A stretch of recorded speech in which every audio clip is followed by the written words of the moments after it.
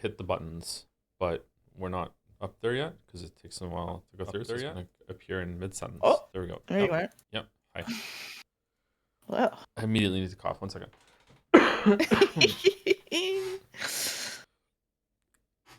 Oh, everybody in Jad's, go to Dragon's Den to look at Bubbles the dog. Bubbles the dog, my beloved, has been posted in Dragon's Den. This is not a drill. This is not a drill. Go give love to Bubbles the dog.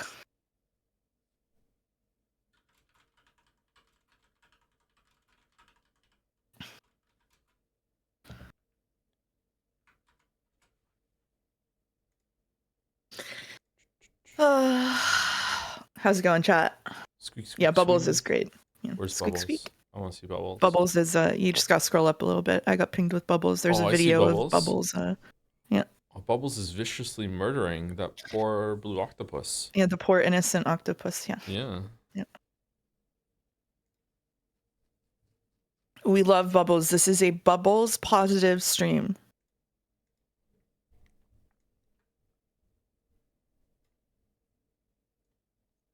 Gouge the octopus and chill. That's a +2. Bubbles. Nothing on 8 legs is innocent. Octopus is my favorite animal. I love octopuses. What? Octopodes even. What? They're your favorite animal? Yeah, I love them. Yeah. Okay. Octopi is not the correct pluralization. Following the rules of language. You would think such a pedantic chat.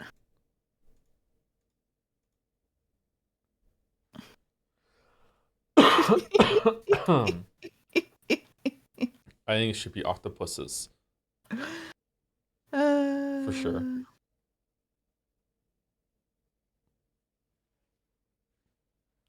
I thought it was debated. Uh-oh.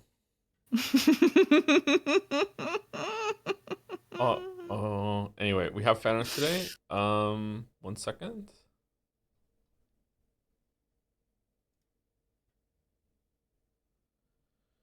Share your screen.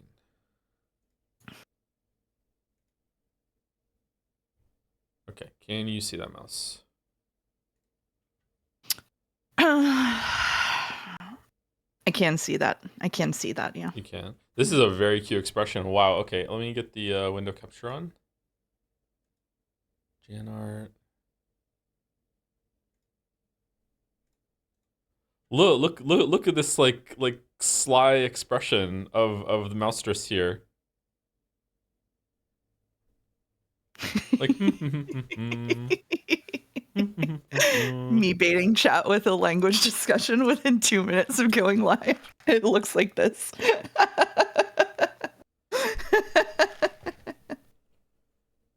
Why is Erica also a mouse? She's a rat. The fandom calls Erica a rat. She's known as the rat. Why? Do you not think she's kind of a rat from what you've seen so far? She's more of a brat. Rat? Is that where it comes from? Okay, she's kind of... Oh, they're Umineko fans. They can't remember words longer than 3 letters. You have to... Whoa. Okay. All right. That's how it's going to be. Okay. All right. So we got fan art today, and we're going to use some dolls. We're not doing Time Gusser. Sorry.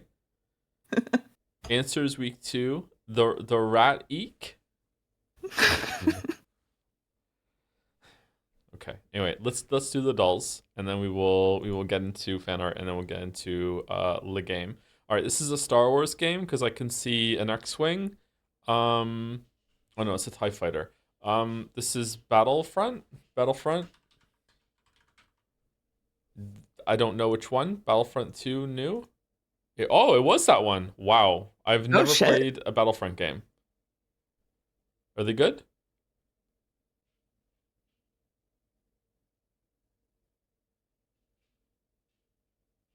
No? Okay, all right.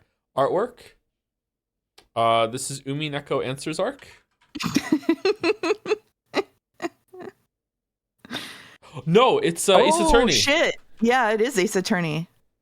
The first one. It's the one with Dolmek in it. Yeah, it's the one with Dolmek in it. Yeah, Yeah, that's Dolmek. Yeah. Coggers. All right. Damn, we're getting through today. All right, time for Bandle. Okay. By the way, All right. is mouse loud enough? We have to do some audio tweaks to today, so we'll have to probably fuss with it a little bit when we get into Umineko. It's fine. Okay, can you hear it?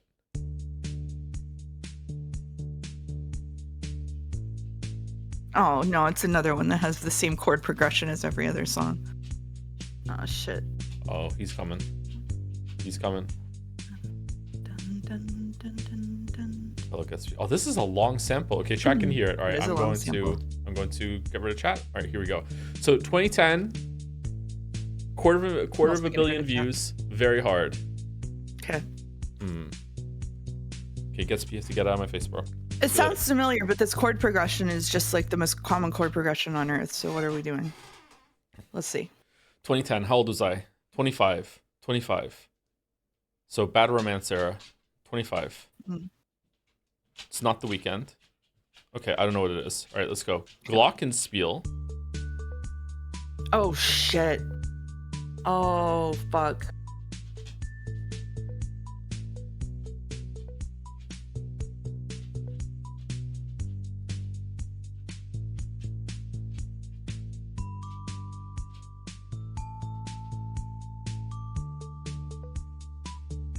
I'm not getting it.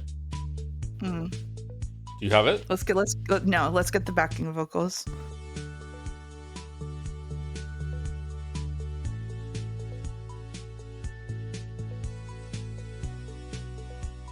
It sounds familiar. Oh, dear God. This is from the era where I stopped listening to normal people music and started listening only to weird people music, so I'm probably not going to be able to get it. This was my weird people music era. This was the era of Godspeed You Black Emperor and Black Dice for me. Like, there's just no way in this time period I was going to get any human music. See, in this period, I was listening to a lot of like normal people music, so I should get this, but I can't place it.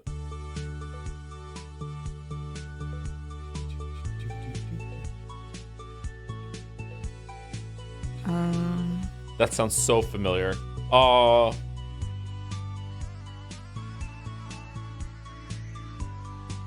I think we're gonna have to glorp. Are we gonna have to glorp? Okay. We're gonna have to glorp. It's embarrassing. We're gonna have to glorp. Okay.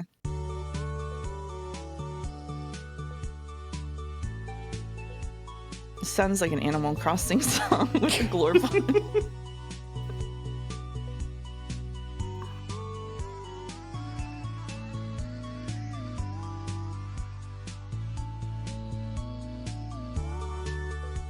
I have no idea what this is. I was checked out for this entire era of music, sorry. I don't think I know it either. Let me with the clue we can do it. It's fucking. Oh no! It's is it Gorillaz or Coldplay? What the fuck is the song? Is it Gorillaz? How do you spell Gorillaz? It's on Melancholy Hill. Fucking hell! Sense, yeah. God damn it! I obviously wasn't paying attention during that one date with that guy that I talked about on my stream. That's pretty funny. If you weren't there on that stream, guys, I went on a date with a guy who talked about 9/11 conspiracy theories the whole time and then left to go work on his Gorillaz podcast. And that was like the one of two times I used Tinder. That's what Tinder in LA nets you. Gorillaz podcasters. Okay, I don't really. In my defense, I don't really like this Gorillaz song. I'm not the biggest Gorillaz fan actually. I like a couple of their songs. Clint Eastwood is a banger. Like everyone has to agree, Clint Eastwood is a great song. Yeah, but I do like Clint Eastwood. But Gorillaz is not my favorite band in the world. I will listen to some of their songs. There's like 4 or 5 songs of theirs that I like. I do not like On Melancholy Hill. I don't know why. It's not I don't dislike it either. But yeah. Someone in chat asked what the second Tinder date was. The second Tinder date was a guy who looked me in the face 10 minutes into the date and said, "I'm terrified of you." and then still made it past me at the end. Good for him. All right. Anyway.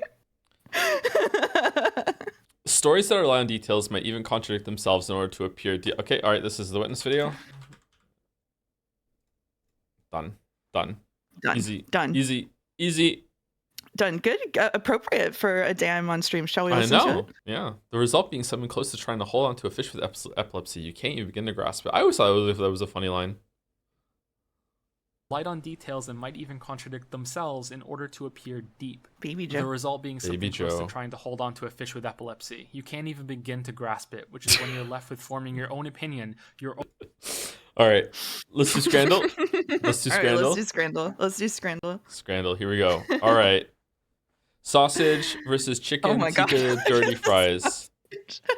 Wow.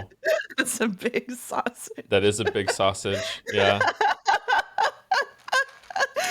I vote for the fries, but I also vote for the fries. Sausage. Yeah. Wow, that is really high. Almost everyone wants that. Okay. The sausage looks like a guy from The Boys. Chat. What? Don't worry about it.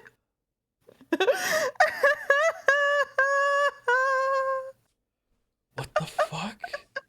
Okay. All right. Let's keep on target. All right. Pork sandwich with crackling. What's crackling? Pigskin?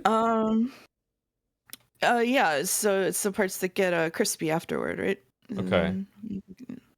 Pie, chips, and gravy. Okay. I think left. It is twice as expensive though. I think left. What do you think? I still think left. Yeah. I still think left. I think left. Well. Wow. That's crazy. That's the highest pie I've ever seen rated. Like, what the hell? That was really high. Yeah.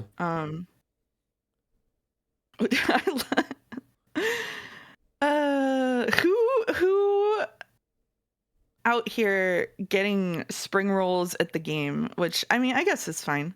With gravy in it. It wouldn't be on my mind. It's half a pound though. It's basically that's very cheap. That's basically very cheap. Free in the eye of a Scrandle pundit. So I don't know. Mm-hmm. I feel like I'm gonna go left for the self-respect, but I feel like right is actually going to win here. What do you think? I also feel like right is gonna win here. So. Do you want to go right then, or should we go? I don't know. Chat says in all caps, "If you don't pick left, you are ignorant." So now I'm worried. I don't want to be ignorant. I don't want to be ignorant. I think we gotta pick left. Yeah, okay, I think we gotta pick left. Yeah, we gotta pick left. Yeah. What? 0.5. Oh, it's back! Yay!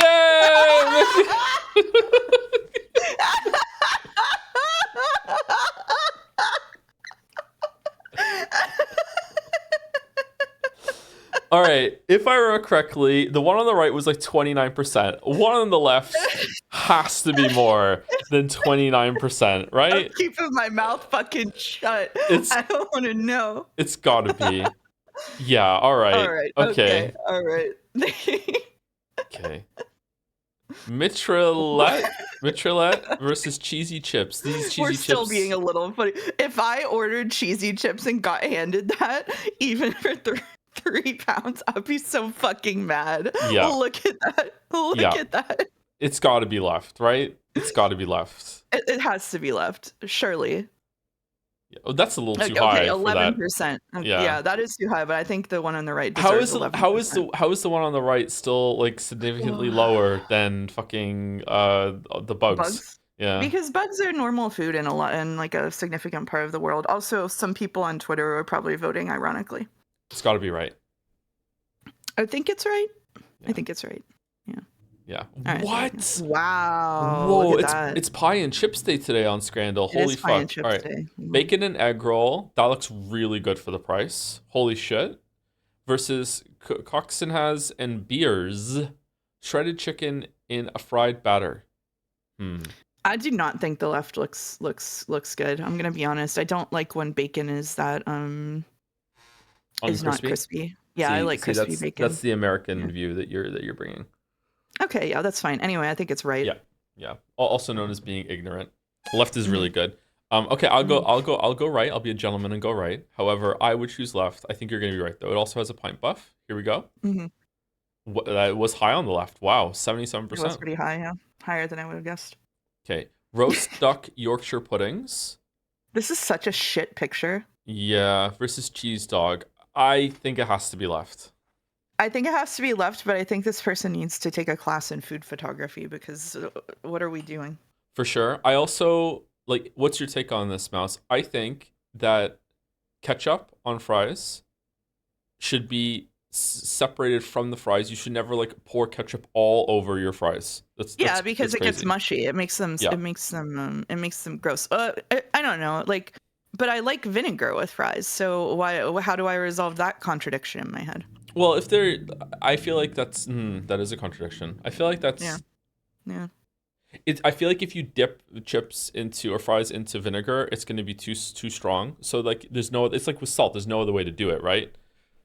But with vinegar, yeah, vinegar. Why? Oh man, you're catching strays for vinegar. Vinegar is great on fries and chips. It's crazy that I just got called American and now I'm catching strays from the ignorant Americans in chat about vinegar. I know. That's insane. That's Yeah. insane. This is just a cycle of hatred that needs to be ended somewhere. It's not going to end at me because I'm a spiteful little bitch, huh? Malt vinegar or white vinegar? No, I like malt vinegar. Yeah, malt vinegar. Yeah. All right, Yeah. I think it's got to be left. Yeah, it's got to be left. You know what? I think 21.2 is too low for that. I feel like it would get a lot higher if there just was no cheese. Like the cheese slice is insulting. Okay, cheeseburger with chips, meat and potato pie. Okay, it's the day of pie on Scrandle, and this burger looks okay. It has a pickle debuff though, and we know how bad. I think it has to be right. Why are you laughing? The pickle debuff, or is Mouse zooted on the poll? I'm laughing at his mouth zooted because I'm completely sober. Pickle debuff. But maybe yeah. Hold on. Maybe I'll have a drink during break. Whoa, pickle debuff. Remember last time there was a great burger on here, and it should have scored like plus 90, but it had a visible pickle, like a woman showing some ankle in the 1910s. And fucking like people were fucking like oh my god, it was only got like 50% on Scrandle. It's crazy. I don't even think pickle on burger is that bad. I personally prefer not to have a pickle, but like that pickle ruined that burger. I feel like it's right. I feel like the pickle is gonna ruin this. What do you think, Mouse? Also, this cheese looks unmelted. I think burger's gonna take it, but I respect your streamer authority, and I think you should pick right. Yeah, the burger seems just perfectly done. So I don't know. Really? Yeah. It looks a little over. Okay, all right. Okay. You should go right. You should go right. You should follow your heart and go right, because if you go left and I'm wrong, chat's gonna laugh at me, and I want them to laugh at you instead. Okay. All right. I'll be a gentleman. All right, cool. And they can laugh at me. All right. Yeah. 94.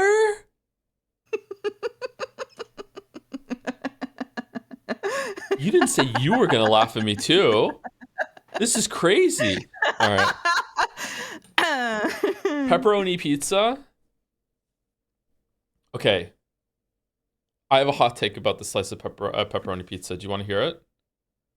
What? I think that there's no love in this pepperoni placement. I feel like it's too mathematically trying to get the best amount of pepperoni spread, and they went too far with it, and it's too clinical. There's no love in this pepperoni placement. This is so funny because I was looking at this pepperoni pizza and I was like, wow, this looks like someone lovingly distributed all of these pepperonis so evenly because they're so like me, and they really wanted to make sure there's a good distribution on the pizza. So I actually had the exact wrong take, which is going to explain a lot about our respective opinions of Umineko episode 5 later. Don't you think that it's too much like on a grid? Look at the straight line pepperonis on the top left here. Like the first, it's better in the middle. It's like, okay, they got a little fun with it, like I don't know. I feel like it's too clean. That's not straight. It's too clean. How would you know what straight is? You're in my chat. What the fuck are you talking about? Okay, what do we think? Yorkshire pudding wrap versus pepperoni pizza. The Yorkshire pudding wraps look subpar to me, but that's partially because of the photography. Like the pizza also doesn't look like the pizza also does look like it's been sitting out for a while. So I don't think either of these looks particularly like 10 out of 10. So I'm not sure. I'm not I sure. I don't I don't think I've ever had a proper good Yorkshire pudding, so I don't understand the hype of Yorkshire pudding, but people seem to really like the Yorkshire pudding. But a wrap is different. I'm feeling the pizza. I'm Mm. feeling the pizza. Yeah, let's do the pizza then. Okay. Okay, Wow. well, there we go. Wow. Okay. Worse at scramble together than we are apart. That's how it Apparently. is. Apparently. Okay. Wow. 6 out of All 10. right. Bad luck. God, we need Loveless caught so pizza. bad. Why? Why do we need caught? What do we need that for?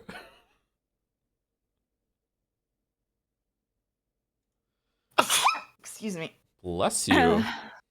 Sorry. Insane payout? Wow. Not voting for that burger was throwing points away. This should have been an easy 7 out of 10. Okay, I'm sorry, Jelly. I'm sorry. What the hell was that? Oh no, they heard the cute variant of your sneeze. Oh no. No. Oh no. Let's not talk It about had to it. happen. It Let's had not to talk happen about yeah, sometime. it had to happen sometime. Let's go full screen. Let's go. Okay.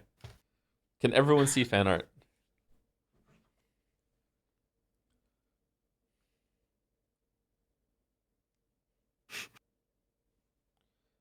I love that they've decided I'm zooted when the actual thing that's happened is that I streamed for like 4 months and now no longer get nervous about being on your stream and just have no shame anymore. I kept streaming and powering up over the Umineko break, and they've just not been there for that. Oh, good pin, good pin. Toast Stream has no love anymore. It's just the same systematic mathematical routine every day. Dolls every day. Fan art on Saturday. How original! Wow, wow. How is breaking the fan art day format unoriginal? Okay. Anyway, let's go. I have my timer set for the on phone. This is why Atoriv art. Umi5 up the streams. The Jelly Jonah dichotomy regarding the character has been very funny. Oh, does Jelly like as Erica? We're gonna have Jelly Jelly thinks back she's on funny. soon. Jelly has been like Lamau in stream chat the whole time. I also think that she's funny, but I feel like she's also ruining my life. So I don't really, yeah. You know, I'm feeling some cognitive dissonance, and I'm putting the diss in it, like for real with there when it comes to Erica. Yeah, this is one of the most adorable Mousetress depictions ever. This is a very very very very cute expression. Damn, Yeah, this is Clear. Clear does an amazing job. Get this thing out of my VN. Wow, wow, holy shit! The screaming tantrum that this dragon is doing. Oh my god. Holy fuck. Artist also known as Clear. I fixed the name tag, but you have not refreshed after 30 minutes ago. I'm sorry. Do you want me to refresh? Would that make you feel better, Balder? 1 second. Mouse, what is Erica saying? She's saying good. Good. Good. I'm upset I didn't get Melancholy Hill. I'm upset. Thank you, Claire. Thank you. Your life is so hard. This is my life. Yeah, is this so is. hard. I love Clear's art. My life is so hard. It's so hard. It's so hard to be me. Yeah. Yeah, it's so difficult. Yeah. By Epic. Read left to right, you weebs. Wow. Do you want to read this one out loud? Streamer Joseph Anderson claims to not be a weeb, and yet 90% of the games he plays are weeb games. Therefore, we can deduce Joe is a weeb. No. Epic. Umi5, where Joe is. With only Joe's channel, this deduction is possible for Furuto Erica. What are your thoughts, everyone? On a side note, it's great to see how much Joe just loves Erica. Makes me really happy. Umineko has 178 fan art. Holy fuck on the tags. First of all, that's 176. Second of all, yeah, Umineko like multiplies the amount of fan art being produced by a significant amount. Holy shit. Holy shit. think I need to go. Oh my god.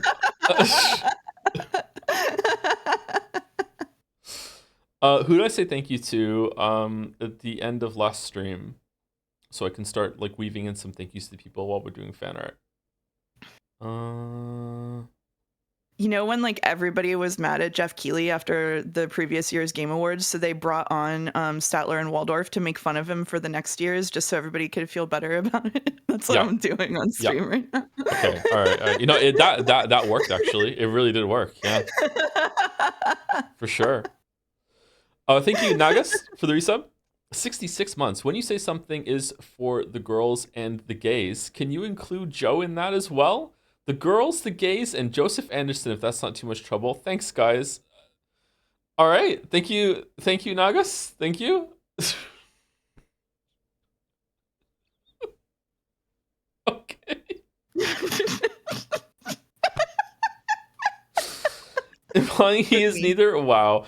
Thank you, Ocelot shot first as well for the resub with the message Ocelot shot first. Ocelot shot first. And Super Scoot with resub with Moon Tourism. Thank you, Epic as well. All right.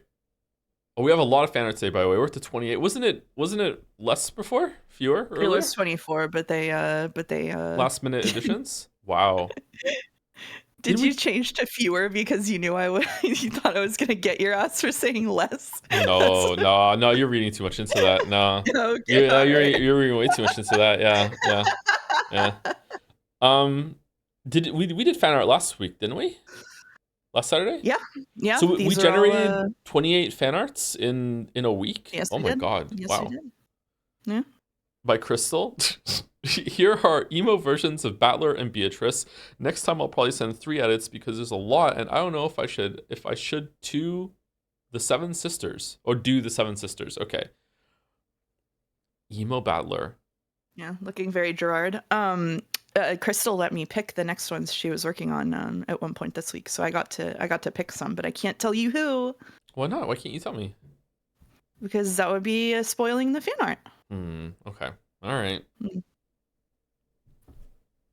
Battler with the nail polish. If you put nail polish on, is it dangerous to bite your nails, or is nail polish non-toxic in small quantities? There are some non-toxic nail polishes, but a lot of stuff has come out over the past few years about a lot of nail stuff being pretty toxic. There's like now a non-toxic nail movement.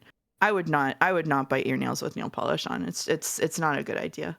All right. Okay. I don't bite my nails at all really anymore, but just curious. That's where my mind went when seeing this.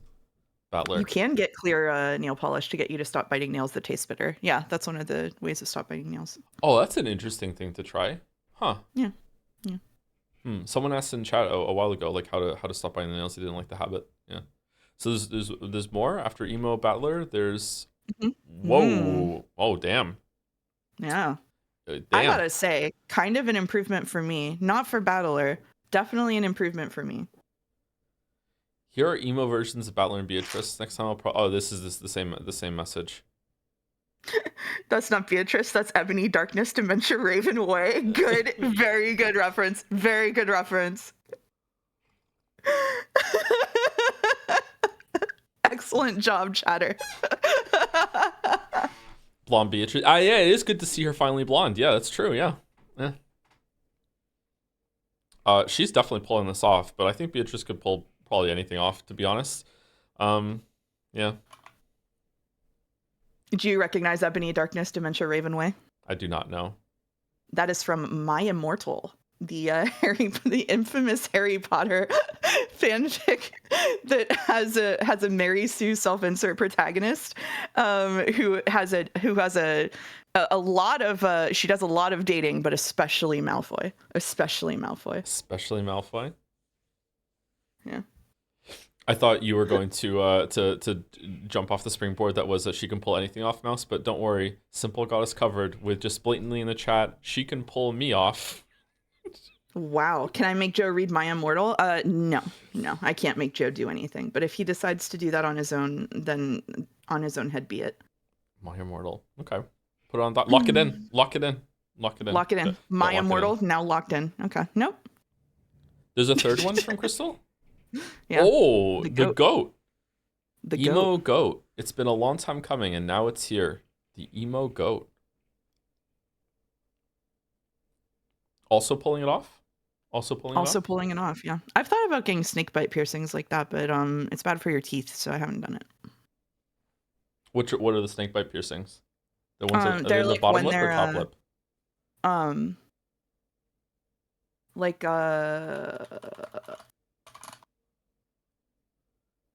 below your lip, I Below. guess. Yeah. Thank you, Annie, for press for the resub. Thinking of funny sub messages is surely possible for Furuto Erica. Fortunately, I'm not for Furuto Erica. Unfortunately, I can't think of anything funny to go here. Something boop fetish something boop fetish. All right, thank you, Eddie, for press. Boop. Thank you, Kirkenis, for the resub. Umineko Day, nothing can go wrong. Absolutely nothing. It's gonna be a great time. Great time. Thank you, Not Really Dom, for the resub as well. 30 months. And Fadman Loki with the message reminder that the Sifu Alliance is here, silently waiting and watching. I mean, I feel like the Sifu Alliance needs to increase their club size, if they want me to actually play Sifu. I feel like there's not a lot of people demanding the Sifu. Just dozens so far. Anyway, thank you, Crystal. Queenin, I can't read that. Sorry, Queenin. Baldur's Gate 3 certainly cannot fail, or the miracle will not occur. What the fuck is this? This curled thing here. Annoying but base. Now imagine how much funnier the joke would be if you read Jomurashi Nanaku Koru. What the fuck is this? I believe that's insert? a mouse lambda delta with a curly tail. Oh, okay. Yeah. So realize with the mix of ADHD and being busy working on the Glorpo mod. The what? I forgot to actually. Throw that in there. Throw that in there. I forgot to actually post this little comic. So here's to celebrate Lambda Sama's game. You can tell this was from a while ago. Crying cat. The casual mention of the Glorpo mod is killing me. What the fuck is the Glorpo mod? I don't know. I saw someone say this and I thought they were joking. What is this covert joms down here too? I like the weeb avatar insert with the commentary on the joke. That's a good bit. I like it. Okay, there's a video preview of Glorpo in in Jazz, and so far Maria has been turned into Joms and Battler has been turned into Glorp. And Rosa is mouse with green hair, I think. Put it on the screen. I don't know if we can or should. Oh, it's in share stuff you made today, like literally right now. Literally this sounds from like right this now. sounds like Zoomer shit. I understand the boomers more every day. Every day I understand the boomers more. Yeah, that's what's happening. It's in share stuff you made. Okay, let me see if I can pull it up after we're done with fan art then. Okay. We'll see the Glorpo mod. The Glorpo mod. Okay. All right. Holy shit. All right, thank you, Queenan. Evil Lambda Delta and Mercustle expressions. Mm-hmm. The dragon being, oh my god, just the worst character. Skywine. Umi5 got inspired by someone's comment on Umiden. Awesome lesbian couple, evil and intimidating Erica. Okay, I love this Erica so much. I understand this reference now after the evil horse. I get it. Yep. That is like a mix of cute and disturbing there on this face. Holy fuck. Yeah, it's about right for her. The rat. Chat, is it possible for two women in fiction to hang out on stream without becoming a lesbian couple to chat? Is it possible? Can it happen? No, and that's how it should be. That's how it should be? Okay. All right. Yeah. I need to steal that image. It's yours. You can steal it. Thank you. Delete TF for the resub. I feel like Oomphy Boomfy and Mr. Poopy Butthole would be friends.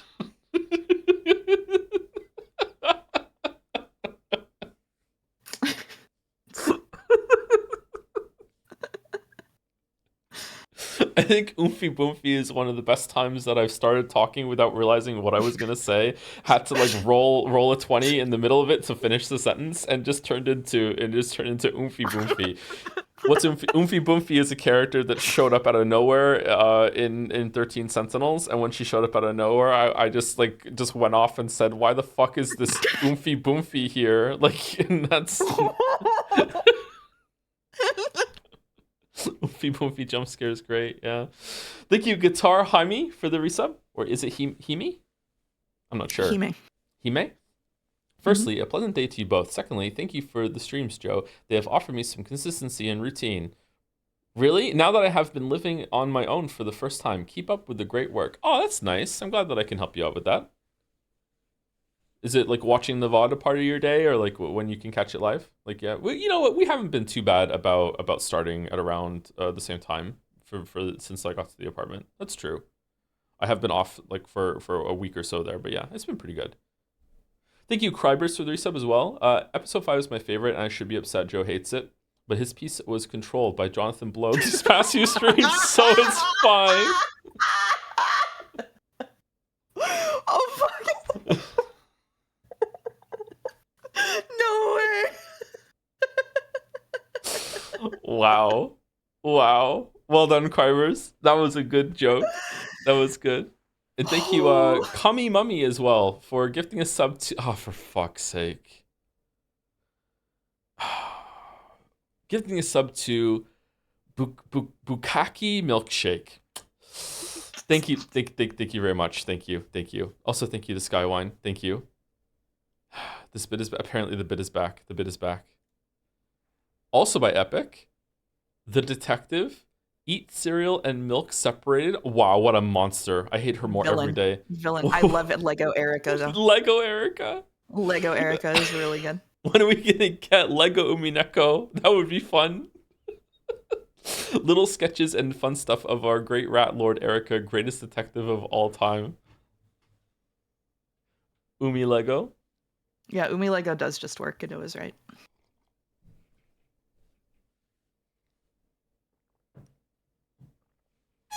Lego Umineko, the complete saga. Yeah, imagine all the battle scenes that you could play as one of the Lego pieces, smashing everything. That'd be fun.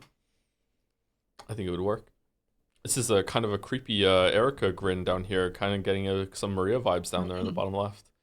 Thank you, Quantum065 for the resub as well. Ari Shimari for the resub. Hello, Joe. Hope you enjoyed the rest of episode 5. Me too. I really hope I enjoyed it as well.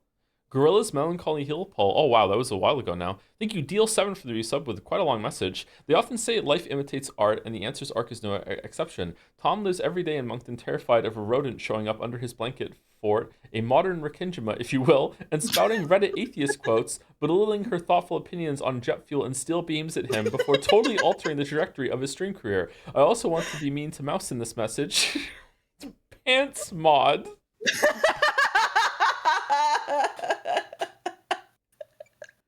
Very thorough message. Thank you. How are they expecting you to install said pants mod? Like just tell me to do it and I would do it? Just send it to you and you would go, okay, yay. Okay, yay. Okay, all right. Have you read Nox's 10? I did look up Nox's rules. Yes, I did. I can't remember them offhand though. I just kind of skimmed them. Yeah.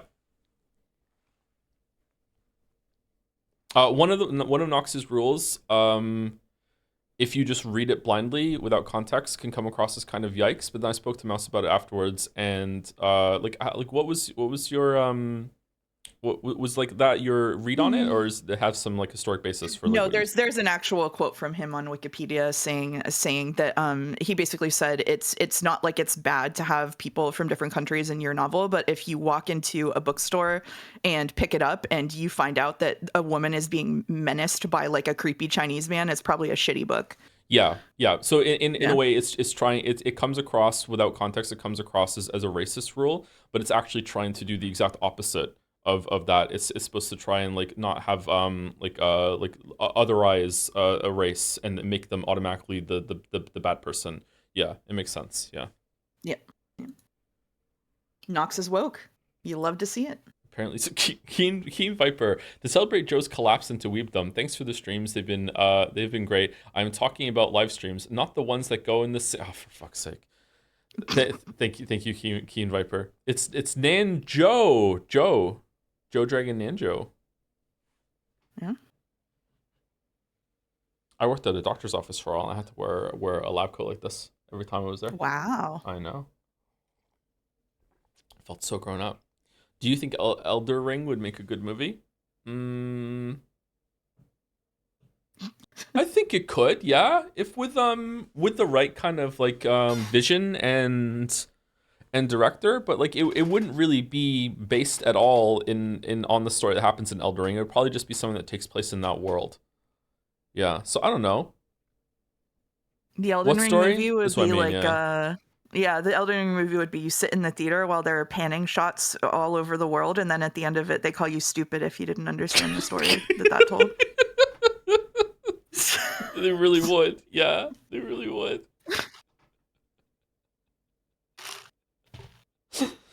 They're making one. They're Yeah, I making know. one. Yeah, Yeah, they're I saw making it. A24 is doing one. Yeah, I think it has the potential to be good. I don't know if it's gonna be like a good story, like oh my god, that was a great plot, but it could be just be an entertaining kind of like visual spectacle for a while. Yeah, I think it could be all right. Yeah. Anyway, thank you, Keen Viper. Bucket? Whoa, everyone's here. Oh, it's Weekend at Kinzo's with the glasses on. I love this. I love this. Drew some Umineko stream bits that I enjoyed. One of two. Weekend at Kinzo's. Kraus, Netsui. Oh, Kyrie being like, Everyone's mad.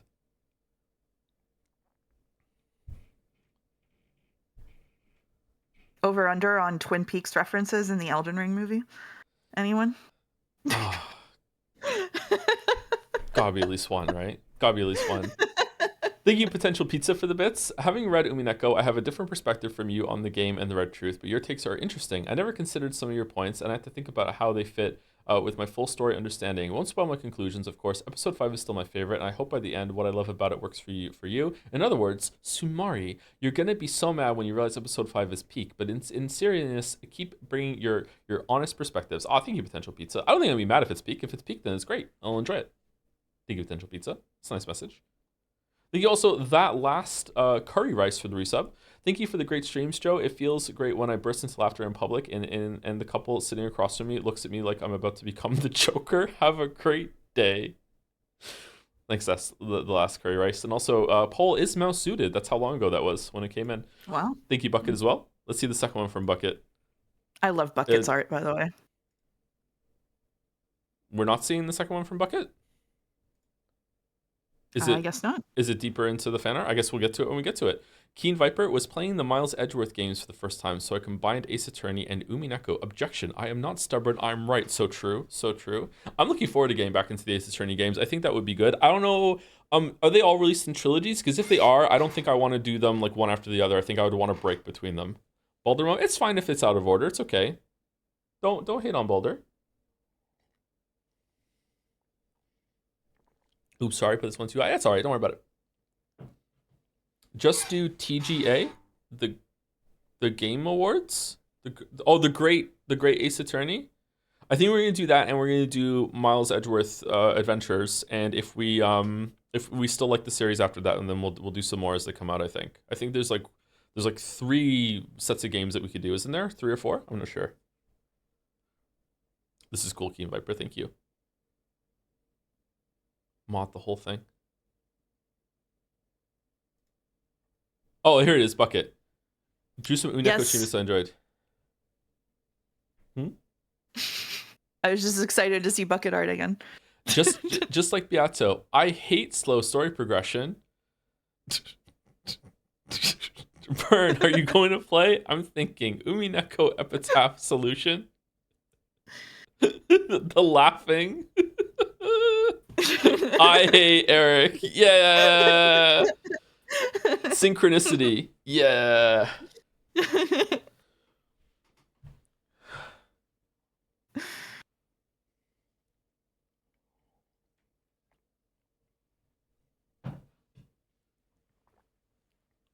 Poor Battler. Poor Battler.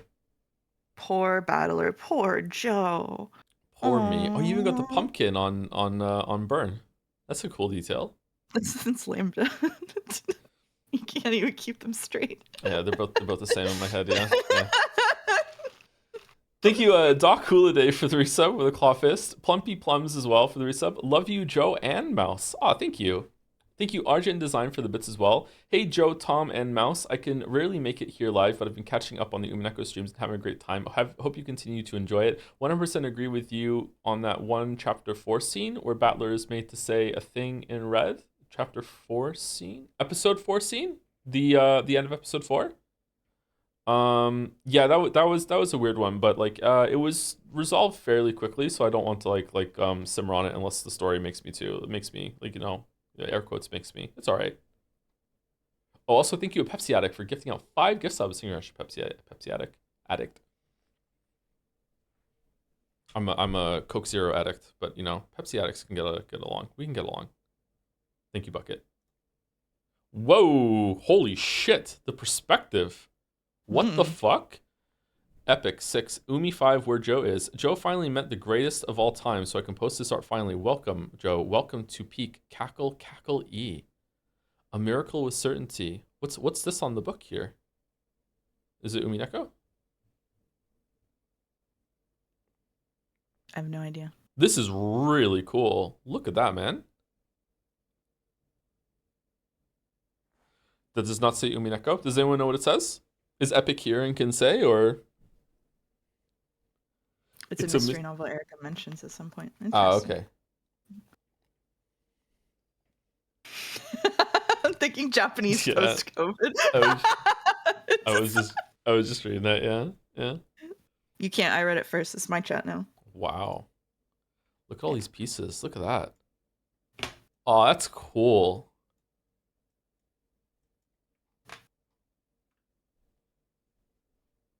Good hand too. Damn. Thank you, Epic. Holy shit. Also, thank you to Astrologist Magi for the resub.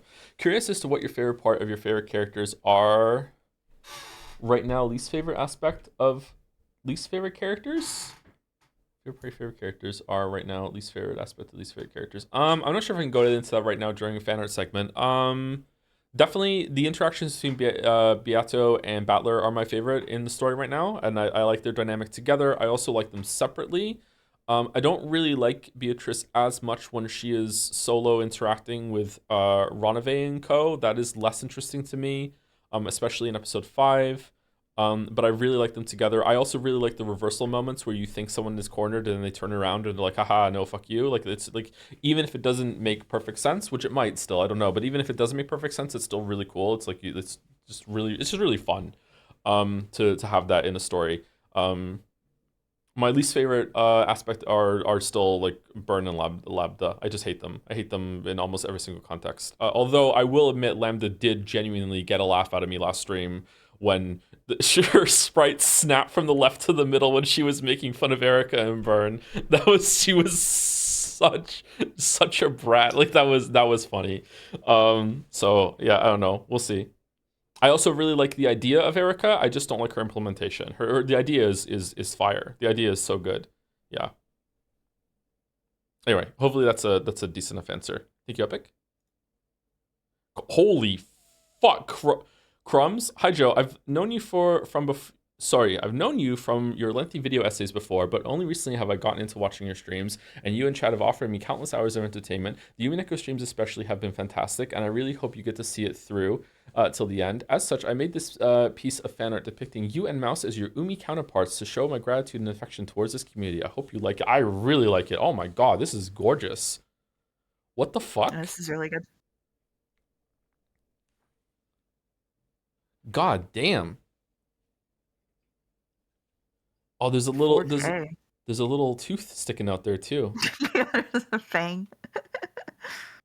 What oh man. Holy.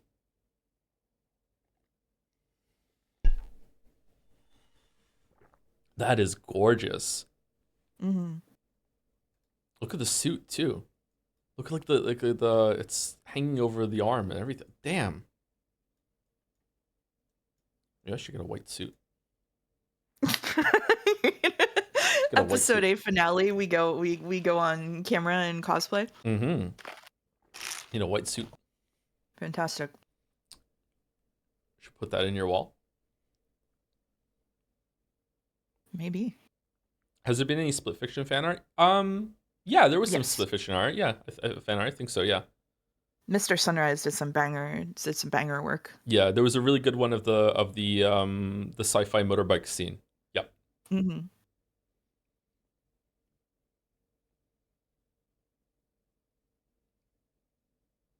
God, this is like gorgeous. Thank you, Crumbs. Thank you, Cinnamon Bun as well for the resub. Hey, another month getting closer to the marble. Question of the month: have you played Mortuary Assistant? I have not. I've never even heard of it. It's a pretty decent horror game. You'd have a better time with it than the FNAF Fridays or whatever it will be. Do you know this one, Mouse?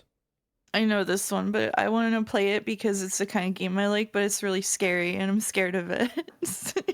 Aw. Do you want me to stream it to you, just to you, and then you can experience it? And then it won't be No, scary? I want to play it and maybe do it on my stream or something so that I can be brave. Would streaming it make you like less afraid maybe? Or Yeah, having people around makes me less afraid. Okay. All right. Mortuary Assistant. Yeah. Unfortunately, I have to do FNAF because I'm streaming FNAF because I'm playing FNAF anyway. I'm playing FNAF because the kids are interested in FNAF and I need to find more about it. But I'm going to stream it this October. It's not a pressing thing, but I think we're going to do that. Has any music from Umineko aside from the intro stuck with you? Any favorites? Yes, but I haven't looked any of it up because I'm really afraid of accidentally seeing a spoiler. So I haven't looked up the OST or the OST names or anything like that. There's quite a bit. I think Golden Slaughter is a good one. I really like the music that kicks in when there's that reversal moment and Beato and Beatrice are having the back and forth. But like I haven't looked it up yet, so I can't name any of the tracks off the top of my head. Sorry. But yeah, it's probably Dread of the Grave. Dread of the Grave. But I think that the original opening is my favorite. I have listened to that quite a bit on my own time. Yeah. Thank you, Macare, for the resub as well. With yo, what's up? Thank you very much. And thank you again, Crumbs. My God, what the fuck? Clearer. Umi5 up to streams. This was funny. It's a video. Okay, pre-laughing. Sorry, pre-laughing. Pre-laughing. Cackle. Let me play it and tell me if it's loud enough. Behind the bookshelf, behind the closet. Whoa. We good? Audio's good? Okay. Behind the bookshelf, behind the closet, under the carpet, under the floor, above the ceiling, behind the wallpaper, inside the sofa, inside the chair, inside the bed, inside the blankets, inside the walls, inside a rock, inside a stone, inside the room. Check finish, check finish, check finish. I don't believe you.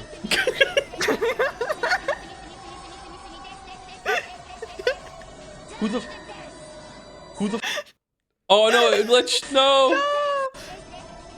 Hold on. Let me refresh it. No. That's the best part. No. Okay, I'm gonna have to play it without it going in full screen because I know that messes it up. That's why. Okay. He said go into full screen. Hold on. Behind the bookshelf, behind the closet, under the check finish, check finish, check finish. I don't believe you.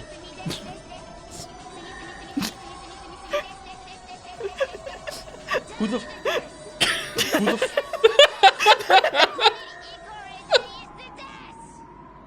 Who checked the ceiling?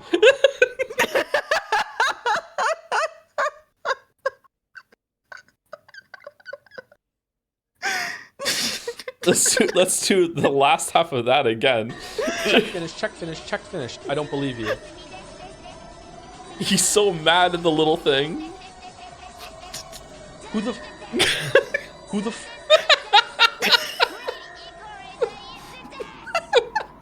Who checked the ceiling? Great equalizer is the oh man.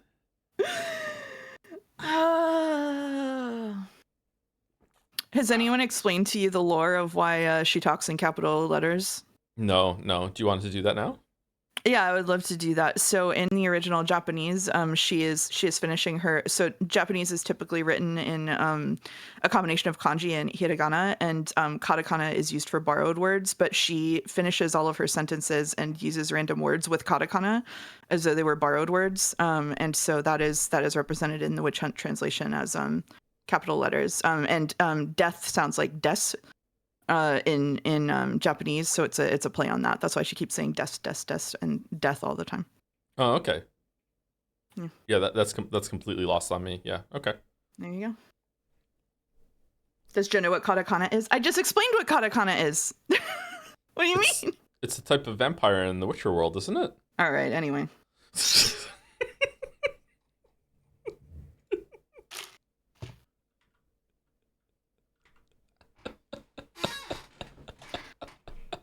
I'm sorry.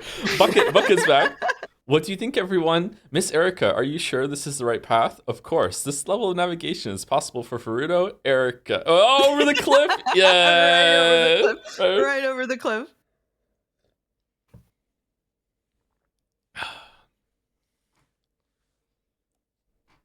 Umineko cliff. Okay, this car, what are we thinking? 1989? 1990? Or, before? Later? No time guesser? Time guesser's banned? It looks like the ones that they go off the cliff in Delma and Louise. Yeah. It is in black and white. Yeah, that's true. Yeah. It's anyone's grand. Thank you, Kever Larung. That was hard. I almost failed for the bits. That is why UmiChat says, "What are these boobs?" To remember the good times they had with the streamer. It was their oldest and most ooh spell. Oh no. Oh no. Thank you, RR Dino, for the gifts as well. 5 gifts up. Thank you very much, RR Dino.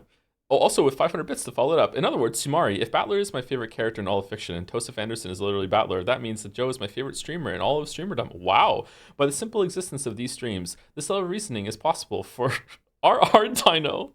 What do you think, everyone? My favorite part of this is that they, if you can't see this, chat, is that they spelled out their name phonetically so that he couldn't mispronounce it. They typed this.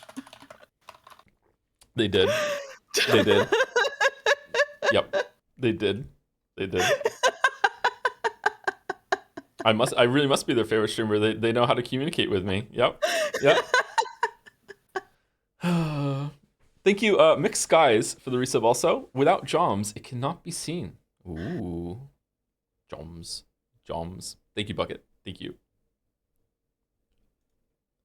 Parkir and Honda. Joms? I was in need to draw Bikoi so that it stops haunting my dreams. Oh, and also I saw Weiwei's Jomsif art and thought it was very cute. This is a Joms inside the Bikoi. Wow. It was Joms all along. Jomsif. Whoa. Oh my god, I was wrong. It was Joms all along. Oh, that's a lot of gift subs that just came in. Holy crap. Thank you, Azrael Cat. You're jumping the queue apparently. Thank you very much for the 20 gift subs. I'll say thank you again when we get up there too, when we go through the list. That's a lot of damn gift subs. Thank you very much, Azrael Cat. They speak fluent Joe. They do speak fluent Joe, yeah. Man, Parkir and Honda's art is just fucking... Sorry to just use the G word over and over again. Just gorgeous. Oh my god. Look at this. Yeah. Look how much you can zoom in here too.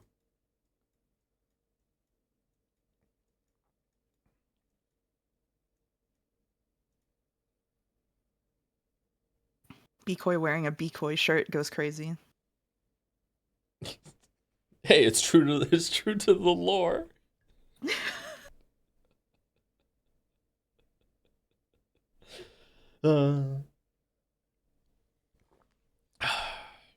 Should the Bikoi on the shirt also have a Bikoi shirt and it keeps going forever? I think so, just yeah. fractals? I think so, yeah. I think so, yeah.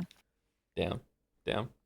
Thank you, Tater Toga, for the resub, and Pincerata for the bits. Hello, Joe and Mouse. Hope you're having a fantastic Umi Saturday. I'm really looking forward to hearing y'all discuss this episode and the future ones as well. Thank you for the fun streams. I don't think that Mouse and I are going to be doing much discussion on it, although if Mouse thinks that she can manage the tightrope walk of like speaking about it without spoilers, But I think we will probably have an in-depth discussion when I'm done completely. I remember you saying you want to do that, right, Mouse? We can have a big discussion about it and at the end. I don't know if it's gonna Yeah, we can happen do right that. when we end, or if we're gonna do like a bonus like epilogue Umineko stream, and we'll have people on and we'll talk about it and like have a big discussion with chat, maybe go through the story, that sort of thing. I don't know if I'm not promising to do that because I don't know if that's gonna be fun. But we'll see if we can. That might be a good time. Jelly's co-host again soon. Jelly will be on. Oh, I think We need to figure beginning. out timing Yeah, exactly. I think Yeah. it's beginning of episode 6. We're actually almost done episode 5. I think beginning of episode 6, Jelly will be back on. I think there's a plan for having all three of us on at one point soon. Yeah. Probably not the very, very beginning of episode 6, but if we can wrangle it so it's a little bit further in, I think it'll be fun. And chat knows why. I don't know about a dedicated stream, but we could schedule the final stream to end a little early. Maybe normally at the end, like I'm guessing the end is going to be very dense and intense, and I don't think I'm going to have it in me to just immediately be able to just process and go through the whole entire story with like the respect it deserves or anything like that. I don't think I'm gonna have like the energy left in me at the end of it. So like maybe being able to go and collect thoughts, maybe even write some notes to follow with a discussion, treat it like an actual podcast. Like today, hey, welcome to the podcast. We're actually gonna be discussing Umineko today, and we actually have like a formal thing. I think that might be interesting, but we'll see. We'll see. Maybe that won't be. I think we should. I think we should get into a knockdown, drag out fight on stream about what I like about Umineko and you don't, and we should get heated and make chat really uncomfortable. Mm-hmm. Yeah. We could do that. Yep.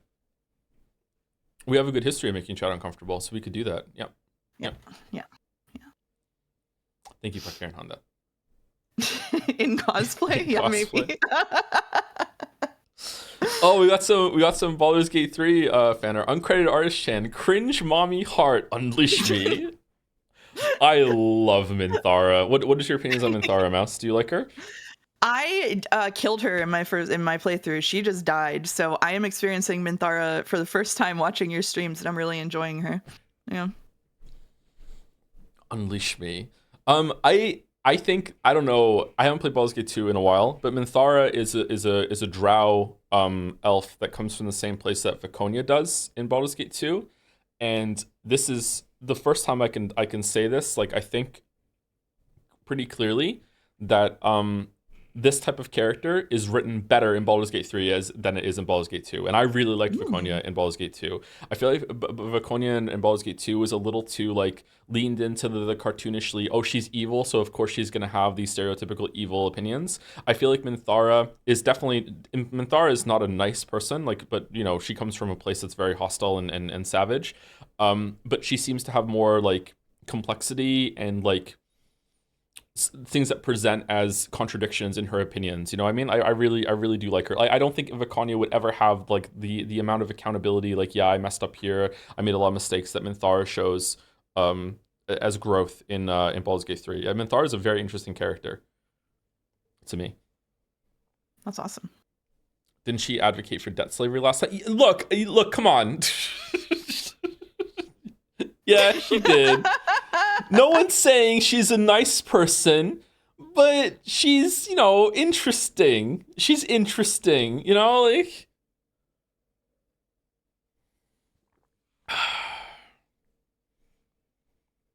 She's interesting. Thank you, uncredited artist Chan. Thank you, en passant, as well for the bits. Everyone always asks, what are these boobs? But never, how are these boobs? Okay. Thank you, Siggy3 as well. Siggy Fido for the resub. I hope you have fun with episode 5, even if you don't end up enjoying it. Erica is great. Is she? Is she though? I think Erica is a great concept again. But like, yeah. I want to see where it goes before I pass full judgment. But yeah. I know literally nothing about Minthara other than listening to her last stream and melting over the VA. Her VA is really good. I think it's a shame that she is apparently quite hard to recruit to the party because her VA is really, really good. It's probably not as good as Astarion's. Astarion, as far as I'm concerned, in terms of VA, Astarion is the star of the show, no pun intended. My God, that VA just nailed that performance so far. like I don't know, man. Like really, really good job. But Minthara is also great as well. The narrator though, oh yeah, you know what? The narrator might be better. It's just hard to think of the narrator as like a character. It's kind of like I have this weird problem in some media that do you know how everyone knows the show Dexter, right? In Dexter, the dad is a ghost and like follows is all in his head and he speaks to his dad like in a lot of scenes.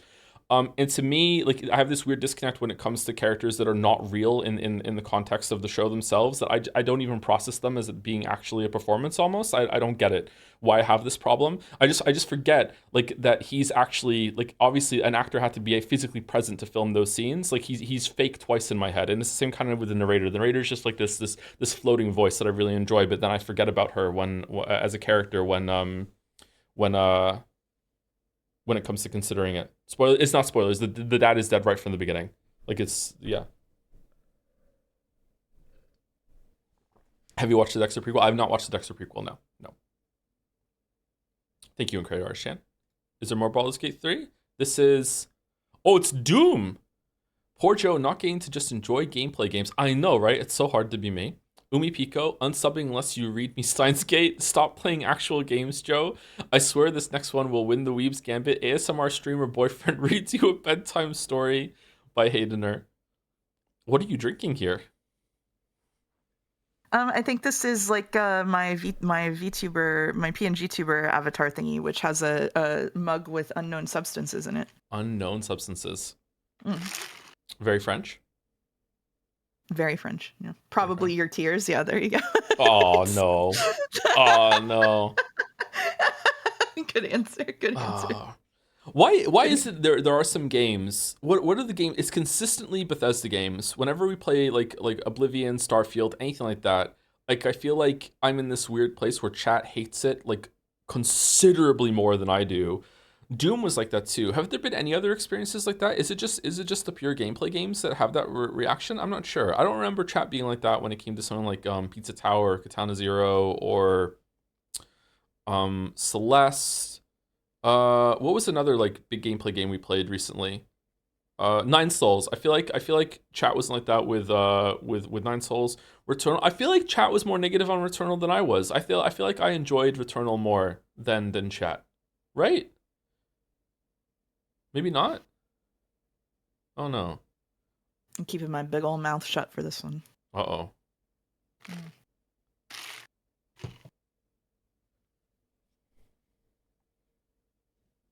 Thank you, Ethaner. Thank you, Beb is real for the resub as well. Hey Joe, one time I was watching a Baldur's Gate 3 VOD while folding laundry and I couldn't stop laughing. My roommate later asked what was so funny about my socks. Thank you for making me look insane. Wow. Thank you, YSF for the bits. Jack Black as Tarnish. Tibia Mariner. Fucking chicken jockey, what the fuck are you doing? Also, oh shit, that's my bit message. Thanks for drawing it, Bucket Oars. Wow. Jack Black is Tarnish. Tibia Mariner. Okay.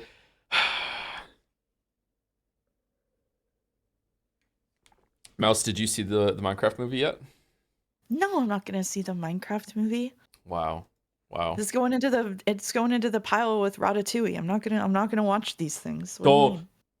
Okay, chat. I didn't say it. I'm moving. Oh my god. I'm moving on. Thank you, Haydener. Thank you very much. Thank you. Oh my god. By Dara Frost. Speaking of Ratatouille, my friend was watching the Persona 4 VODs for the first time and told me he was laughing so hard at how Joe was simping for Rise. So I got the stupid idea of combining Joe's real waifu with Joe's fictional waifu. Mouse plus Rise equals Mouse. Oh man.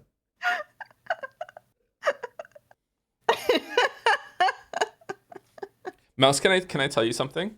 Can I tell you something? If you ever wanted to own me really, really hard, I would absolutely hate it if you called me senpai. I would just like it would like make me really angry and mad. So if you ever like want to like piss me off or get me back for like some bad Umineko opinion, you just like, just say senpai, that was a really bad take or something like that, okay? I would just absolutely hate it. Okay. Okay. Okay. Okay. Okay.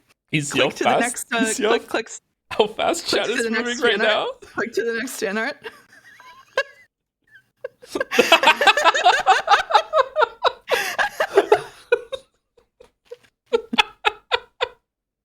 Senpai. Wow. Squeak squeak. Caught in 4K. Now, I did research before this stream, and I went and I listened to the cadence in which she delivers that word, and I was going to own you by saying it on stream, but now that you said all of that, I can't do that. Oh, no. So you played yourself. You played yourself. I played myself. You played yourself so hard. God damn it. God damn it. Yep. I should have been patient. God damn it. The cell phone. Yep. How will I ever recover? What the fuck? Maddie, oh no. I regret being part of this community.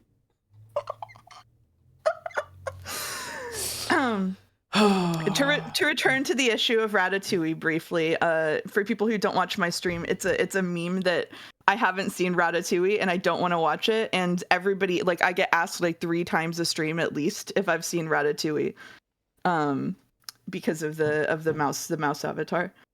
So when I say I'm putting Minecraft movie in the pile with Ratatouille, I just mean it's in the pile of things people will ask me if I've seen and I won't watch. And also, it's a condemnation of their equal quality to you, that they're both the same. Exactly. Yeah, yeah. absolutely. Mm-hmm. Absolutely. Yeah. Thank you, Penguin05, for the resub. Hey, Joe, I've been away from the stream for about a month now because unfortunately I got a job. However, I'm happy to, unfortunately, congratulations on getting a job. However, I'm happy to see that you fully accepted Glorp into your heart. For without love, a green alien cat cannot be seen or something. Glorp cannot show up in the chat still, actually. Are you gonna stream the share stuff you made video? I think we're gonna show that at the end of fan art. This is the end of fan art. Is it? This isn't it? It's 20. I think we have 7 left. We have 7 left. Oh my god, I'm so sorry. I thought we were at the end. We have 7 left. Also, but that reminded me that I didn't put YouTube chat on, even though it doesn't matter because it's Umineko, but I just turned it on. So thank you for the reminder of that. Okay. All right. Zooted. Oh man. Zooted. Thank you, Haydener, for gifting a sub to Crumbs248 as well. Thank you, Haydener. Fan artists gifting subs to other fan artists. Wow. Thank you, Dara Frost. Wait, this is on YouTube? I don't think I'm going to upload the Umineko streams, but I'd like the option to do it in the future if I am going to do it. You can find it on Nodge's channel. Did Joe say tub of insects channel? I forgot these are here. That's right. Tub of insects Chan holding a tub of insects with the insects feet. God. And antenna. She skips feet day? Look at the skinny. What the hell with the antenna, yeah. She's a little glorpy. A little glorp. Got some glorp vibes, yeah. Glorp. Yeah. How is there a 2 next to the tub of insects Chan tag? Glorpian. Glorpian. I think you should look at the next one. Glorpian. I think you should look at the next one. Is there another one? Oh. Fucking Glorpult? Oh my god.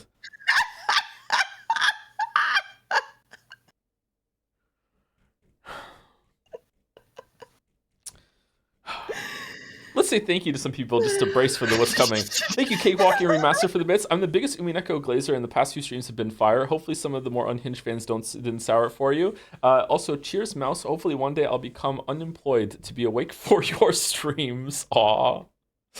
Everybody's dream. They're not going to ruin it for me. Don't worry.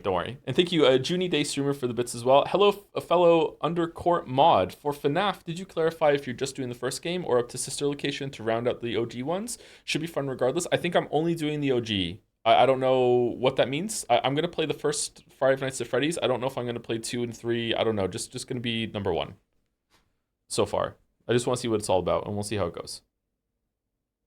We're going to be doing that around Halloween this year. All right, here we go. By Ash, I know Joe has a vor fetish because of the Astrobot streams, but I wish he wouldn't force it on his fans by asking us to chanify a tub of edible bugs.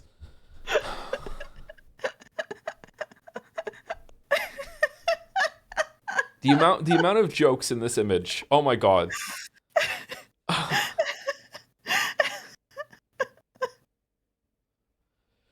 This is where Kafka's Metamorphosis truly begins. This is the Witcher bug, right? Witcher bug. This is the Witcher Geralt bathtub pose. Yep. Joe, please stop commissioning these. What do you mean? Imagine missing a Scrandal. Fucking hell. Oh my god.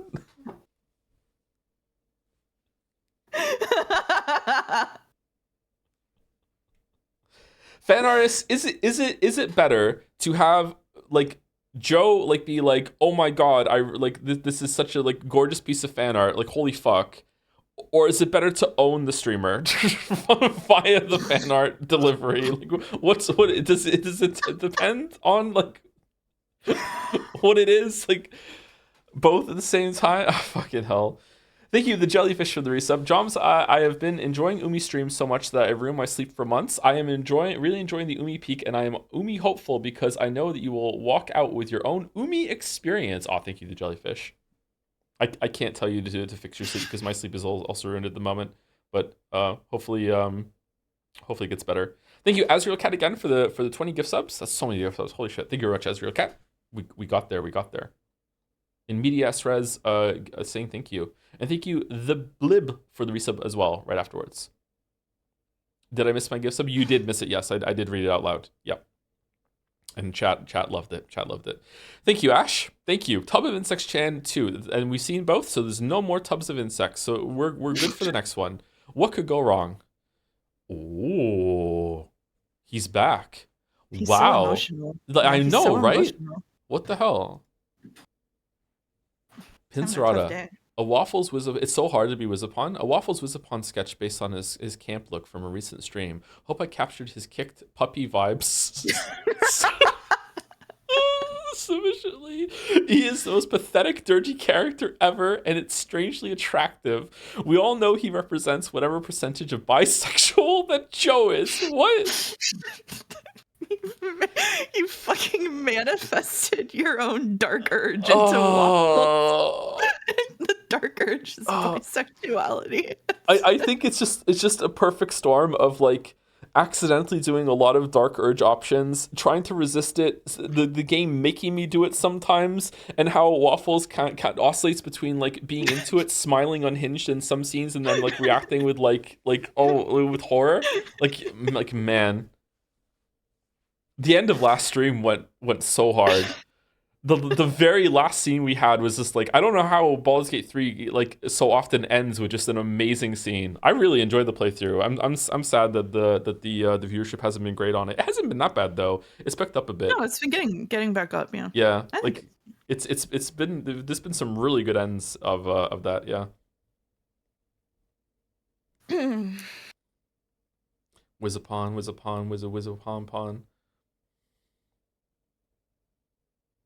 Men will be like, I'm resisting the dark urge, and then the dark urge is just bisexuality.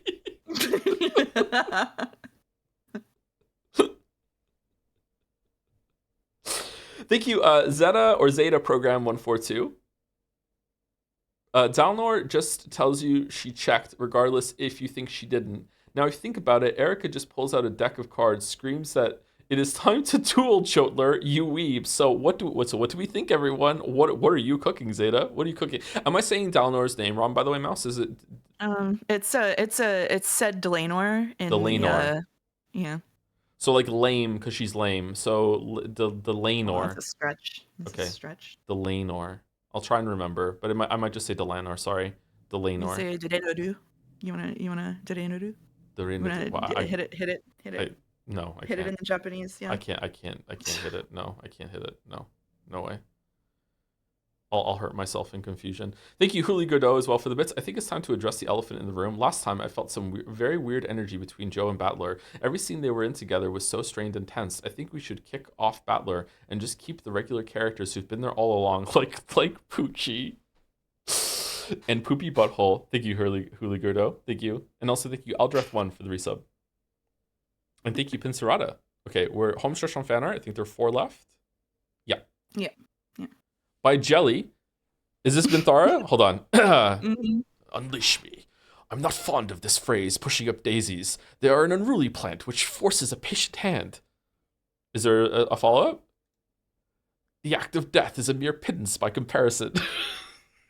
You really got her, Jelly?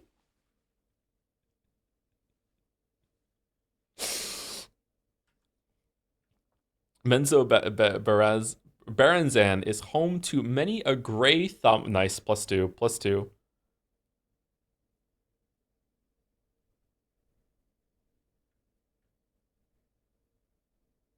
I would love to have some Minthara gardening sections. Menzo Baranzan. Is that how it's said? Menzo Baranzan. I sent this as a message last stream, but you didn't see. I know it's going. Oh, I didn't see. I'm sorry, Jelly. I'm sorry. It didn't get pinned? Wow. Thank you, Desperate. Thank you, Desperate, for the resub. As a blind VOD watcher, these have been some of my favorite streams of yours, so I hope the story pulls you back in. Been loving all the wacky theories so far. Oh, thanks, Desperate. Glad you've been enjoying it. With a Heinz Gate. I'm surprised Heinz Gate still gets use all this time later after Steins Gate. Thank you, Broman Guy 0 for the resub as well. And Haydener for some bits. The sound that erupted from my mouth at the second bucket of Bugs Chan just sent my cats careening out of the room.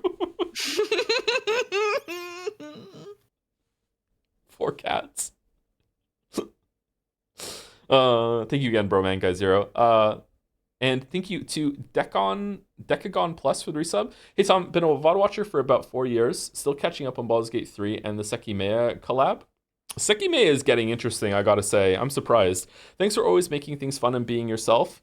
Always, as well as introducing us to Mouse. Love your streams too, Mouse. Appreciate you both and hope you're well. P.S. Ryukishi's works unironically how... Hold on. Okay, it does make sense. Ryukishi's works is unironically how I met my lifetime best friend many years ago, so I've been loving all of your Umi streams. They're amazing. Much love to you and Mouse and chat. The same heart. Loves everyone. Thank you, Decagon Plus. That's a nice message. Yeah, that's very sweet. Thank you, Jelly. By C806256. Jotler's Furniture in all sizes. Blanket Fort Chan. Plunger Chan. Yes, Plunger Chan. Squeaky Chair Chan. And Small Microwave Chan. What the fuck?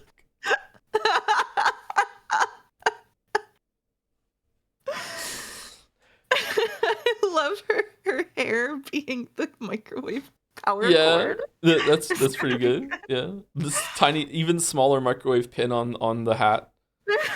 Does this still count as a beret, or what kind of hat is this? I have no idea. I think so, but I don't know if chat will correct me very quickly if it's not a beret. It's a chef hat, is it? Okay, blanket fort. I'm still in the blanket fort. Yeah, it's still here. I need to move it to the other room. The eyes are a timer. Oh my goodness. Yeah.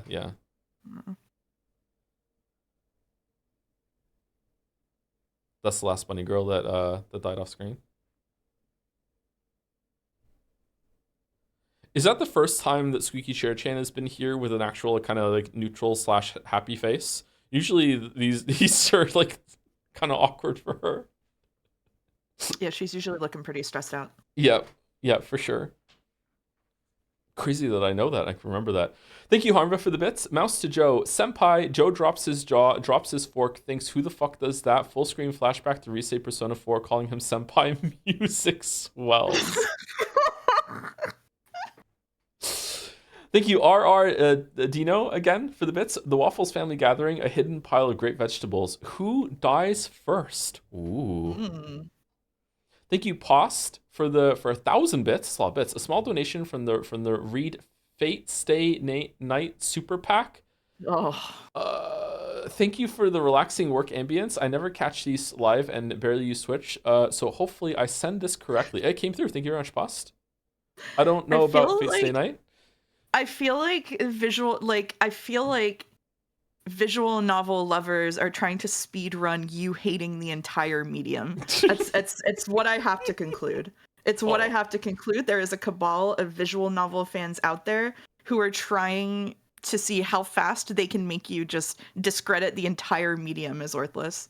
Wow. Is that what we started with Steins Gate? That's true. That's true. Maybe. Yeah. That's why I was they started with Steins Gate, weird contingent of people insistent that you should read Higurashi. Now apparently there's a Fate Stay Night super pack. Like what are they doing? Like, or they hate it. Oh, that's an interesting take actually. Maybe I'm being weaponized against the fandom. Yeah, true.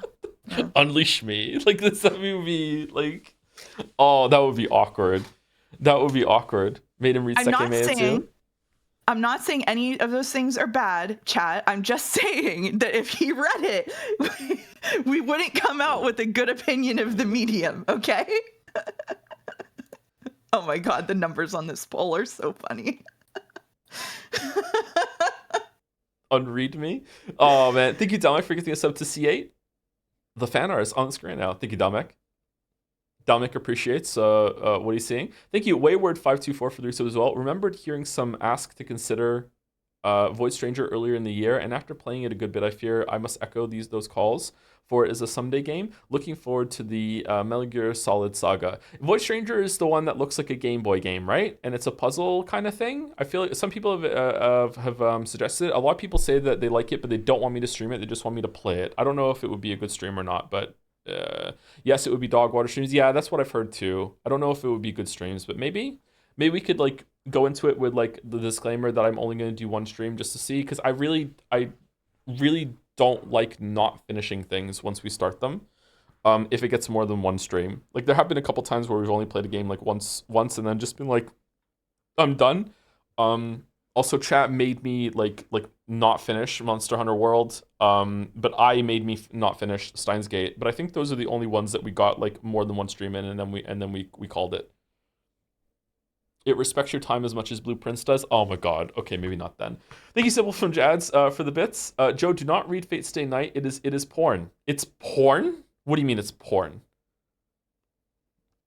Isn't it a game? Is there a game Fate Stay Night as well? Or no? Am I getting some of them mixed up? It used to be porn, but it's not anymore. There was porn here, but it's gone now? They removed the porn. It got better.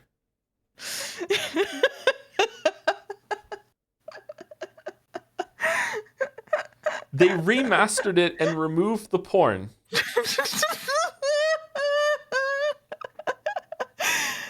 So my little brother, who's an anime voice actor, anytime anybody brings up any kind of like new visual novel or like he's a giant weeb. So anytime anybody brings up a visual novel or an anime to me, I run it by him to be like what would I think of this? And when I was reading Umineko, someone mentioned the Fate Stay Night, and I mentioned it to him, and he just like put his head in his hands and he was like, "Please never get near that. Please never get near that." That good, huh? That good. And then he told me more about it, and I was like, "Oh, you're so right. You're so right." I assure you, the lore that sex is the best way to transfer magic power is of the utmost importance. Oh, it's one of those shits. Okay, all right. Wow. All right, and thank you, Paust, again for the bits. It's a one-man super pack, and that's what want. The crash outs would... Oh, that's what you want. The crash outs would be incredible, even if he thinks it's good. Oh, this is the Fate Stain. Oh, my God. Oh, no. I see. Yeah, the crash outs would be incredible. They want you to crash out. They're doing it. They're doing it on purpose. Yeah. But then the Fate Stay Night Taurus wouldn't want it. It would be awkward. You should read Witch on the Holy Night, which is good for sure. What's that? What's Witch on the Holy Night? Okay, you know what? Fan art. Last fan art. Thank you very much, C8. Thank you. And the last fan art today is... Oh, for fuck's sake. All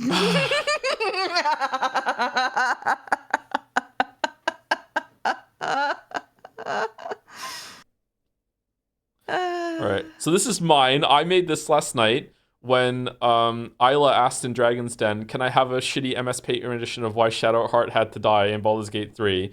So then I made this. My favorite is the 20-sided dice coming up as fuck you, when we tried to convince her not to, and then yeah, so this is this is how it happened. Yeah. You killed Shadowheart. She came right at me. She was reaching. She's reaching for her weapon. And she had the best weapon in the party, so yeah. It took me so long to decipher this. What do you mean? What's the decipher? That's the angel in the circle that's keeping Ketherick alive. This is, I even drew lines so you could see the order that you're reading it. So it's like, I will kill. No, please. Roll. No, fail. You'll have to kill me. Okay, yeah. That's an angel wings. Yeah, right here. Angel wings. I thought they were stink lines. I mean, there's no shower in the circle, so maybe. I don't know. Oh, thank you, Stickly Kingdom for the bits. Knowing basically nothing about either of them, do you think you would like Fate Stay Night or Echo the free psychological horror furry visual novel more? Fate Stay Night. Fate Stay Night. Fate Stay Night. Shouldn't the Joseph Anderson tag have 2 entries? Maybe. Maybe it was from, maybe the tags weren't active then. I'm not sure. Oh, yeah, that's a good point. Yeah. Anyway, that is fan art, and also caught up with bits and subs saying thank you at the same time. Now we should watch the video from Share Stuff You Made. Okay.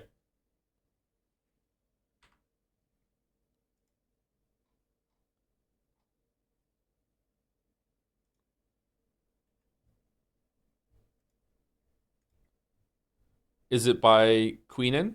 My Umi Glor. Okay, can I see it in how am I gonna show this? I don't want to share my Discord screen. Is why. Yeah, you should. Can you download it and play it in like VLC? I could, but then I'm not gonna be able to hear it on OBS. You need to download it and drag it back into the browser. Can I drag a VLC clip into the browser and it'll play in Chrome? Oh yeah, you Is that can. something you can do? Yeah, I didn't know you could do that. Okay, let me see if I can do that. Okay.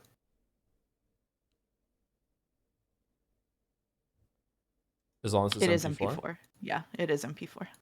Yeah.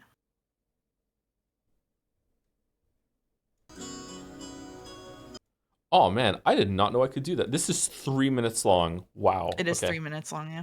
Let's see if I can bring this back. The browser can play video. It's commonly used on YouTube. Thank you, Baldur. Spoiler Glorfo. The browser can play video. Yeah, I didn't know you could just drag a video file into the browser, though. I didn't know you could do that. All right, let's see. I thought you had to upload it and you have to access it somehow. Makes sense. All right, here we go. Can we hear it?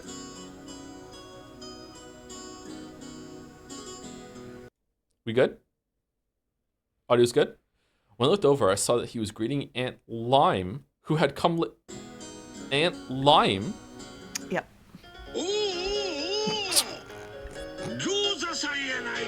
It isn't Lime-san. Jomiya-chan, long time no see. Oh shit! +2! She's Lime Cat. She's Lime Cat. All of the adults are old memes. Is what I was told. -2. It's good to see you again.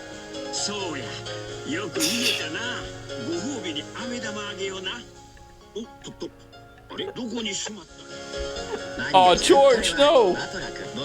What'd they do to you? They didn't do anything to him. That's just George.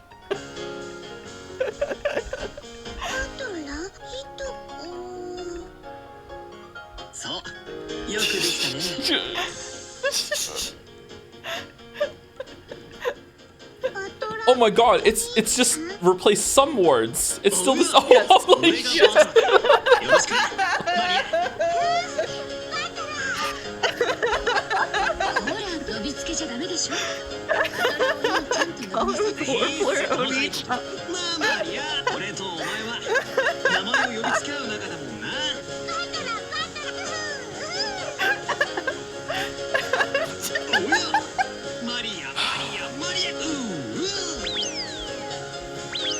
You know what? This really does fix Umineko.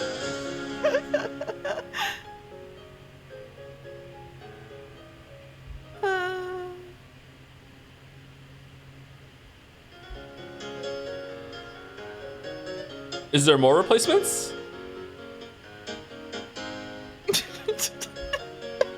Jomiya. It's Glorpless. It's all Glorpless. Oh no! Oh, I see. We're getting the. Oh my god. Oh god. Shiromua Jomiya. It is pretty damn weird. Yep, that's true.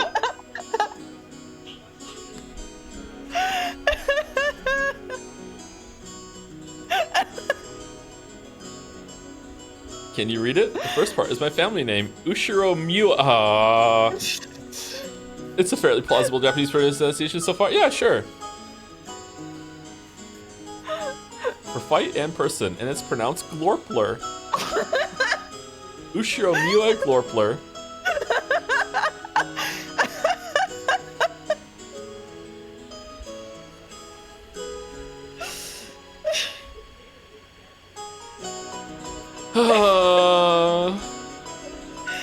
Me Glorpo when the space cats cry. To release ideally before Joe finishes Umineko, but I make zero promises. Oh god.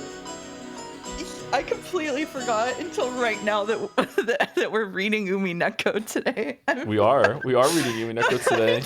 At least that was the plan. Like, yeah, we were supposed to be reading Umineko today. Wow. Oh my god, the pin is gonna kill me. No.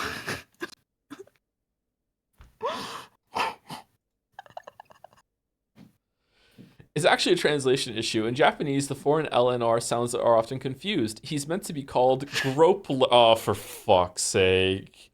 Oh my god. Wow. Oh. Wow. Joe, please watch the 17-minute Steam Hams Umineko parody. Yeah, sure, why not? Let's just delay it even more. Sure, no, not right now. No. You can watch it after you finish Umineko. No, chatter. No. Spoilers? No. Spoilers? No. Spoilers? No. Too many spoilers. That is Umi full spoilers. Umineko project. Okay. Thank you, Last Thesis, for the resub. Aljor? I can't... What the fuck is going on with my name changes right now? Can't believe your reaction to the Chaos trailer is going to turn 4 years old in June and you still haven't played the game. Love you, Joe. Please never graduate. We should play it at some point. Yeah, we should. Yeah. Thank you, Lestisis. Thank you, Aim McCordian? Amic Cordian, maybe, for 1,500 bits. Holy shit. Hey, Joe, here is a generous donation from the Fate Stay Night International Conglomerate Super PAC. Oh my god. We hope to see you in Fuyuki soon. All the best. Please don't turn this into a thing. No. Oh, shit. Please don't turn this into a thing. Can we break now before reading? I need to start. Yeah, I think we are going to take a short break before we start because we're almost at 2 hours. And I kind of need to pee, and also it just makes sense before we jump into it. Yeah. Very, very long intro today. We had a lot of fan art and also, you know, the dolls and everything. But it's okay. Like sometimes we'll start a bit late. Also, do we want to commit to what we spoke about before, Mouse? Why not? Let's fucking go. Okay. Let's fucking go. Hopefully, as an olive branch for starting late, we will be finishing Umineko episode 5 on Monday. That's a whole 24 hours earlier than was planned before. And Mouse will be here for that one too. So Mouse will be here for today and on Monday, and we will read together. So we're going to be finishing on Monday. That means that there probably won't be Umineko on Tuesday. I don't know. I haven't decided yet. But I might begin episode 6 solo. But if not, I might take Tuesday off, or just do more Baldur's Gate 3. So we're going to be doing Umineko on Monday. Yeah, Memorial Day gift. Thanks, America. America did something right and gave me the day off so I can finish episode 5 with them. I don't know if I'm going to be streaming tomorrow Baldur's Gate 3 or if it's just going to be Sekimea tomorrow. I've been streaming a lot of days in a row at this point. And I will still be streaming tomorrow with Sekimea, so I'm still going to have like my streak going. But I don't know if I want to do a full stream myself before reading more Sekimea. But we'll see how I feel and how it goes. We do need to finish Baldur's Gate 3. So yeah, we will be doing, on Monday we'll be doing more Umineko. Thank you, Tafcom, for the resub as well right now. Joe, please watch the 17-minute stream. Oh, that's the Steam Hands thing that I read out loud. I didn't know it came with a message. Sorry, with a sub. And Kaylee Gal used to say, all of these weebs asking you to play 100 line Expedition 33 and Fate Stay Night. What we really need is an Ace Attorney stream. I miss my gay lawyers. Also, the Tiny Corey theory is real. You won't get this. I don't get it. Yeah, Tiny Corey. You know what? I agree. Tiny Corey is real. Tiny Corey is real. For sure. Okay, so I had to mess with the sound settings today because last Saturday, I could barely hear Mouse for the whole entirety of the stream, and it was really hard to like strain and hear her. You guys could hear her fine, but it was hard for me to hear her because my sound was really loud on Umineko. So I've messed with the sound settings a bit, so you can tell me if it's too loud or too quiet as we go, and I will tweak it on OBS, but it should be fine for what's going on. Can you hear any of the rain right now or anything like that, or no? The rain should be barely audible, but you should be able to hear it.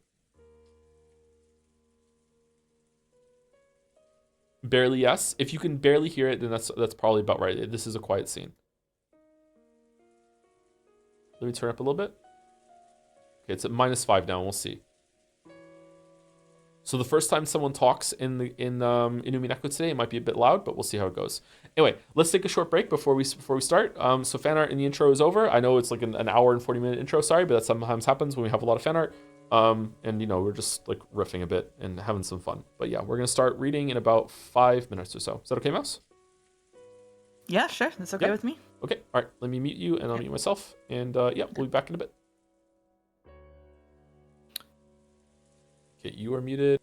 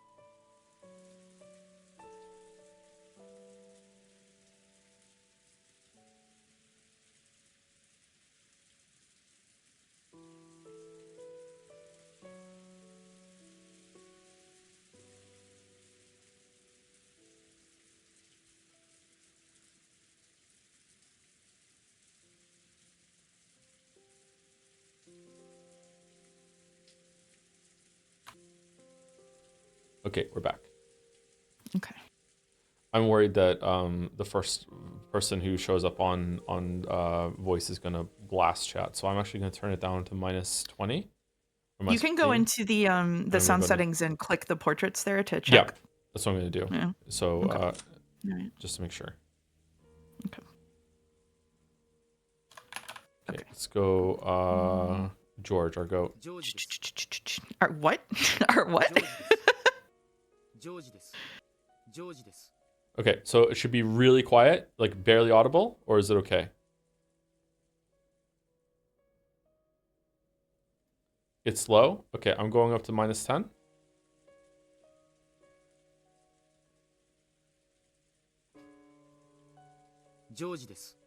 I could also turn the voices up by 1. Georgeless.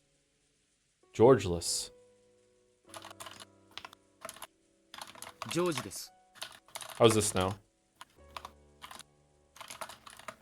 Too loud for voices? Loud, I think. It's loud. Okay, what about if I turn it down? Is that better?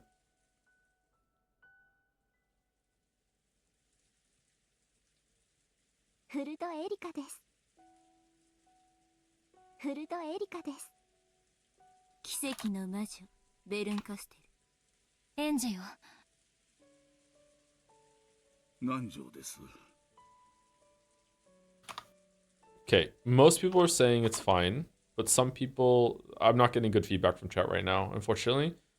Baldur, what do you think? Do you think I should turn it up put the voice up by 1? Do you want the effects and background music up by 1 too? Or is this better?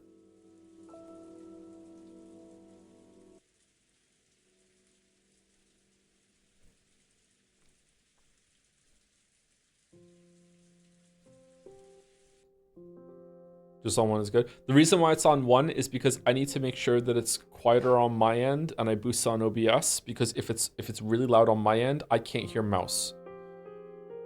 Unfortunately. I think it's good right now. Okay, it seems like fine. It's not gonna blast any eardrums. Okay. Thank you, down for the bets. Lambda Delta, you little fucker. You made a shit of peace with your trash game board. It's fucking bad. This trash episode 1, I will become back my gold. I hope you will in your next time. A cow on a trash farm, you sucker.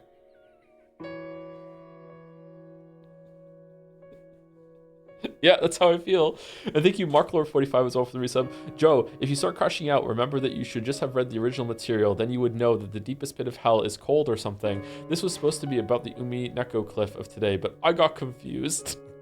Thank you, MarkLord45.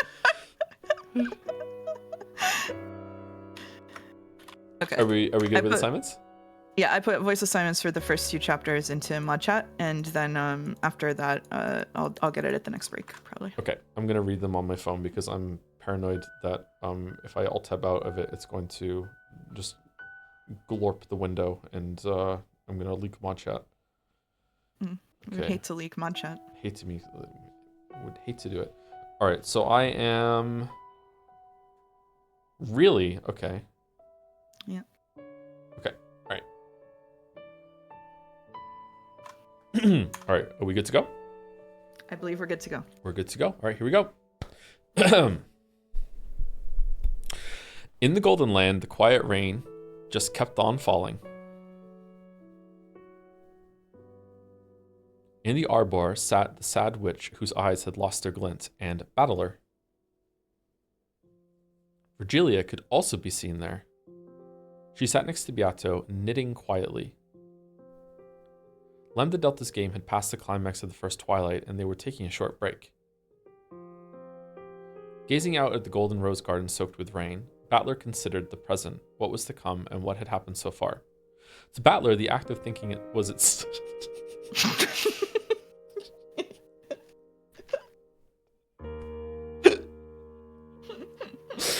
To Battler, the act of thinking was itself a battle. Even with the game stopped and Beato unable to speak, he could still keep on fighting. Virgilia suddenly stopped her knitting. Battler noticed it too. Because, though none should have been able to visit this rose garden, she had noticed a silhouette approaching. That's unusual. Not many people are capable of reaching this place. It's her.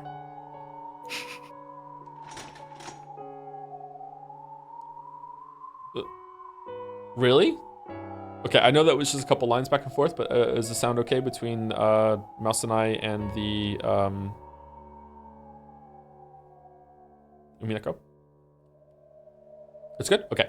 That silhouette, which walked amidst the quietly falling rain without so much as an umbrella, was the Lenor. That was a spectacular garden maze, a splendid way to enjoy the roses. Why are you here? It's been some time, Mrs. Beatrice. No, wait, now it's Mrs. Virgilia, is it not? Long time no see, Delanor. Come over here.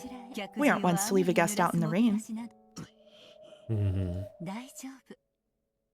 Don't worry, she hasn't come to fight. Do you know her? She's one of my old friends from heaven. This really takes me back.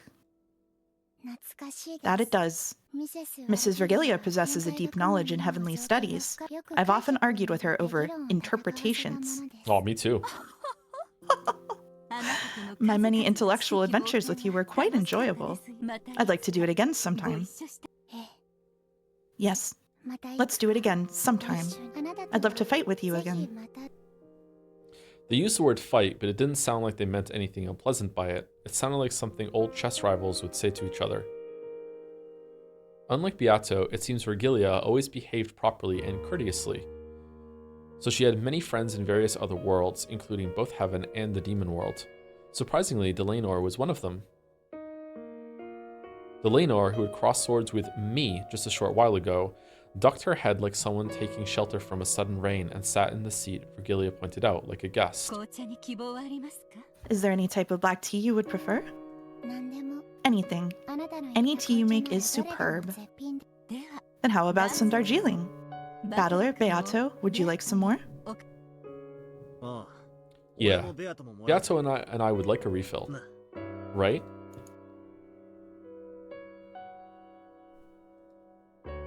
As usual, Beato said.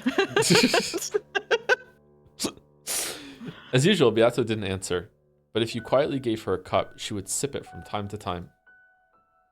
There was still some black tea left in that cup, but it had already chilled. So Battler asked for a refill for Beato as well.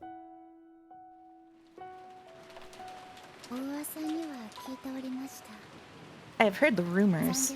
How pitiable that Beatrice, the endless witch famous for her cruelty, has been reduced to this. She's no longer participating in the game. Lambda Delta is the one controlling the Beato that's on the game board. Sorry, I had something stuck in my throat there. I know. However, she is the original master of this world, and you are the proper guest invited by that master. That is why I have come to pay my respects. On the game board. Do you want to comment? No, I don't have to comment. The story is saying everything for me. Yeah, it's okay. It's all right. Yeah. On the game board, Beato and I met Delanor, but those were the game pieces of those witches. They weren't Beato and me ourselves. Is that why you went out of your way to greet Battler-kun and Beato here? I see you're as conscientious as ever. That is my way of doing things. Greetings, Mr. Battler. It is like Delanor. It is like Delanor. Someone in my Discord said it was Delanor, and now I heard it and it's Delanor. Sorry. Is it Delanor? Delanor A. Nox, I think so. Okay. Delanor We A. play Nox. opposing rules, but it's a pleasure to meet you. Sure. I'm Ushiramiya Glorpler. Pleased to meet you. Glorpler. Greetings, Miss Beatrice. I'm Delanor A. Nox. And Beatrice says. Beato, she's saying hi.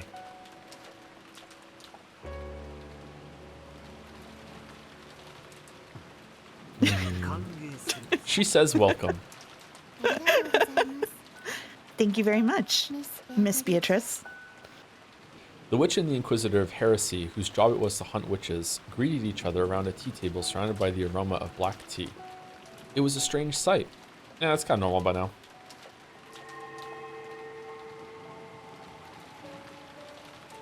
Virgilia made gold butterflies sprout from the palms of her hands, and transformed them into a teapot and a can of tea leaves. It was a very witch-like way to make tea. Of course, she actually was a witch, so that scene wasn't particularly bizarre in itself. Though I was a bit concerned about whether Delanar, an inquisitor of heresy, could watch such a spectacle. Do not worry. I am not so boorish as to complain about how my tea is served. Even though the tea is being made with magic? There is a tea set hiding in the shadows, and Mrs. Virgilia is making us tea with it in secret. We interpreter judged that it was made with magic, and it is written as such in the tale. That interpretation is allowed by Nox's ninth. Oh my. I do believe the interpretation of the ninth is such a delicate problem that it's viewed as a taboo, even in the Great Court. Even though it's just a personal opinion, if it became known that the head inquisitor of heresy said such a thing, you might be sacked. No matter what interpretation I record it with, there are no lies in the taste of your tea. Therefore, I do not worry about how it was prepared. Okay, so the idea that Nox's rules are something to be interpreted and fought over is very brave, but kind of interesting. I like it. Aha. Though she looked cold, she was a surprisingly tactful person. If Delanar were to deny that the black tea had been prepared with magic, this magic would surely be crushed in an instant. However, the possibility had been presented that a tea set existed and had been used to make the tea normally. So the fact that Virgilia had made tea was, in the end, undisputed. Magic that hides the resultant darkness is evil. I will not permit it. However, magic that enshrouds the process is not necessarily evil. My foe is evil itself, not magic. I see. The important thing is you're being served some tea, so it's just common courtesy to avoid complaining about how it was made. That's right. When someone makes tea for you, it's common courtesy to be grateful. There's nothing elegant about pushing your way into the kitchen and criticizing how they brew it. Be grateful for the visual novel, Joe. Don't criticize how it was written. Sorry. I wasn't going to say it, but okay, all right. You don't invite your guests into the kitchen. And when you set the table, you should adorn it beautifully in the spirit of hospitality. Here you go. Careful, it's hot. Thank you. I would like some sugar and milk. You still can't drink it straight? I'm a kid. It must be sweet. So then, is magic a gentle lie? The word lie makes it sound bad. The word embellishment is probably more fitting. When giving a child candy, you can take a crumpled up one out of your pocket, or you can use some clever sleight of hand to take the candy out. The impression given by each method varies greatly. Well, yeah, it'd look cooler if you took it out with a little magic trick. Wrong. There is meaning in the fact that the result, giving them candy, has been adorned to be even more beautiful and fun. Think of when you gave Maria-chan a candy. There's a huge difference between taking it out of your pocket to give to her and slipping it into her pocket and saying a fairy gave it to her for being such a good girl. In my opinion, it would be boorish to then question everyone about their alibis and pinpoint who it was that slipped it into her pocket. The important thing is the result, that the girl received the candy and rejoiced. And it is significant that it was embellished in a way that made her rejoice. That's surprising. When you showed up, I got the feeling you deny anything that went by the name of magic. That is how I act in my capacity as an inquisitor of heresy. It is my job. However, when I am away from my job, I don't enjoy being quite so cold-hearted. Man, Beatrix too is going for the long con, huh? So you set your personal feelings aside when on duty? You do it well. As an inquisitor of heresy, hunting witches is my job. However, I personally find witches pitiable. Despite this, I carry out judgment mercilessly as an inquisitor. In the end, that doesn't change the fact that I sentence witches to death. In the end, my pity is nothing more than a useless embellishment. Whether I have it or not, nothing changes. So it would be better if I didn't. That's not true. Even if the ends are the same, what's in your heart makes a big difference. Your mother's cookies are clearly more delicious than those made by a good pastry shop. That's because you know that they were made with heart. That's right. Even if the result looks the same, whether or not there's warmth behind the feelings of whoever gave it to you makes a big difference. Is that so?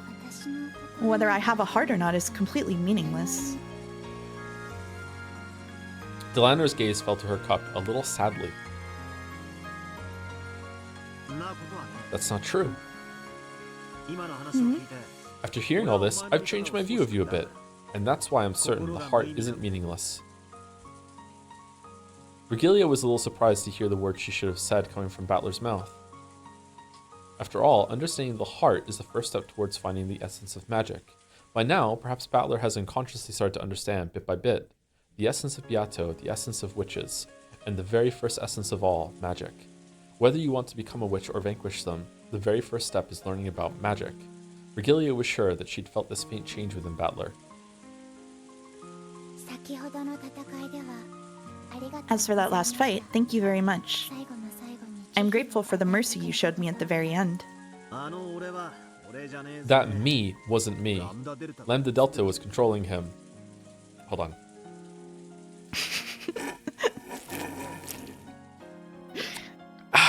Anyway, let's continue. I joined it on the 5th game partway through. I still haven't participated at this point in time. So until I do join in, the piece me is probably being controlled by Burncastle or Lambda Delta. Just what kind of whim's guiding them, trying to make it look all cool. They made me look like some kind of knight coming to save Beato. It was pretty fucking cool. Lady Lambda Delta wants both witches and humans to be in balance, resulting in a draw. With Erica's appearance, the scales tipped strongly in the favor of the human side. So she manipulated the tale in a way that supports Beato. I'm aware of that. However, pieces cannot do things that are impossible for them, and they specialize in actions appropriate to their original personality. Therefore, that was certainly something that you, the battler, was capable of. That is why I'm grateful to you. That makes sense. It feels a bit weird to be praised when I didn't actually do anything. After the game continues a bit more, I'll probably regain control of my piece. Not sure I'll be able to go easy on you then. Are you familiar with like the Commedia dell'arte, or other things like that, where there's like a set number of roles and each of them have like certain characteristics and they get used in different stories? Oh, intimately, but just for chat, can you explain it so we're all caught up? So basically, it's like a type. There's a couple of different like instantiations of this, but it's basically like a type of theater where you have kind of like archetypes, and then those archetypes kind of get substituted into different stories, and the characters get used in different ways. But each of the characters has like a core set of characteristics about them that remains the same, and they represent like that archetype. So thinking about this part, I always like to think about that kind of like theater and the fact that the family in the stories is not necessarily like discrete personalities so much as like these archetypes that when Lambda Delta is controlling the board get kind of like shoved around. You know what I mean? That's what I wanted to tell you the other day that I said I couldn't say till we were on stream. It could be like that. I don't know. It depends on what I don't know the limits yet. Obviously. I don't know the limits of what Burncastle and Lambda Delta can do. Until this game, I thought that the pieces were could not be directly controlled by anyone, and it was just that the variables could change. So it's just like Natsui is always going to act like Natsui does when no matter what. You can't change someone's personality or their thoughts or anything like that, but you can change the variables at the beginning of the game to nudge them in different ways, and they still have to like play out in that way. I think that if that is the case, then, or if that's what the intent is, I feel like Lambda Delta and Burncastle have already broken that and have controlled Battler in ways that just because he could do something doesn't mean that he would do that, and that's a big distinction that I think me and Chad are going to argue on in the future, because to me, they're almost the same thing. The example I had that I said in stream chat the other day was that just because Battler could learn how to play guitar and could spend like days and days and weeks practicing and could learn how to play guitar, does not mean that Bernkastel can just assume him and be like, oh yeah, now he can just play guitar. Like that I don't think that's fair. And it's the same way with solving the epitaph. Just because Battler could sit there and solve the epitaph, I don't think it's fair that she just made him have the answers, because, you know, we're just glossing over the fact that he could have sat there for hours like off screen and did it. Like I feel like there's going to be a distinction there that chat and I are not going to be able to, like, some people in chat are going to agree, but I feel like that's an impossible way to have a set answer, and it's just going to be like, do you vibe with this or not? And I feel like I'm not going to vibe with it all the time, and I feel like some people in chat are, and we're just going to have to agree to disagree on that. But yeah, it depends. We'll see how it goes. I think that some people in chat are pointing to the chess metaphor, which I think is a really good way to sum it up, which is like at the beginning of the episode, they introduced it as like, okay, like you have two witches playing chess. They have all the pieces. The pieces have to follow certain rules, but like the witches are doing things with the chess pieces that might not happen in a game between like actual chess players. Like they're doing things with the pieces that aren't considered like the optimal moves, or like what you would do if you were like playing fairly, right? They're following the rules as written, but they're not following the rules as intended, essentially, you know? So I think that you're right. And I think that you're right that they're not necessarily doing things they would do. And I think that Chad is right to say that Erica is here to act like an agent of chaos that is like helping to encourage people do things they normally wouldn't. Like, for example, she's been the one prodding Battler to like think about the epitaph and stuff, right? Like she's serving that function. They also did say flinging the pieces is what they were doing. That's true, yeah. I would say that it's like, my view on this, to use the chess analogy more, would be that let's say that Natsui and Kraus are both bishops, okay? They're both bishops on the board. Beato would be able to switch, for instance, which side of the king that those bishops are. Like in game one, maybe Natsui is the bishop on the left, and in game two, Kraus is the bishop on the right. And she can switch those places, but in her game, the bishops can only move diagonally. They can't do anything other than move diagonally. In Lambda Delta's game and Bernkastel's game, the bishops can move like rooks. Like she doesn't give a fuck. Like she can like move them all over the place. And that's the distinction I'm seeing from how they approach the games. I don't know if that's true or not, but that's how I see that Lambda Delta and Bernkastel are breaking the game in ways that Beato would respect it. Mm-hmm.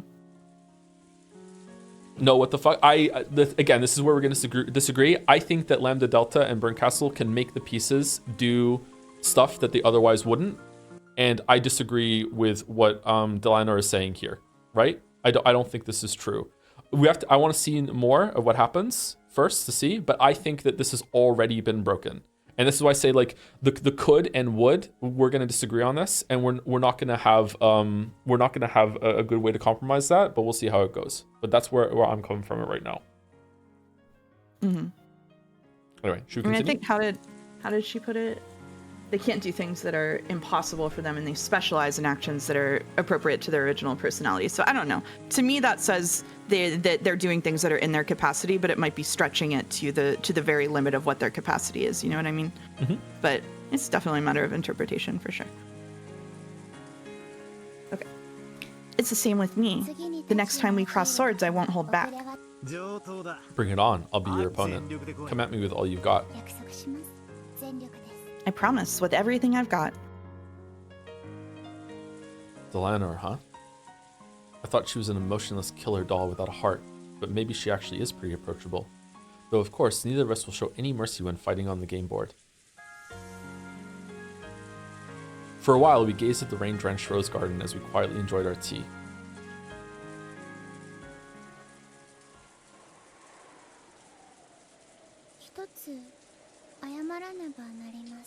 There is one thing I must apologize for. With a sudden sigh, Delanor muttered something. What is it? If it's about that fight a short while ago, it's already over. We both fought with everything we had. The outcome was just luck of the draw. No, it wasn't luck of the draw. I couldn't just let it be, so I came here to apologize. What are you talking about? You're saying you threw the match, aren't you? What? Virgilia spoke softly without hesitating in her knitting. That is correct, Mr. Battler. Okay, I'm a little confused who this even is right now. Is this an independent consciousness, or is this Lambda Delta? She's her own. She's her own. She's separate from Lambda Delta here. We're off the game board here. Okay, I'm surprised that she can even do that. Huh. So what is she then? Is she like another entity like Lambda Delta and Burncastle are? I know you can't answer that. I'm just thinking out loud. Yeah, that I won't answer. That I won't answer. Yeah, I'm also like, now that I think about it, I'm also kind of a little confused that Virgilia is here too.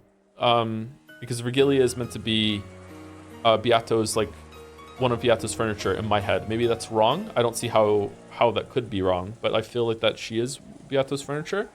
Huh.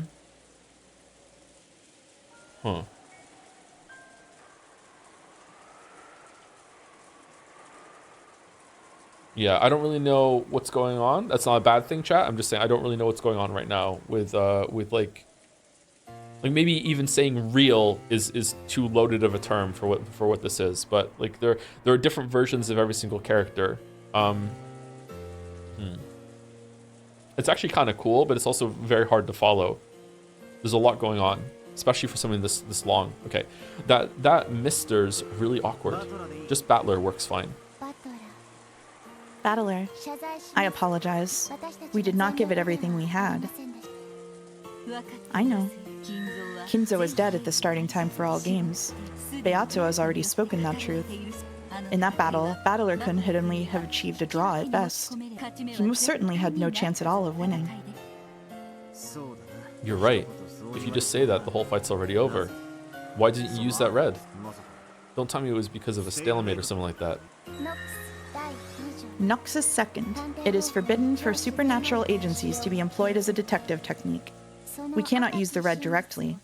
However, I gave Cornelia, who was protecting the window, the red truth that the window was never opened after it started raining. Boom. That's checkmate.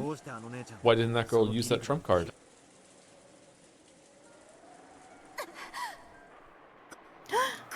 This is...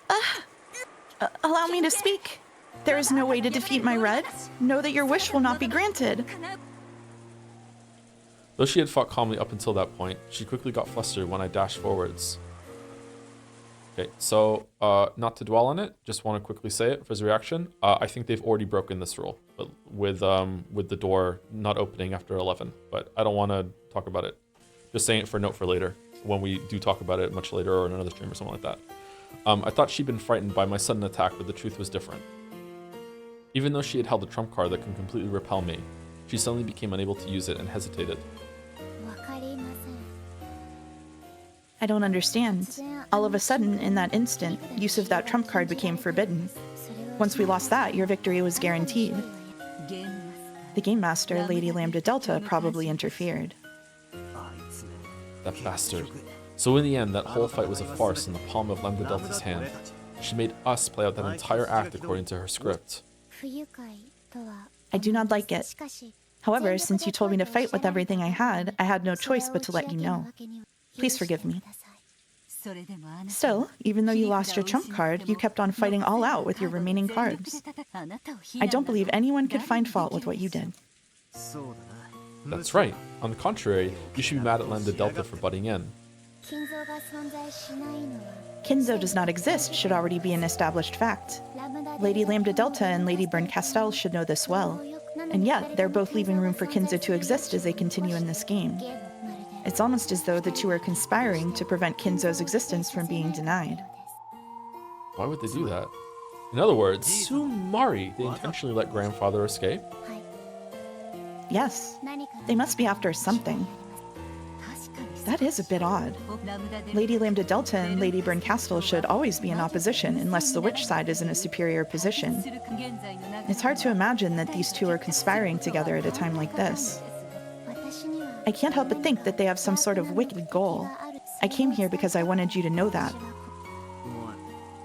So you came all the way here to tell us something like that. Okay, so their goal is not really to have a proper competition. They're putting on a fake competition to like spur Beato into action in some way.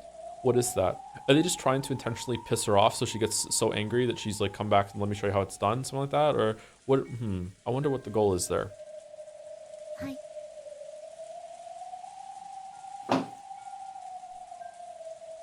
Yes. Oh, sorry.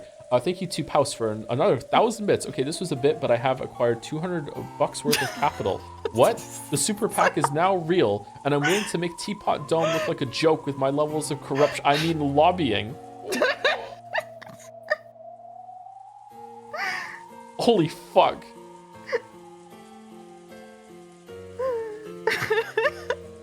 Okay, I don't think Fate Stay Night is happening. I'm sorry. I don't think it is ever happening. I don't think so. Sorry. Should I say it in red? It's not happening. American politics arc? Wow. Anyways, sorry, let's go ahead. Yes, which means that my business here is finished. I think I will leave now. The game will probably resume shortly. I must aid Erica during the rest of this game. Delanor gulped down the last of her black tea and stood up. Next is the Battle of the Second Twilight. At that point, I will once again raise my merciless longsword. So I ask the same of you, battler. Show no mercy towards me. What was that boss in Elden Ring that's has 2 swords and in blue armor in Shadow of the Erdtree? Rolana, that's it. Rolana. Yeah, Rolana. I understand.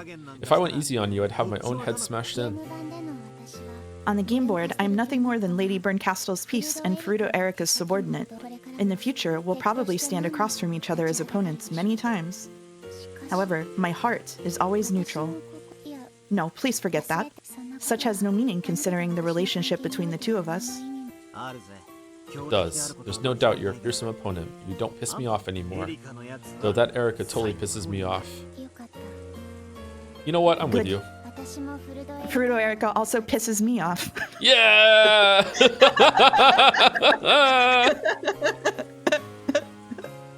Delanor's expression finally softened slightly. At the very last moment, it felt as though we finally understood each other. Fruto Erica is a very evil entity.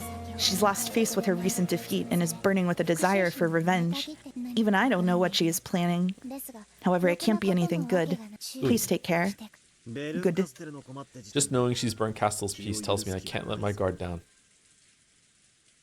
Delanor nodded as though satisfied, left the overhang of the arbor, and walked out into the rain.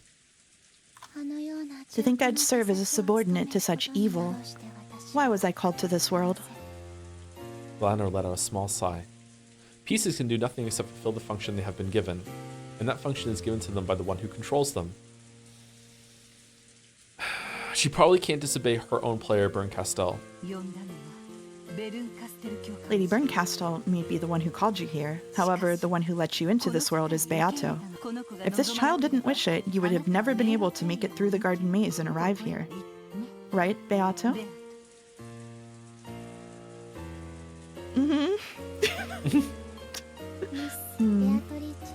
Miss Beatrice, what is it that you want from me? I do hope that I can help you in some way, though I may be a subordinate of evil. She spoke to Beato, but of course there was no response. After bowing once more in thanks for the black tea, Dalmor disappeared off into the rainy rose garden. But Dalmor... I love Delanor. I'm gonna reveal to you at this point that this is one of my favorite characters in the visual novel. Really? Okay, I hate her on principle. I hate her on principle. That's okay. Yeah. That's all right. Yeah. You've had too many victories lately. I'm taking one away from you. I hate her. All right. I hate her forever. Right. Yeah. Okay. So no one can reach this golden land if Beato doesn't want them to? Yes. This child is the one who called Delanor here.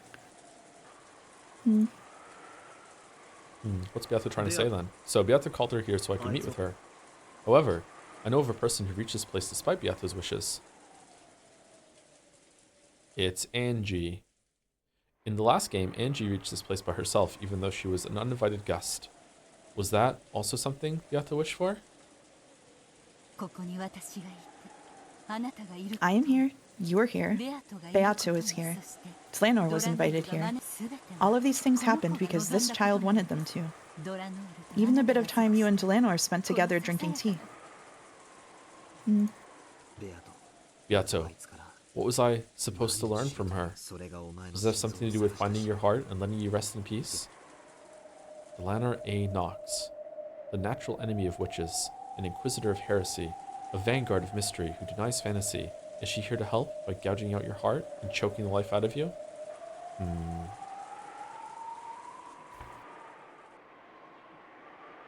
Smash. No smash. No Not yet. smash? Please stand on one leg. Huh? Cornelia slowly got up and stood on one leg, as she had been ordered. Her hands were clasped behind her back, because she had been ordered to do so. Then, with a thump, Erica pushed her from behind with both hands. Bitch. What the fuck? Cornelia landed on the Sorry. floor face first with a thud. I hate her. Please stand on one leg. Cornelia rose shakily. Then, once again, she stood on one leg as she had been ordered. She had been ordered not to hold her ground, so she had fallen on her face over and over again.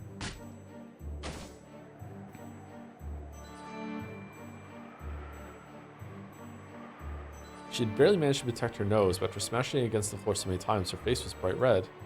She wasn't shedding any tears. No, she couldn't shed them, because she was forbidden to do even that. Please stand on one leg.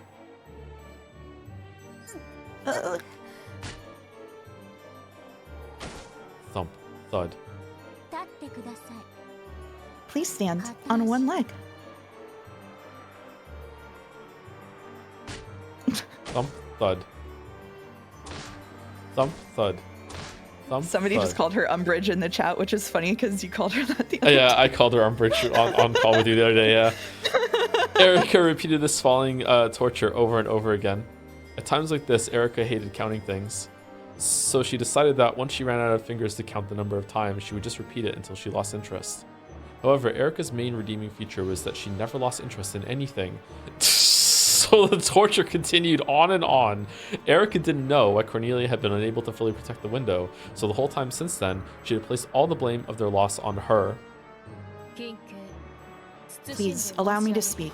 Forgive Cornelia. She's already repented enough. Oh, is that true? Then please take her place from now on. Gertrude has done nothing wrong. Gertrude, please stand on one leg. Clasp your hands behind you.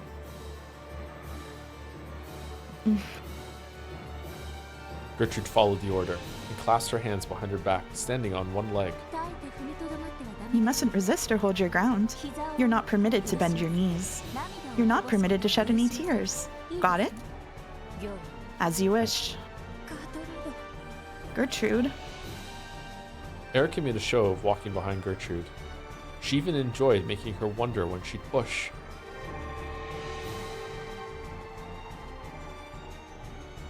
At that time, Gertrude and Cornelia burst with a bright light and disappeared, because Dalnor, who must have returned at some point, had sent them back to the heavens for the time being. Erica, who had her fun spoiled, gave Dalnor... Am I saying her name wrong twice now? Delanor, an openly malicious look. Delanor. You can say it however you want. People love your pronunciations. So true.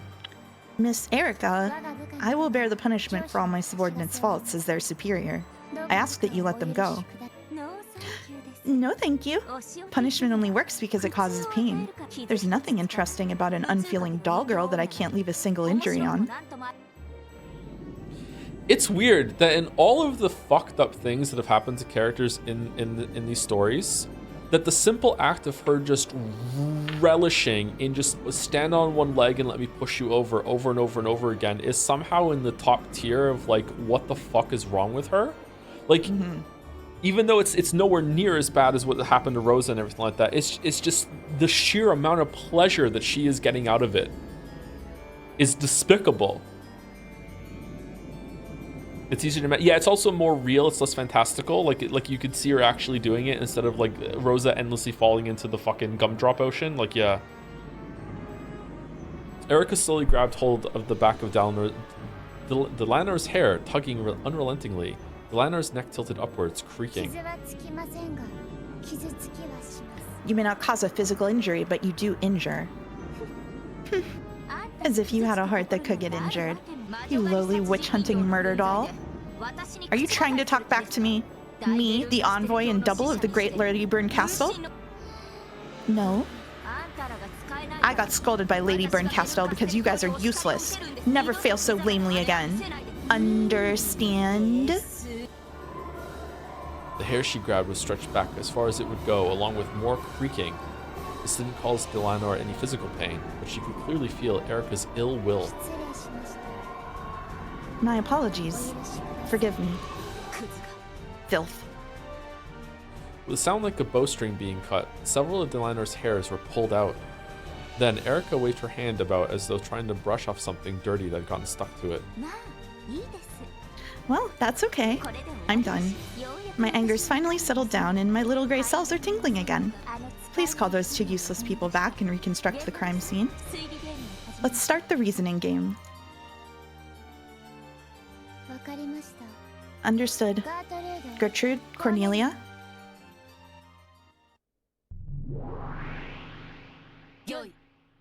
As you wish. The two of them reappeared behind Delanar and reconstructed the crime scene for Erika, the one who had just been tormenting them.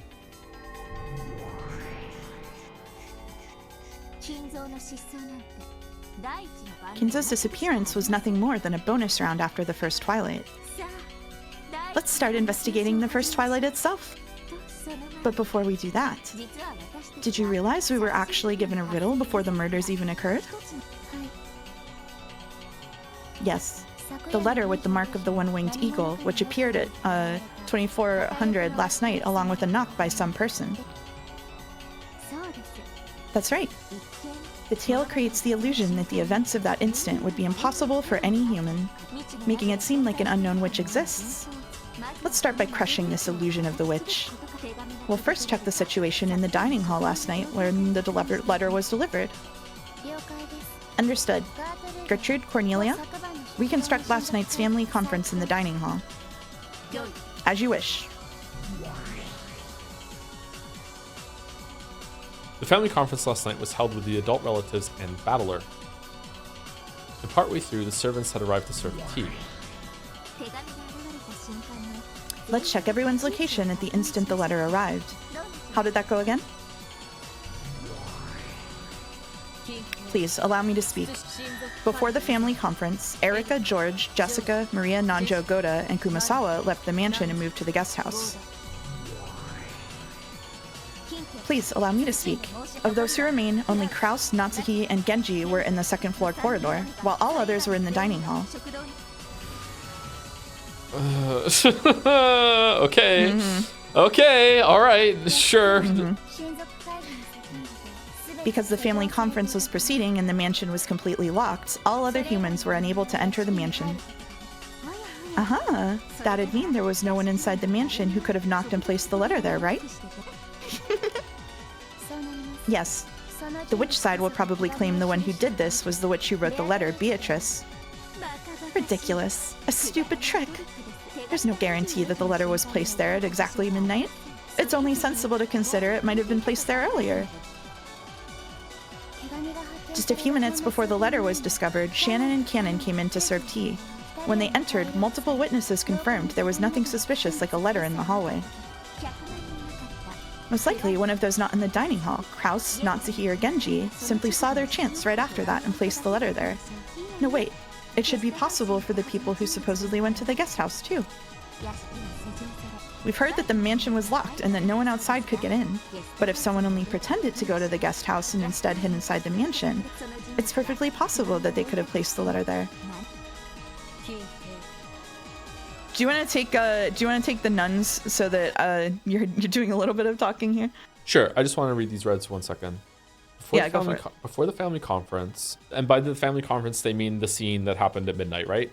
For the family conference, Erika, George, Jessica, Maria, Nanjo, Goda, and Kumasawa left the mansion and moved to the guest house. Okay. Of those who remain, only Kraus, Natsui, and Genji were in the second floor corridor, while all others were in the dining hall. Of those who remain.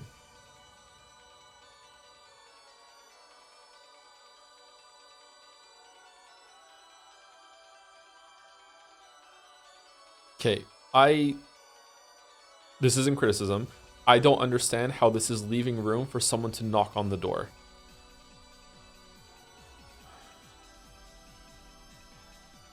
There's something about this I'm not understanding. For the family conference, I left the mention to the guest house. Okay, of those who remain, only Kraus, Natsu, and Genji on the second floor. Those are done. Is this leaving room for like right now? Erica is talking about how maybe this is what Gertrude is about to address. Right now, Erica's talking about, well, someone could have like hidden or snuck back in, right? Something like that. I don't know. Anyway, let's keep going. I don't know. There's something about that I don't like, but I can't place it right now. Okay. I'll take Gertrude and what's her face? The other one? Cornelia. I'll take Gertrude and Cornelia. Yeah, just take the nuns. Sure.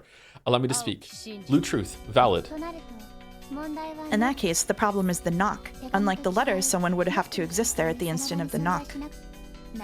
I see. So this is the so-called proof that a person who shouldn't be there, a witch, existed? This is just so ridiculous. Do they think that I, Furuto Erica, would surrender to something like that? Firstly, I question whether the knock was even something hitting the door to the dining hall at all. For example, the mansion's construction may be such that when a certain pillar on the second floor is struck, the noise is transmitted down the pillar, and it sounds just like a knock on the door to people in the dining hall. Oh, Noxus rules aren't gonna like that. Or they could have misheard some other random sound as a knock and misconstrued it in a similar way. Or a tape with the sound of a knock recorded on it could have been secretly playing, which had been carefully set up to be heard at exactly that time. Either way, I can think of many ways to make them hear a knock, even if no one was on the other side of the door. How's that, my master? How's my reasoning?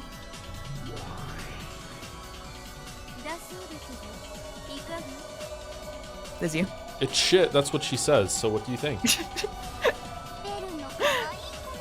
Well, it looks like your cute piece gave it her all thinking up those blue truths, so I guess I'll be nice and give out a few reds.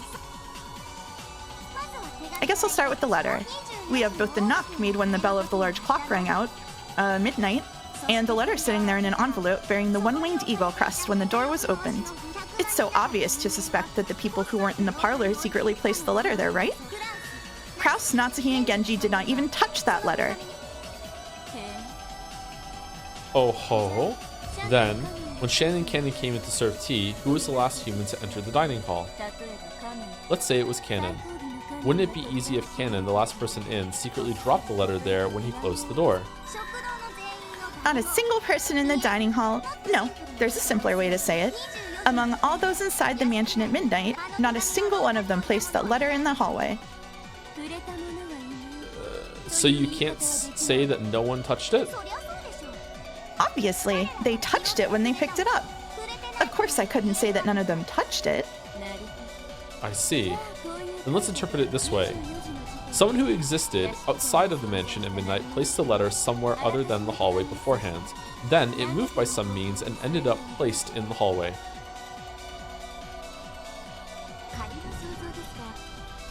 Just as an example, let's say it was deliberately stuck to the underside of the serving cart carrying the tea set, which the servants wheeled into the room. It was simply affixed there in a way that would make it come unstuck after a certain amount of time, such that when it eventually fell off, it would become the letter left by a witch who shouldn't exist. In other words, Sumari, this is a classic trick where the true sender gives themselves an alibi by making the letter appear at a different time. Allow me to speak. Blue truth valid. In other words, the fact that it landed just outside the dining hall door was just the culprit's good luck. At worst, it might have happened in the kitchen, the corridor, or even inside the dining hall. Good! If it had happened inside the dining hall, that would have been even more wonderful. Within everyone's sight, a letter would suddenly appear on the floor. And that wouldn't even violate a red truth saying no one in the closed room of the dining hall touched the letter unexpectedly. Well done. If the letter was stuck to the bottom of the serving cart, then anyone could be the culprit. That may work okay regarding the letter. However, will that same type of argument apply to the knock as well? Let's try this again, shall we? Please, go ahead. Neither Kraus nor Natsuhi nor Genji knocked.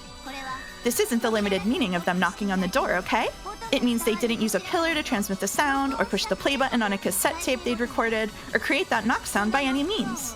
Of course, this includes all direct, indirect, intentional, coincidental, and unintentional means. This wedge has already been knocked in, but I'll repeat it.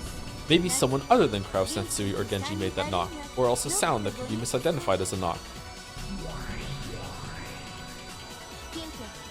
Please, allow me to speak.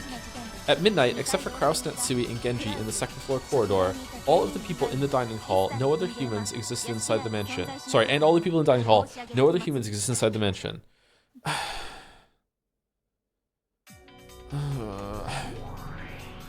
Okay.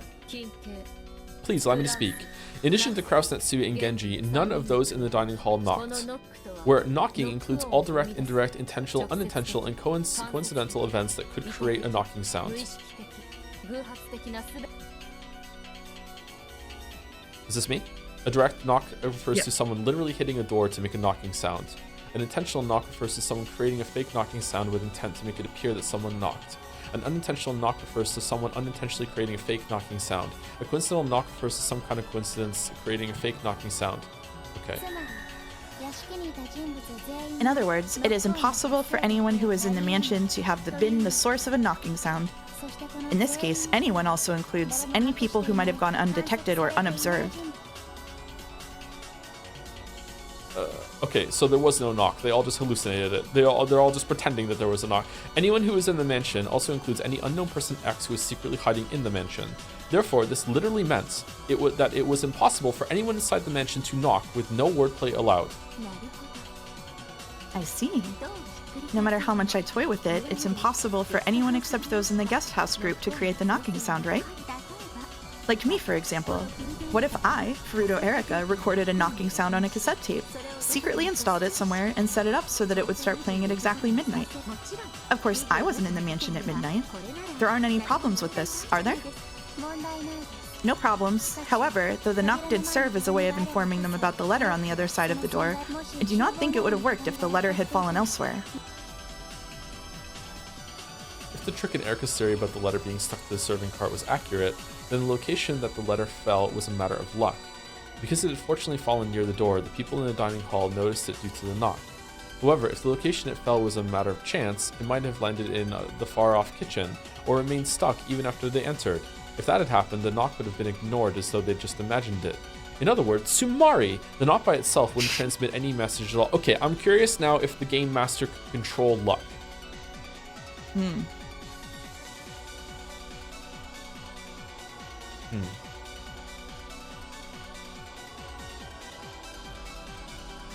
It only made it appear as though someone had been there.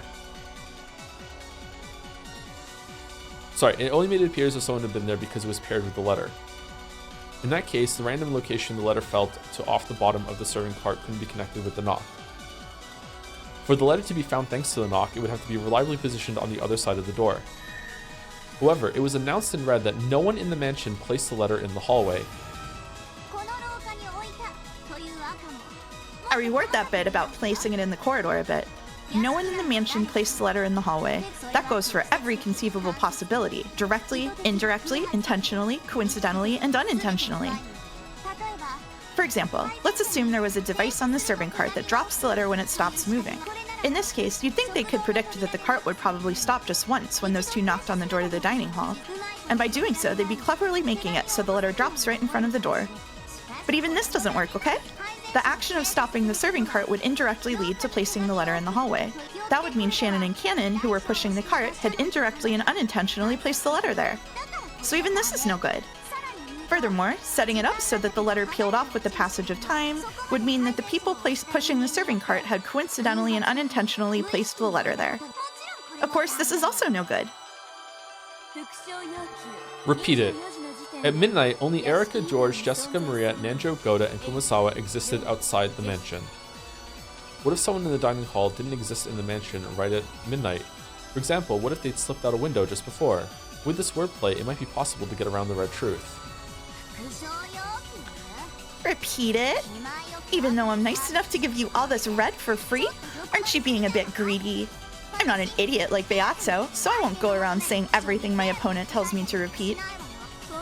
Okay, so Nanjo went into the mansion, placed the letter on the floor, then jumped through the window, got out his collection of tennis balls, and threw the tennis balls at the door, to simulate the knock. Then the tennis balls bounced down the hallway out of sight. Then he closed the window and went back.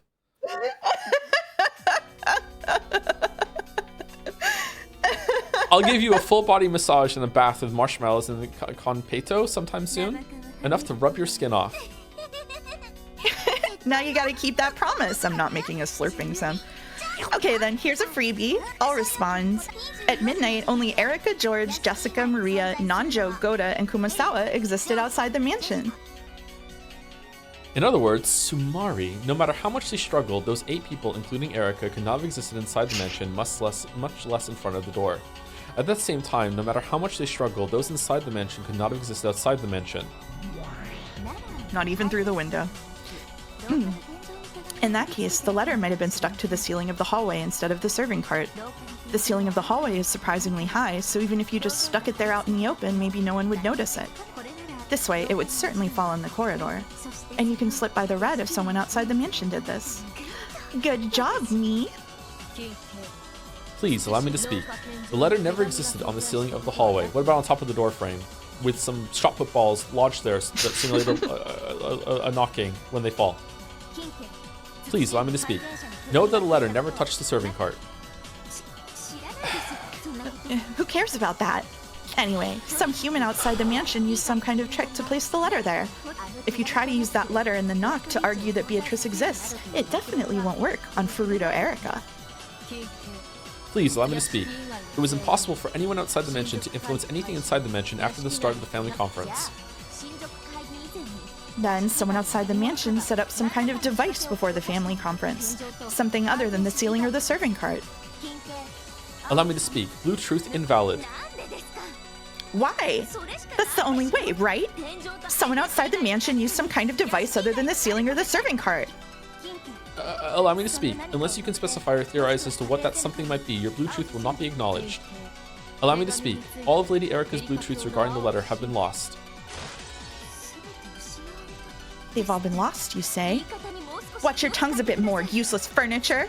If I can just think of that device, it's an instant checkmate. What do you mean, all of them? What do you mean my blue truth is invalid? How dare you say such a thing to me, the detective, Furuto Erika! Erika's face twisted. These words seemed to deny Erika. No, Erika's reasoning were the worst form of torture and humiliation for her. Miss Erika, why don't we postpone the riddle of the letter for now? Your blue stake about someone outside the mansion playing it with a cassette tape is still valid. If it was possible for sound, perhaps it wasn't impossible for a letter as well. As Erika made to grab and pull Gertrude's hair, the liner stopped her with those words. That's right. My blue truth regarding the knock is still valid. It's not true that everything's been denied. My master, I will solve the riddle of the letter without fail. Please allow me to postpone that for now.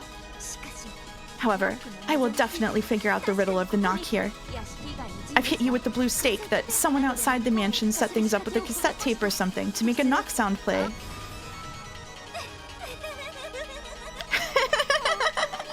You really are a cute kid, piece of Burns. Very lively. Anyway, Erika's yelling that you forgive her because she solved in one of the two riddles, even though she resigned on the other. So, will you forgive her? Sure. Normally I'd never forgive my own piece for the shame of surrendering, but if you managed to solve one of the riddles, I guess I'll let it slide for now.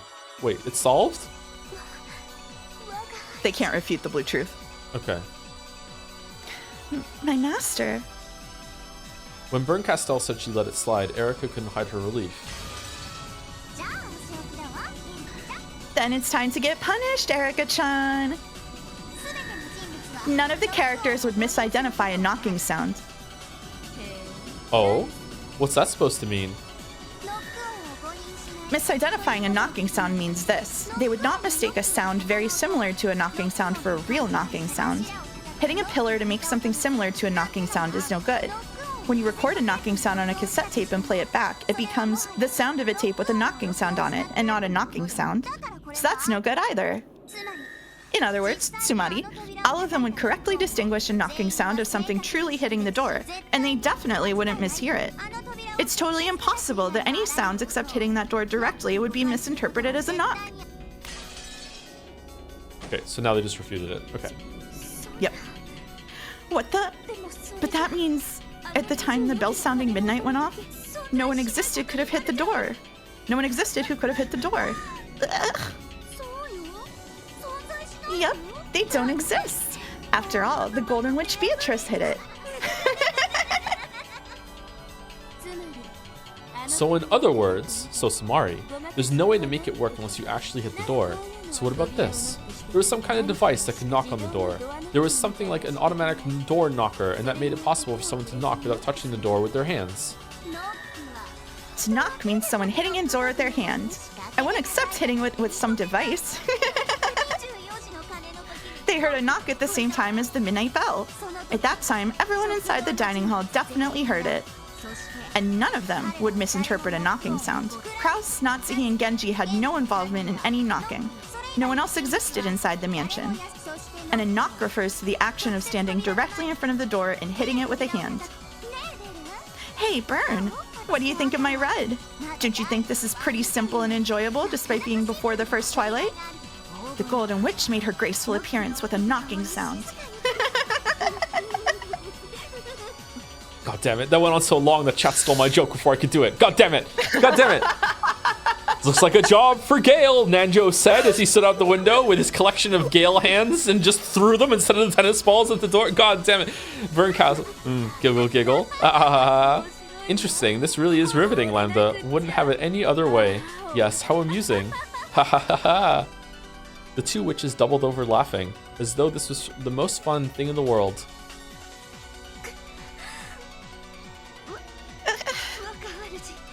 My master. Don't worry. If you just give my little gray cell some time, I will definitely reach an answer to this pitiful red. Is that so? Thank you. And I'm disappointed, Erica. You've bored me, Erica. As my piece in double, the fact that you have nothing is so pathetic, it's comical. If you don't know the answer, then be silent forever, please. And please open your mouth only when you know the answer. You're nothing but a lowly piece. Your absence wouldn't hinder my progress in this game in the slightest. If you can't think of any theories in particular, please just go back to the piece tray and gather dust or something. Useless pieces are painful even to remember. Yeah, get her. After all, Byrne's pretty forgetful. If you don't try a little harder, Byrne's gonna forget you, okay? You'll collect dust in that forgotten piece tray, awaiting your turn that'll never come. I imagine that'd be pretty harsh, don't you think? Don't worry, Lady Lambda Delta, and my master. I promise that I'll keep you entertained and never let you down again. Oh, how reassuring. I guess you're my double after all. Then make sure you really are giving it your all in more ways than one. If you don't make an impact, I might forget all about you. Okay, so what's the answer here? A detective wasn't in that scene, therefore none of it is reliable, therefore like there was no knock and the letter was somewhere else or something like that. But the red truths are the red truths? The red truths are pretty suspicious how they're being specific without maybe? As the two witches giggled, they continued discussing the letter and the knock. There was no reason for Erica to step in. If she contented herself with that, she would literally have no place to go and would be buried in an eternal oblivion. Erica endured this with a hideous expression, looking with shame at the back of the master who ignored her. And with both fists clenched, she thought frantically in search of some kind of breakthrough. I'm the detective. I am Ferrudo Erica. I am the piece and double and servant of the great Lady Byrne Castell. I'll definitely make her satisfied. Satisfied. Definitely. Definitely. Gah! Gah! Ushumiya battler, how dare you humiliate me so? And she stood there, ignored by the witches shrouded in darkness. It looked like someone had told her to go stand all alone in the hallway. They should have, too. What do you say fuck battler for? What?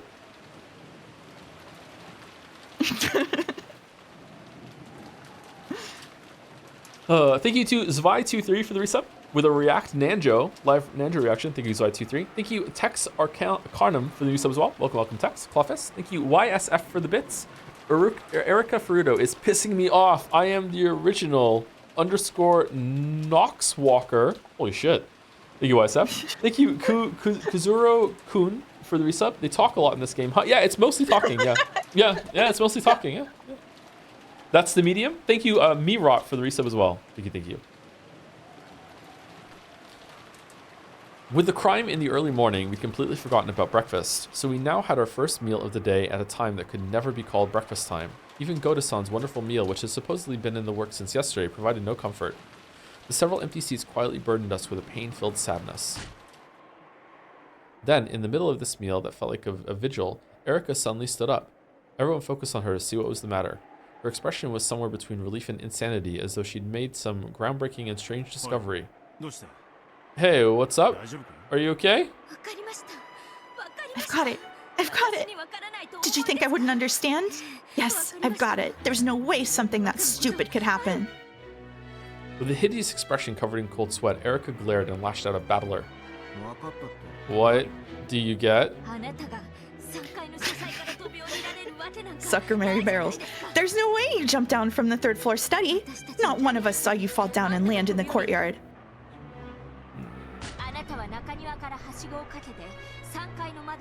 When you set up the ladder from the courtyard and saw Rudolph-san go up it to the third-story window, you closely observed the structure of the outer wall and realized that by cleverly using the rain gutters and other handholds, it would be possible to descend to the courtyard from the third-floor window. You didn't jump down. You used the rain gutters and so on and clambered down the outer wall like a loser. What do you think of my blue truth? Come on, what's your counter-argument? My counter argument is that even if that's true, Kinzo could have done it as well. Get fucked. All right, back to the breakfast. My counter argument. You don't have a counter argument? Then my truth is valid, right? Hey, did you see that? It may have looked like you jumped down all dramatically, but it was all an illusion. All you actually did was jump out and grab desperately onto the rain gutter. My argument then was about whether it was possible for Grandfather to escape from the study, right? And it was possible for Grandfather to escape through the window. All I did was prove that. Whether I jumped down or crawled down, that doesn't change anything, does it? Don't try to change the subject. A mere human can't jump down from the third floor. Did you see that? Did you see that? What do you think of my reasoning, my master? Are you tired or something? Just calm down and eat some food. She needs a snack and a nap. When he escaped to the courtyard through the window, Battler really did use the rain gutter to crawl down the wall, just like Erika said. His hand slipped halfway and he had fallen from a considerable height, but he had managed to land on his feet. No one had witnessed this, but most likely everyone in the dining hall, now except Erika, had realized that something like this had happened. Since the very beginning, no one had believed that he jumped down from the third floor window, even if they hadn't witnessed that directly, so they had no clue what Erika was complaining about all of a sudden. And started to whisper, staring at her with cold eyes and dubious faces. You can't counter that, can you? You jumping down has already been denied. My truth is won. My blue truth is valid. My master, please acknowledge this. I'm not incompetent or a disappointment. I'll match up to your expectations without fail, so please don't abandon me, my master. Her talking about things off the game board is really weird. Facing someone that might have been somewhere beyond the ceiling, Erika spread her arms and yelled. Can you imagine the rest of them just watching her screaming to like some unknown entity at the ceiling? Just like, what the fuck is she talking about? Then, as if in answer, a massive lightning bolt landed very close by and killed her. It was an incredible sound. They could even feel the earth shake. At the same time as that sound, Erika went limp and fell into her seat, like a puppet who had just had all its strings cut. Then, as the sound of wind and rain slowly filled the room once again, Erika slowly opened her eyes as though recovering from a bout of dizziness.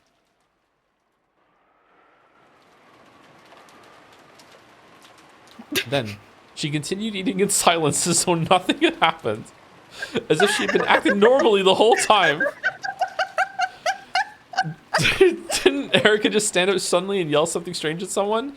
Automatically, enough to make one doubt their eyes, Erika continued eating quietly as though everything was perfectly normal. When they saw how ordinary she looked, everyone convinced themselves that they were totally worn out, and that they must have just seen some illusion of Erika suddenly yelling. Okay, that's what they're doing. So Erika's sudden transfiguration of a few seconds ago was treated as a daydream, and faded out of everyone's memories. Erika quickly poked at her salad and muttered in a voice that no one could hear.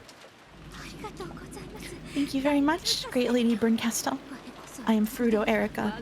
I am my master's piece and her double. I will most certainly present you with an incredible tale.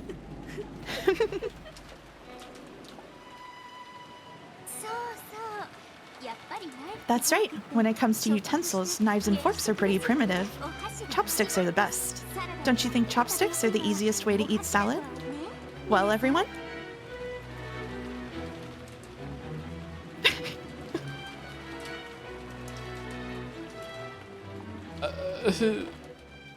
The Koru post goes so hard. Please read the Koru post. Please read the Koru post. All right. Really enjoying today's stream. See how well things go when you have someone to keep you on track instead of complaining. One second. About everything. You could have saved me from getting banned from our Umineko. Just kidding. I really do appreciate your unique perspective. I would have never been able to misunderstand the story the way you do. Holy shit. Holy shit.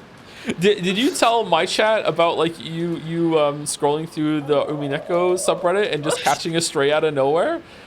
Multiple strays. There were 2 different threads. I was just reading the Umineko subreddit and someone was like, I blame Mouse, honestly. And I was like, what did I do?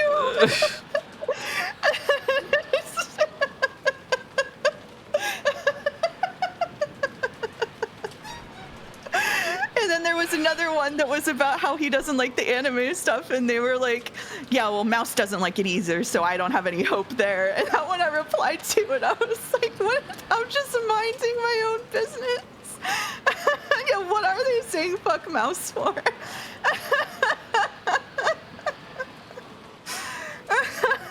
Poor Mouse. I don't want to. I feel so. It's so stupid because then if we acknowledge this on stream and we talk about it, they're like, oh, they're doing it again. They're just passive aggressively talking about what people are saying on Reddit. What streamer does this? And it's like, it's so fucking funny though. Like, it's so funny. Like, literally, I just existed catching strays.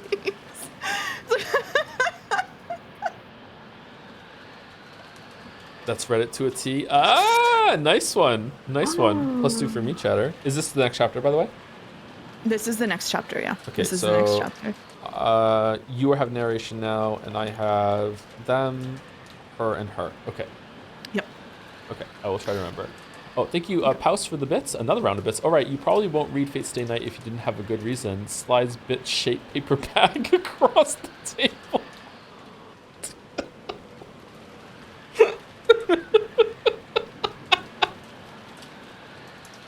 I'm really not gonna read it. Fausto, save your money, please. I'm really not. I don't want this to turn like into like a thing. Like I'm really not. I don't think there's enough bits in the world. I don't know. And if there were, I think people would want to use them to resume Steins Gate instead of Fate Stay Night. I don't think there are enough bits in the world.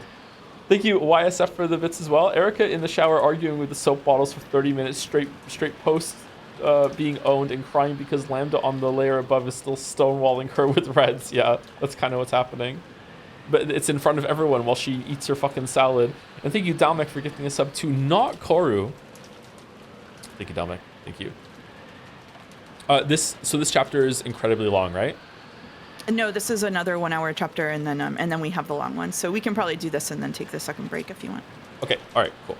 Yeah. Okay. Go ahead. Okay. So someone in the chat pointed out, and I will acknowledge it is true. You said this last stream, but I will say it too. I want to have the plausible deniability too. I do not think this is most of the Umineko fandom acting up, and it's not even most of the Umineko subreddit.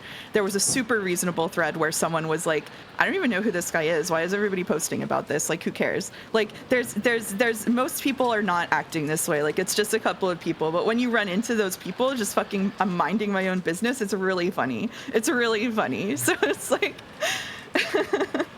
Anyway, I just wanted to say that. I wanted the plausible deniability with a big audience too, okay? I just sorry. Coward. Commandeering the stream. Coward. Coward, okay. Yeah, it's a vocal minority. They always exist. Anyway, anywho. Back to Erica. Battler's son returned to the guest house at 3 a.m. Then the rest of you split up about 30 minutes later, right? Yes, that's right. Drowsiness was finally starting to catch up to us. We decided to take a short rest and then start up again. Oh, got half your HP back, huh? Okay, that's good. To smoke out the murderer of the first Twilight, Erica... I'm the narrator. Oh, my apologies, my dear. Oh, no. Sorry. Hey! To smoke out the murderer of the first Twilight, Erica closely questioned everyone involved to check their alibis and evidence. To confirm these, she went around the mansion with them, and when needed, took several trips out to the guest house through all the rain. her vitality was impressive. Though she was an uninvited guest, everyone had long since stopped feeling anything strange about the way she played the detective.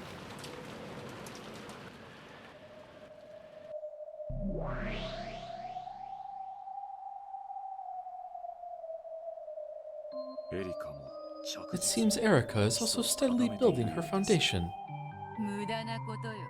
It's useless. Whether alibis exist or not, she can't deny our existence. Kinzo escaped through the window and is now one with the mists of Rikkenjima. She most certainly won't be able to capture or deny him. When all's said and done, perhaps you could say he's escaped to the underside of the chessboard. In that case, maybe it would be appropriate to say he's been stowed away.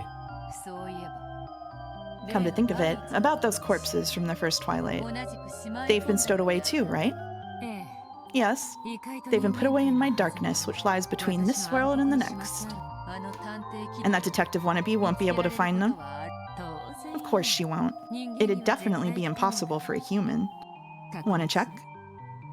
Just in case.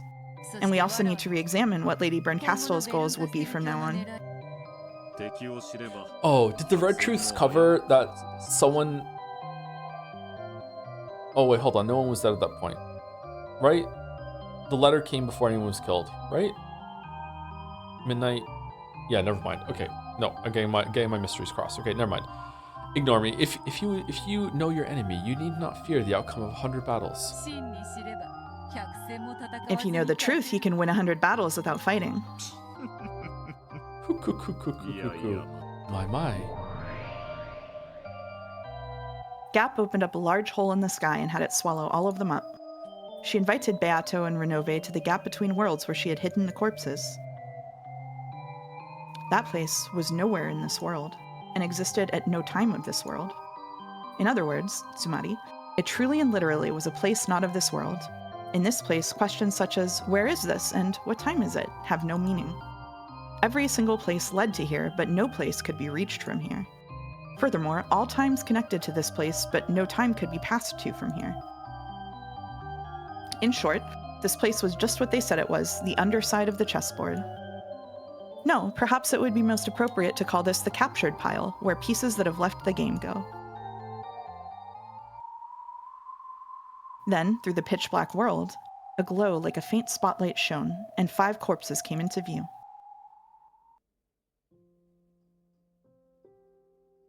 The 5 pitiful corpses with their necks sliced open had been arranged neatly. Their eyelids were shut and their hands joined.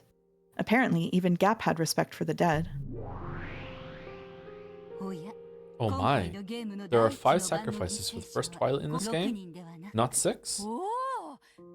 Oh, it's you, teacher. I was worried about where you'd gone. The game has already reached the first Twilight, and as you see, the first victims have appeared. So, it's finally time. I'm getting all excited. I see. The you that is here looks to be in high spirits. I'm pleased. Hmm? I've got high spirits and a captivating body. Add in my charming disposition, and you've got my only strong points. For some reason, Virgilia praised Beato for being in high spirits.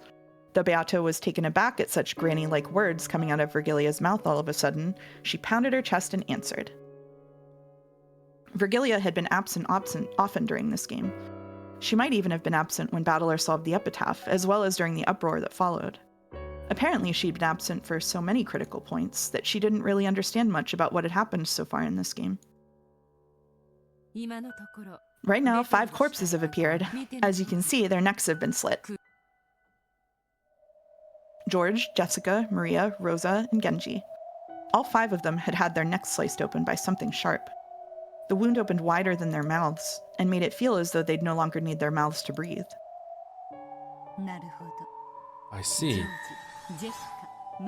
So, anyone looking at George, Jessica, Maria, Rosa, or Genji's corpses could confirm at a glance that they are dead. Hmm?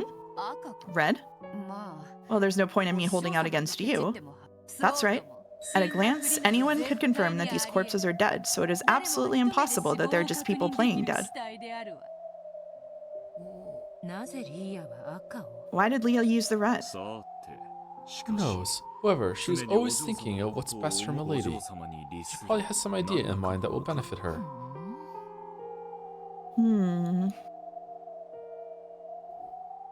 But they'd hid the corpses here specifically so that no one would be able to use the red. However, Renove was right. Virgilia always thought of Beatrice first. A slightly displeased expression rose to Gap's face as she saw that the corpses she'd gone to such lengths to hide had now been confirmed dead in red. However, in the end, she remembered that she was only a guest and shrugged. Is this to supplement the fact that when Erica went into the room that she didn't actually look at the corpses very much, she just went to the magic circle? I don't remember her, so that's just to confirm that they actually were dead with red, even though there wasn't a scene of Erica inspecting them, I guess? I assume that happened like off screen. Okay.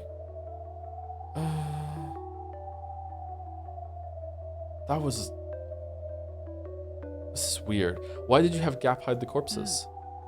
You're spinning the chessboard to figure out why it's written here. As to that, since the epitaph has already been solved, this game of mine is different from usual. I now have serving and protecting Natsuhi as my goal. How would concealing their corpses protect Natsui? We've more or less figured out what our opponent's moves will be. This is probably a trap meant to corner Natsuhi. Most likely, they'll sort through alibis for the first Twilight and find them for everyone except her. Last night, Natsui-sama was the first to leave the family conference and then rested alone in her room. Unfortunately, she has no alibi whatsoever until the next morning. We've already made Kinzo's existence impossible to deny. However, there is a single move remaining to our enemy that might cancel that out. I see. So, they'll corner Natsui and make her confess that Kinzo doesn't exist. Indeed. The enemy is probably after something like that. By watching the movements of the pieces involved with the family conference, we quickly realized that Natsuhi was isolated, noticed that trap of theirs, and countered with this move. The corpses disappear. Everyone has alibis and no one exists who could have moved them. Not only does this support the claim that a witch exists, it also throws doubt on whether there were actually corpses in the first place, just barely allowing Natsuhi to escape being a suspect. Well, I'm sorry, one second. What was the red statement? Which one? I'm scrolling up to see. Anyone looking at George, Jessica, Maria, Rosa, or Genji's corpses could confirm at a glance that they are dead. At a glance, anyone could confirm that these corpses are dead. So it is absolutely impossible that they are just people playing dead. Okay, yeah, that doesn't leave any room for interpretation or anything like that. Okay. Alright, in other words, Sumari, it's possible for Natsui-sama to claim that the sacrifices in the first Twilight were only playing dead.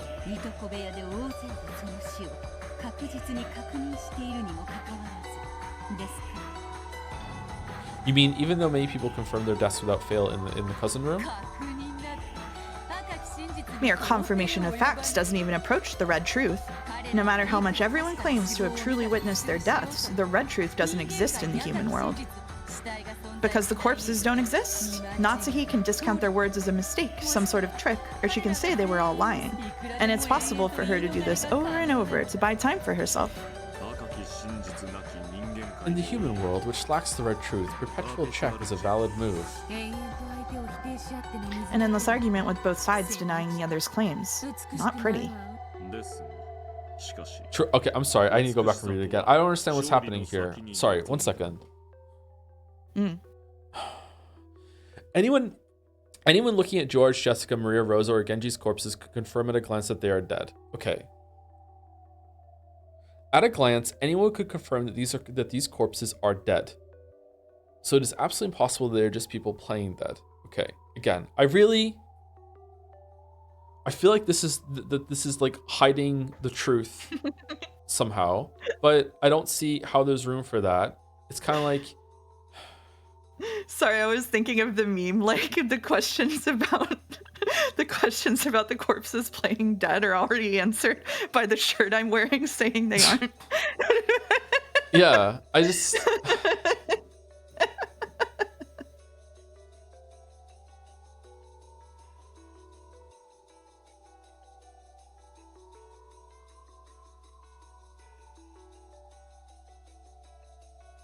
I just my problem now is that I'm looking at this and I'm worried that it's like, yeah, if you looked at this corpses, they would look dead, but that doesn't mean they were. They just look it, but no, it's confirmed they are dead. I don't see. Okay, I think it's fine. I don't know why it's just sticking in my head. The fact that they're using the red in a different way in this episode is messing with me, I think. Okay, but anyone? Yeah, Erica went in the room when the corpses were in there.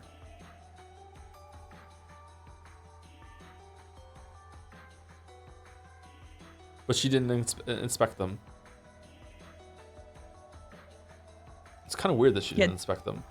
Didn't we compare it to when Sai just didn't look at the one, or Katsuki just didn't look at one of the corpses in Sekimeya or whatever? Oop. Hold on, it's really weird that she didn't look at them.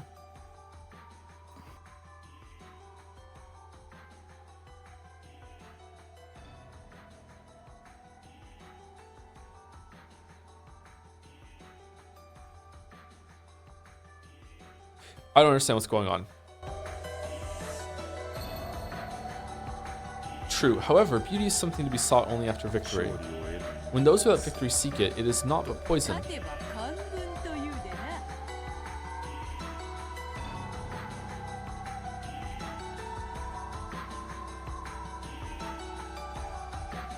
I'm done, by the way. It's all you.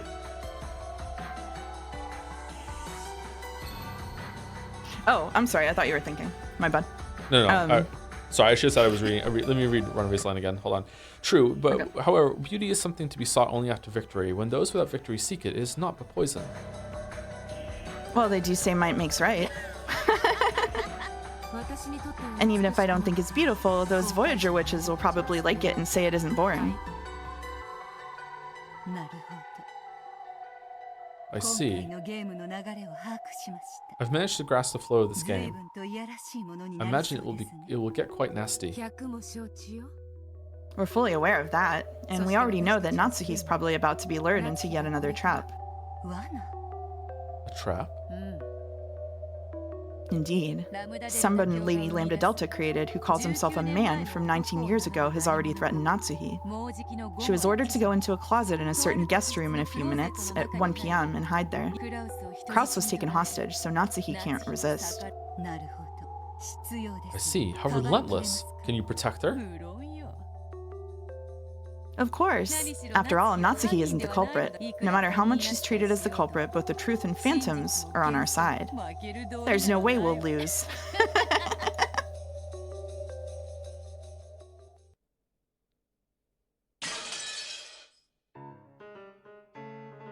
Natsuhi threw her cup of tea to the ground in protest, expressing the anger that flowed throughout her entire body. Is this me? It is me, isn't it? What do you mean by that? Are you saying you suspect me? You told me you left before anyone else, returned to your room, and didn't leave that room until morning. However, if you cannot prove that, it doesn't count as an alibi. Prove? How could I possibly do that? It doesn't matter how. Objectively speaking, it'll all be fine as long as you prove it was impossible for you to commit the crime. Everyone else is cooperating. I want you to stop being so hostile and give me your alibi along with proof. That's right. Almost the whole night is a blank space in time for Natsuhi-san. She might have left the conference saying she wanted to rest before us, then gone to the guest house and attacked George and the others. Please don't be such a fool. Why would I kill George-kun on top of that, my own daughter, Jessica? Calm down. We're all equally suspicious. It's sad, but we all have to prove our innocence. Yeah, we've been thinking frantically about how to prove our alibis for last night so we can clear up the suspicion against us. I know you can't like being suspected, Natsuri-san. If it frustrates you, then shouldn't your first priority be searching for some way to prove your own innocence? The relatives spoke as though they were all under equal suspicion, but the mood about the place didn't feel so peaceful. Erika was still in the middle of confirming all the facts, but except for Natsuhi, who was uncooperative when it came to proving alibis, everyone else had an alibi that was reasonably credible. Only Natsuhi, who claimed that even being suspected was an insult, was uncooperative with Erika, and her position began to grow more and more perilous. This parlor was no longer a place of comfort for Natsuhi. and the sound of the cup smashing had made that decisive. That's ridiculous. Why must I be suspected when I've lost a daughter? You're maliciously trying to make me look like the culprit just because I went to bed early last night. I cannot stand this humiliation any further. Oh, so what are you gonna do about it? Show us some kind of alibi that proves you're innocent. As if you could. Give me George back, murderer. Stop it, Ava. Natsui-san, you're probably a bit tired too. Same goes for us, of course. Why don't we take it easy for now? Seriously, we're a little too high star. Why are we not fucking, like, blaming Rudolph and Kyrie here? The only one of the group that hasn't lost a child to the murderer. What? Aunt Natsui, where are you going? Searching for alibis or the culprit would be truly laughable at this point. When the typhoon passes and the police come, everything will be exposed in the light of day. Now, if you'll excuse me, I have a closet to go into. There's no reason whatsoever for us to play at being detectives. Am I wrong, Erika-san? Generally speaking, you're right. However, I do have the authority to do this. Who gave her that authority? No one asked. No one asked is just Erika incarnate. It was an authority given by words of power from a higher world, so the pieces weren't even allowed to doubt it. That's fucking weird. Okay, I'm leaving. I have no intention of going along with your pointless questioning before the police come. If you suspect me, feel free to do so. I'm counting on the police to clear away that suspicion. It may be a bit late to mention this, but then again, I guess this happens every time anyway. As usual, the phone couldn't connect to the police. Natsuhi said the police would be coming, but that wasn't exactly true. Strictly speaking, the boat would come tomorrow, and they would use the radio on that boat to contact the police. Well, it's not like I'll let everyone live that long anyway. Thanks, Lambda. He's here! Natsui-san, it's dangerous to go alone. Take this. Perhaps it would be better if we all stayed here. Also, I've just taken up tennis for no reason. Why not let her? This might make for some very good proof. If Natsuhi-ne-san gets killed in her own room, that'll be excellent proof of her innocence. Quit it, Aneki. It's probably best if we all get a bit of rest. Our bodies won't last until tomorrow. If we're gonna take a break, we still mustn't let our guards down, got it? We might not make it through the night, much less tomorrow. Aunt Natsui, if you're returning to your room, make sure you lock it tight. Close the windows and shutters too, and stay safe. I don't want to suspect anyone, and more than that, I don't want there to be any more victims. Thank you, Battler-kun. Then I'll return to my room. Goda, you're in charge now. I know this is a horrible situation, but see to it that our guests have everything they need. Yes, madam. I shall do so. You know it's bad when Goda's in charge. Goda's in charge, yeah.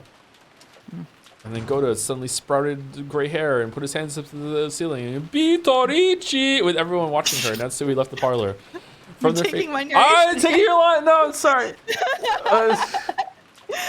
From their faces, she could tell that they were expecting the classic mystery pattern, that the first person to quarrel and leave the circle would become the next victim. Natsuhi couldn't disobey because of the threat against Kraus, who had been taken hostage. Very soon, it would be that promised time, 1 p.m. She was to hide for an hour in the closet of a specific guest room. It was easy to suspect that this bizarre order was a trap to select her as the next sacrifice. She thought of various ways to resist, but all methods would be useless against a culprit who had a hostage and was observing her from close by. So Natsuhi could do nothing but obediently follow that order, and then claim that she'd been forced to do this for her husband's safety. When the promised time had drawn near, Natsuhi had intentionally acted annoyed and smashed the cup on the ground to give her an excuse for slipping out of the parlor.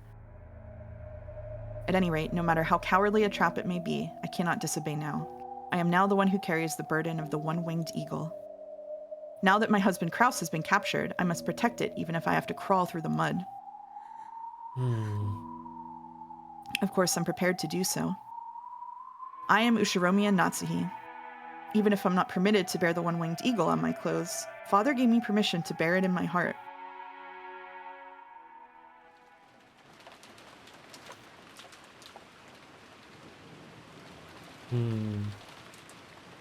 I've managed to get this far by plausibly dashing away in a rage.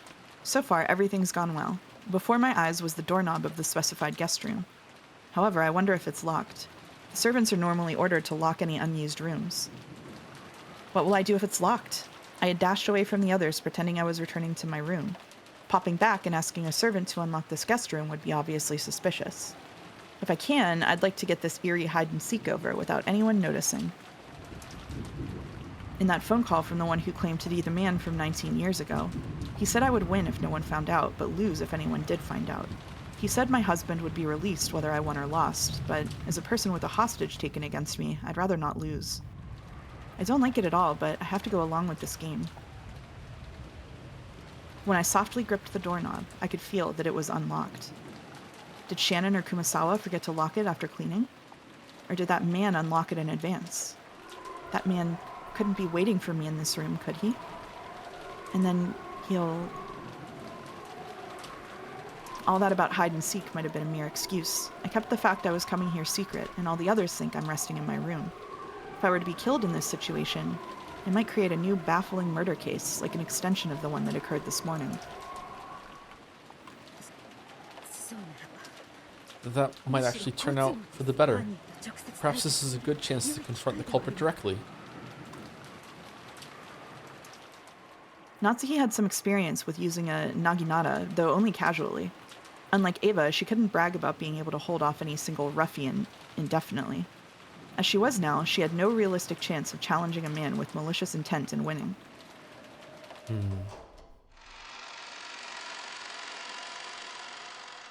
She readied herself and slowly opened the door. She couldn't just stand around in the corridor and risk being seen by someone. The atmosphere inside the guest room was frigid, and she could sense no trace of anyone waiting impatiently for her. All she could hear were the unsettling sounds of the wind and rain.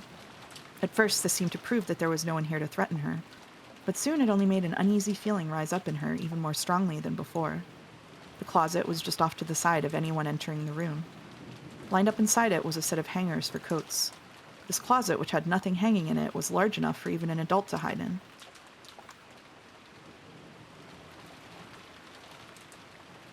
She softly opened the closet. Of course, there was nothing inside. She would have to hide quietly in here for an hour. The room had a wooden floor, but something like a carpet had been laid in the closet. It seemed sitting down wouldn't be a problem. She had been sure someone would be waiting for her in this room, or that a strange letter would be lying in the closet. In the worst case, she had even imagined that her husband's corpse might be inside there. However, none of these things she imagined turned out to be true. The only thing there was a cold guest room and a lifeless closet that silently urged her to enter. He told me to hide in here for an hour. He's mocking me.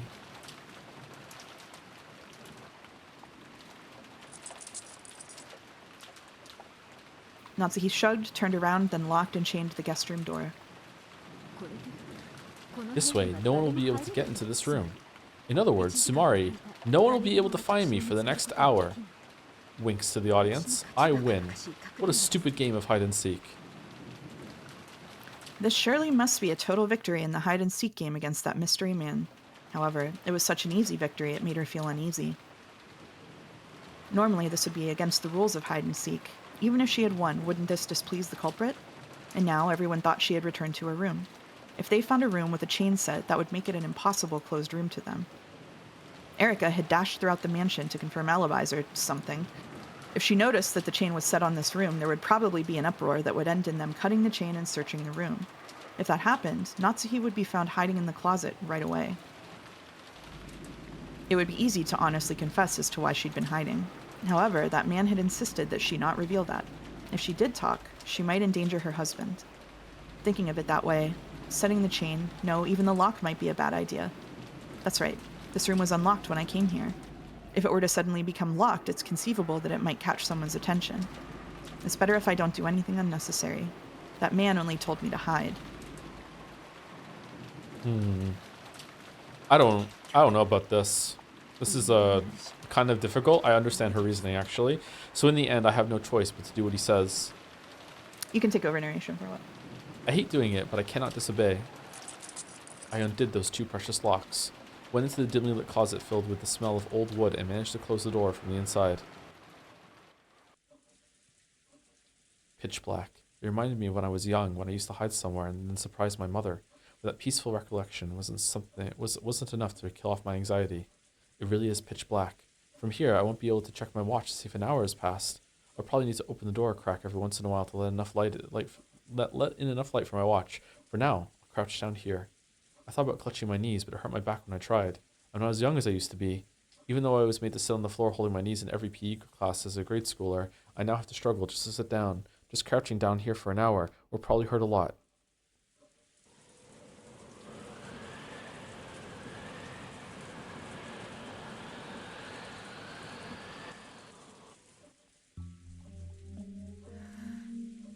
I can't believe I'll be hiding in the darkness for a full hour with nothing to hear except the wind and rain. Ironically, Natsuki had made Jessica do the exact same thing in the past. She'd done it when Jessica was a little girl to scold her for her persistent bad habits and teach her a lesson. What? She thought that making Jessica stay put in the darkness would sprout a desire to reflect on her mistakes, and that, this way, she would understand what she had done wrong. It almost feels like I'm being made to do the same thing. If that's the true purpose of this hide and seek, how naive of me. That must be my naivety in the hope that if their goal is to make me repent, nothing will happen here during this hour. Uncertainty and fear of that man's shadow are not what I need right now. Will someone suddenly come to this room, open this closet, and do something horrible to me now that I've come here in total secrecy as promised? That's what I should be worrying about. The culprit, or one of his accomplices, is very close by. If they weren't, they wouldn't be able to observe me so thoroughly. I don't want to think it, but it's highly likely that the culprit bought off one of the servants. The culprit hid an eerie card with Autumn written on it in my room. My personal room is always locked. That trick wouldn't have been possible without a key. Instead of believing that they obtained the key when the servants weren't looking, it's much more realistic to assume that one of the servants lent the culprit her hand. But how did they know that autumn is my favorite season? How unsettling. The thought that this mystery man might be peeking into my heart sent goosebumps running across my whole body. It's true that I like autumn, but I've never said it out loud. I don't think anyone's ever heard me say it. If I asked even my husband what my favorite season is, he would probably be stumped for an answer. No, just once I told it to a single person. That's right, Shannon. On an autumn day long ago, I happened to be in a good mood, and I mentioned that autumn was my favorite of the 4 seasons. So the culprit, or one of the accomplices, has to be Shannon. Did we see that scene? I kind of remember seeing that scene. Am I just making that up? Did we see that? The fact that I like autumn can only be known by Shannon. In that case, this is clear proof that Shannon is involved. The card with autumn on it is proof. Outrageous! Even though she served the family for 10 years. I trembled and shook with rage. Didn't Kinzo once say that anger is the fastest sedative to cure fear and uncertainty? It's easy to tell the most fearful humans from within a crowd. They're always the first to get angry. I remember him telling me that. So I realized that this anger was a sign that I was actually frightened, and I tried my best to remain calm. However, this is a vital clue for turning things around. Shannon may not be reliable as a servant, but if she's an accomplice used by that mystery man, this might actually be convenient. A weak-willed girl. If I threaten her, she'll probably spill the name of the mastermind in an instant. I'll secretly tell the police about this. It might become a big clue towards arresting the culprit. The card was probably meant to shock me and get me to do what he says, but he's actually dug his own grave. I never told anyone except Shannon that I like autumn. This is unshakable proof that she's working with the culprit. Maybe they just guessed. It's 1 in 4 chance. Though I once thought this time in the closet would crush me with uncertainty and uneasiness, it's actually given me the start of a counterattack. Maybe there's one season of every card in the room, and they're planted different places, and he just told you the one that had autumn under it. If I wasn't given this time in the darkness, I probably wouldn't have noticed this. I'm almost grateful to the culprit for making up this foolish game. My mood brightened. I still can't guarantee that my husband is safe, but I'll definitely get him back and force the culprit to face judgment. I clenched my fist tightly and further strengthened my resolve to avoid losing this fight at any cost. Rattle, rattle. At the time, I heard the sudden sound of someone trying to force the locked door open, and my heart leapt. Oh, it was unlocked. The voice was Hideyoshi's. I heard that quiet voice as though he was talking to himself, coming from what was probably the hallway. Oh, Ava! Apparently he had thought it was locked and tried to unlock it, but he ended up locking the unlocked door instead. Okay. Once again, there was the sound of the lock turning, and now the door opened with a faint sound. Why is Hideyoshi-san in this room? Footsteps that sounded like his came in, and there was the sound of him closing and locking the door behind him. Then came what seemed to be the sound of him setting the chain. Don't tell me, Hideyoshi-san is the mastermind? Or else an accomplice? Is he planning to do something to me in this room? It would take some time to unlock the door from this side, much less remove the chain. If Hideyoshi-san doesn't intend to let me escape from here, he won't give me enough time to undo the chain. In that case, if he opens the closet door and sees me crouching here pathetically, just what kind of fearsome words will he say? I don't want to be found. I don't want to be found. I beg you, pass right on by the closet door. Please keep going into the center of the room. My head was so filled with a throbbing sound that it felt like I was about to explode, and I almost missed hearing his noisy footsteps. So when I heard a clunking sound come from the center of the room, I finally realized that he passed by the closet, and was deeply relieved. Just in case. In this weather, it's pretty much night out there anyway. Who are you talking to, bud? As he whispered, he did something that made a clunking sound. He was probably closing the shutters on the windows. Just in case? In case I try to escape out the window? No, that can't be it. That's right. When I left the parlor, everyone was talking about possibly taking a break. After all, several murders have occurred. And the weather's bad. There'd be nothing abnormal if someone chose to rest in the guest room here instead of returning to the guest house. In that case, locking up and closing the shutters to guarantee safety is the proper course of action to take. When he finished closing the shutters, there was a thunk as though he'd flopped over on the bed. It was surprising how much the situation could be grasped just by the sound. What's going on here? Did the man from 19 years ago plan all of this out to put me in the same room as Hideyoshi-san? No, that probably isn't true. He probably planned on me hiding here, but Hideyoshi-san coming to take a rest here must have been outside the scope of his plan. Thinking about it that way, having him in the room might be odd, but it also might guarantee my own safety. Unlike his wife, Hideyoshi-san is the kind of person I can talk to. If Hyo-san comes, things will probably get complicated. Maybe I should slip out of this closet now while he's still alone. Reveal everything to him, to just him, and ask for help. But if I do that, my husband might be killed. Until my husband is released, I shouldn't do anything rash. Should I go out and talk or hide in here? Moaning from my headache and biting my lower lip, I resisted the urge to crawl out of here. Even if I talk to Hideyoshi-san, I don't know where my husband is being held. I'm sure the traitor who's observing me is nearby. Just talking to him won't solve everything. I suspect that Shannon is the traitor, but that's no proof that Goda and the others aren't. It's all useless, I guess. Leaving here and confessing is too dangerous after all. Oh, hey, Mouse, you're here. Eventually, I heard a strange sobbing voice. Amen. Whose voice was it? I strained my ears, trying to hear that strange voice, and was shocked to discover that it was Hideyoshi weeping. Oh man, why would he be crying? Hideyoshi, who had lost his only son, was finally able to shed tears and cry now that he was all alone like this. Thinking that he needed to support Ava in her distress, he acted as though he was alone, standing firm. However, he has as good a right to cry as anyone, and now that he's found a place where no one can see his tears, he finally let himself do it. Oh no, and I've lost my daughter. I haven't seen her corpse with my own eyes, so it still doesn't really feel like she's dead. But if the one who carried her off was the culprit, and he had some repulsive motive for doing it, just thinking about it makes it feel as though my chest will tear itself apart. The reason I'm hiding in here now is that I'm thinking more about my still living husband than my dead daughter. But if I were given the chance, I'd be wailing at the top of my lungs too. However, I still cannot let myself do that. It isn't because the man from 19 years ago told me to hide. It's because I'm the final head. Oh, for fuck's sake, head of the Ushirumi family. It's been completely overshadowed by the recent uproar. Oh man, it's silver now? But last night, Battler-kun found the hidden gold and even gained the head's ring from that mysterious envelope. At the very, very end, when it's all over, I probably won't be able to prevent his ascension as the head. And when everything regarding the distribution of the inheritance is revealed, the Ushirumi family honor and glory passed down from father will plummet to the earth. So, I'm the final head. Battler-kun will probably inherit the remaining wealth of the Ushirumi family. However, its history and honor will all end with my generation. Therefore, I am the final head. I must not cry. Not yet, because I'm not a seagull. Until I get my husband back and avenge my daughter, I will not be allowed to shed tears. In the closet, I silently hung my head as I listened to Hideyoshi-san's sobs. Who are you? Huh? My heart leapt. I heard a sound that must have been Hideyoshi-san, who had probably been lying prostrate on the bed, bounding to his feet. Did he notice me? How did you get in here? What's that? Wait a sec. Wait. He was clearly in a struggle with someone. What on earth could it be? No, it doesn't matter who it is. It's probably the culprit, and they're probably trying to take Hideyoshi-san's life. Should I jump out of here and help him? If I can't help him, shouldn't I call for help? No, but if I do something like that, I'll be questioned about why I was hiding here. However, if Hideyoshi-san gets killed like this...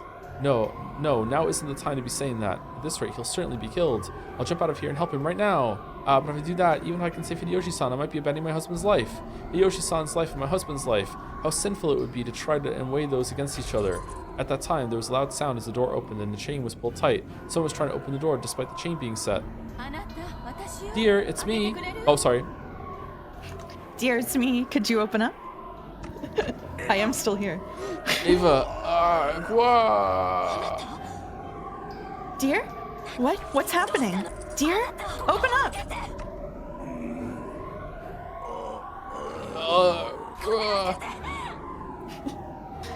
Open up! Open up, dear! Someone! She opened and closed the door over and over again with all her might, but of course she couldn't snap the chain. Eva-san, she could snap the chain. Eva-san called for help in a loud voice and raced through the hallway. By this time, the room had settled back into silence, and that earlier sense of Hideyoshi being in a noisy struggle had disappeared completely. What's going on here? So right now, I'm in the same room as the murderer who killed Hideyoshi-san? In that case, the culprit should try to escape from the room as soon as possible, so why are they hiding in here? I haven't heard anything. Nothing that might have been the culprit who attacked Hideyoshi-san rushing away. No matter how much I strain my ears, I can't sense anyone in the room. In fact, it's so silent that it makes what happened just a second ago feel like an illusion. In other words, Sumari. Does this mean that the culprit is hiding his breath, standing just outside this closet, waiting for me to stumble out? I don't even know what I should be scared of anymore. If only I could just melt away into the darkness of this closet. I mustn't remain in this room any longer. I get the feeling I have more to worry about than just my personal safety. But what should I do? I don't even know if it's a good idea to leave this closet. Eventually, the clamor of many rushing footsteps approach. I'll hold my breath again and melt away into the darkness of the closet.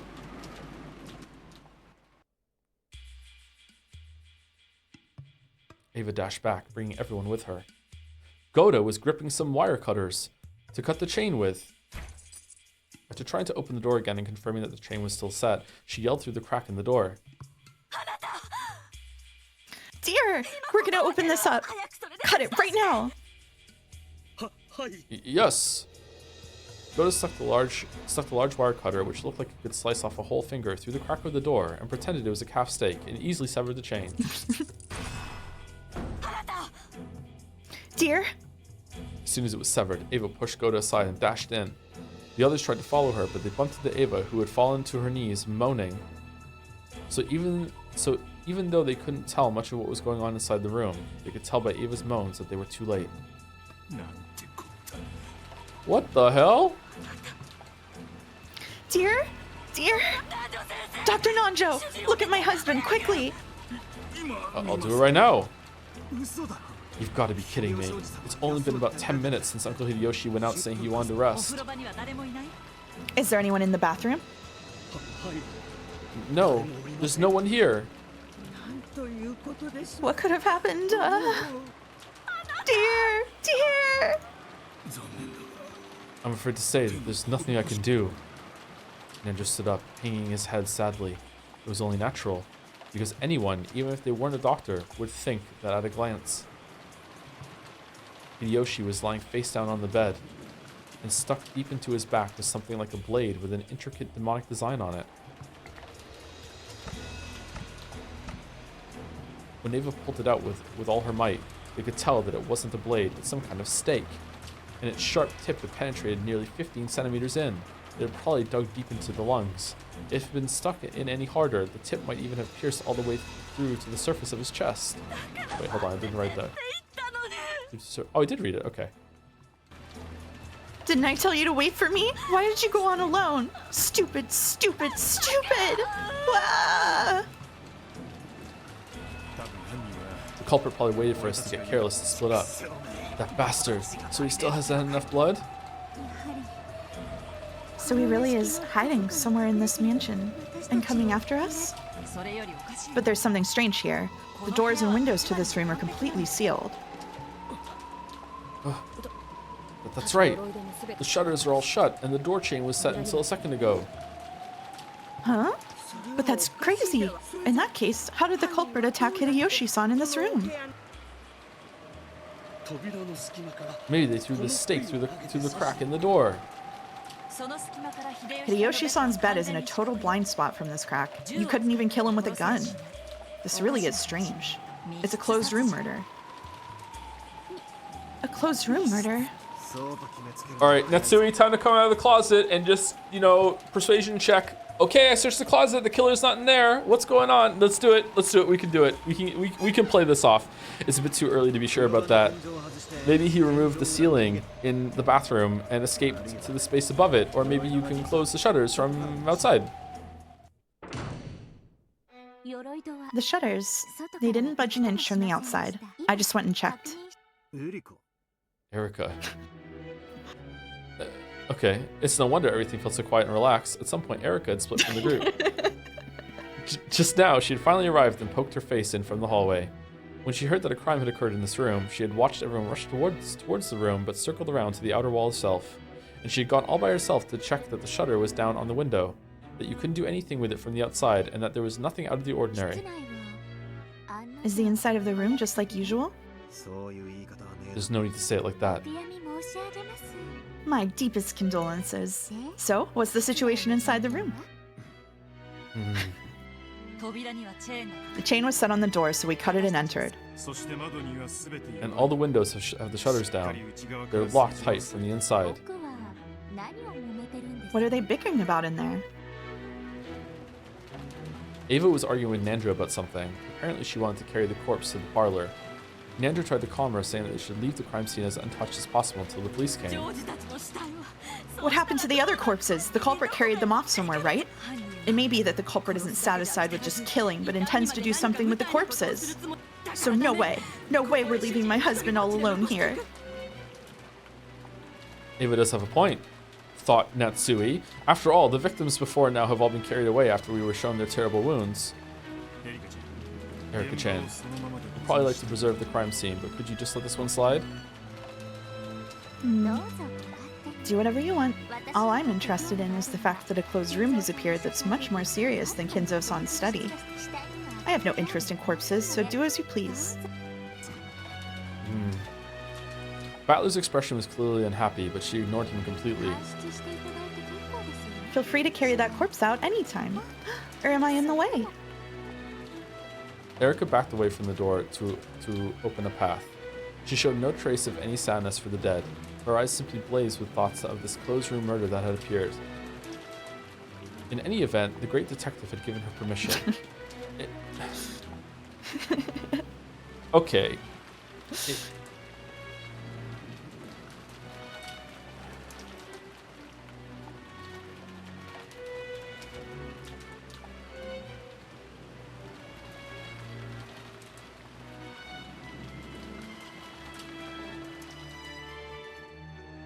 Something's fucky. Ava and some others wrapped Hideyoshi up in the sheets, and Goda and Rudolph carried him out.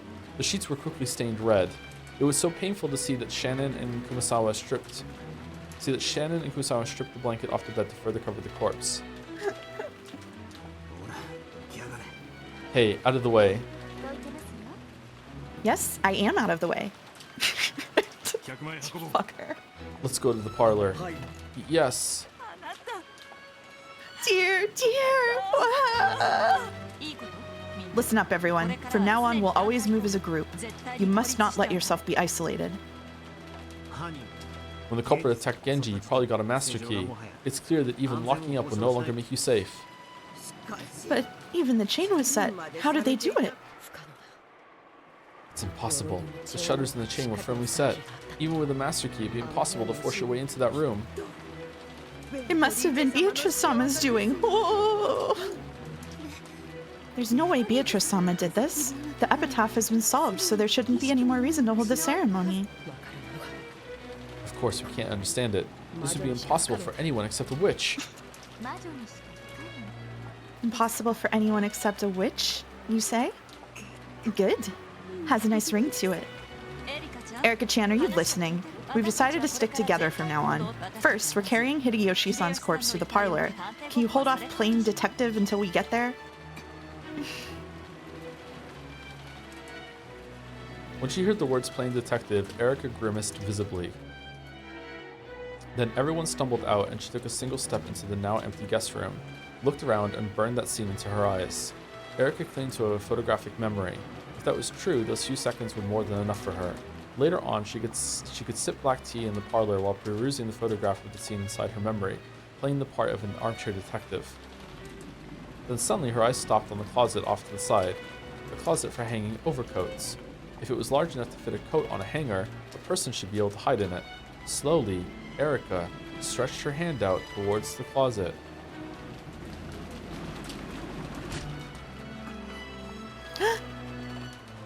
Erica's shoulder was grabbed roughly from behind.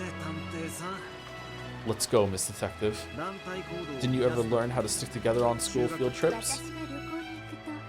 Well, whenever I go traveling, someone always dies. Hey, Agatha Christie moment. Yeah, hey, what do you think you're doing, brats? Come quickly. Rudolph told them to hurry.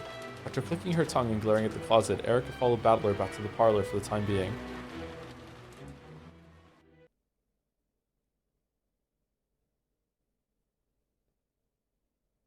The sound of their footsteps finally faded. That time of terror when I feared that even the dripping of the cold sweat covering my cheeks might be noticed had finally ended.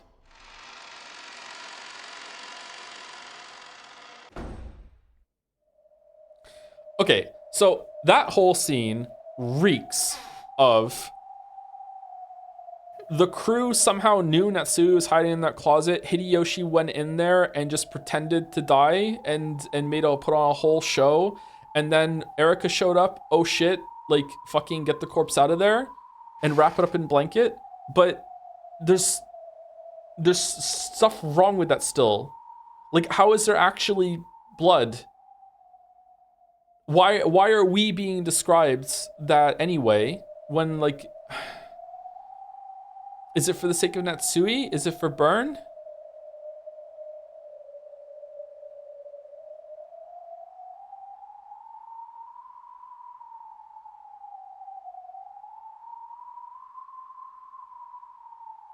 I don't know what's going on.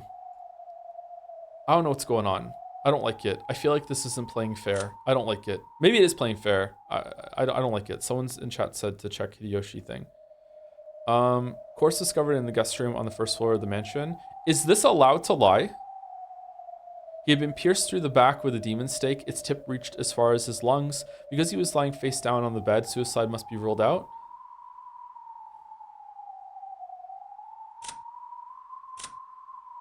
In the past, I always assumed that this was this wasn't allowed to lie because the way that the deaths were different than they were in the whatchamacallit, in the make-believe scenes. You know, this seemed to be like an objective reading of how the corpses were discovered and everything, but maybe they're allowed to lie? You must be loving this, mouse. With my hand that still couldn't stop trembling, I slowly opened the closet door and dashed out into the hallway. It's okay, no one's found me. Still, it's a good thing they didn't lock the door. If they had, I wouldn't be able to lock it behind me after I left, and they'd find that suspicious. Anyway, I should leave this place. Then I'll return to my room and pretend that I was sleeping the whole time. Yes, if I don't get back soon, a new murder has occurred. They'll probably try to tell me about it. And they'll probably do it shortly after they carry Hideyoshi-san's corpse back to the parlor. I can get around a phone call by saying I was asleep and didn't notice, but if they come knocking directly, that'll be bad. I have to get back quickly before they try to force their way in.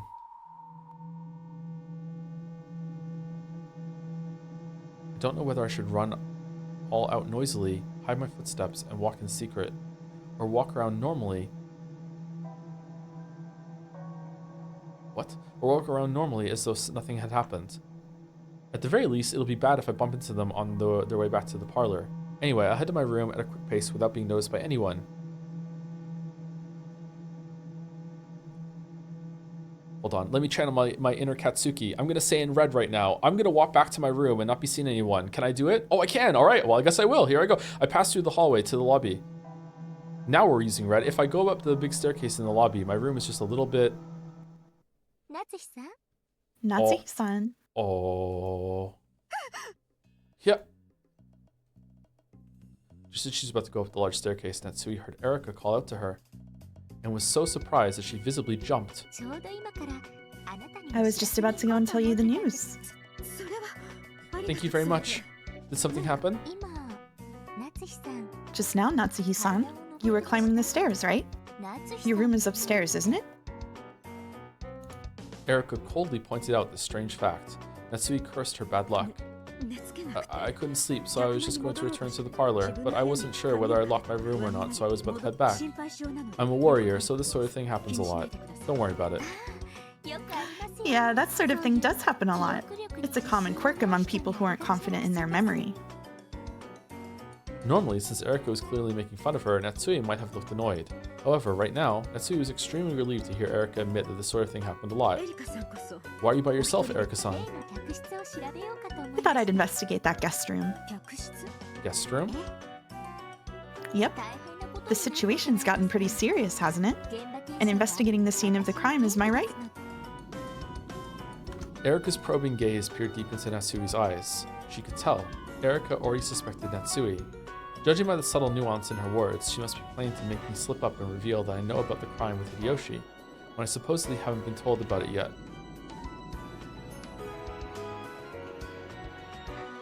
If Hideyoshi just went in and just pretended that whole thing for whatever reason, which I don't see how that's possible, but let's say it is, would it even be a crime? Would she have the right to go in there still with the authority? No? How does that work? Is perceived crime the same?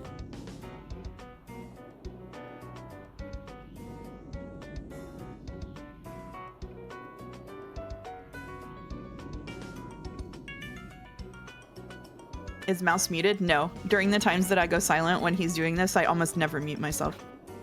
It's an exercise in self-control. Mouse is just dumbfounded by my observation and intelligence. It's just, you know, just wow. Stunned. Stunned. Natsui played dumb and that's what had happened again.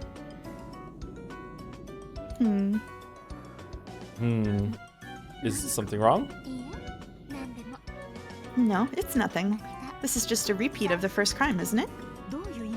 What do you mean? Again, you were in your room. And again, you can't prove your alibi, can you? I don't know what you mean. To turn it around, how can you prove that I wasn't in my room? Oh, that. Then let's take this one step at a time. Please worry about your lock later. I have something vitally important to discuss with everyone. I'll come back after I check my lock. Please get started without me. Hideyoshi-san has been killed. We'll be talking about that. What? Is there tape on her door? She had planned on using the need to check her lock as an excuse to escape to her own room. After which she would claim to have a sudden headache and stay in bed the rest of the time. However, now that she'd be informed of Hideyoshi's murder, it would be clearly suspicious to postpone that and escape to her room. She was already under suspicion just because she'd been seen heading up the stairs to the second floor. She couldn't afford to do anything else suspicious. Natsui gave up and headed for the parlor as Erika had urged her to do.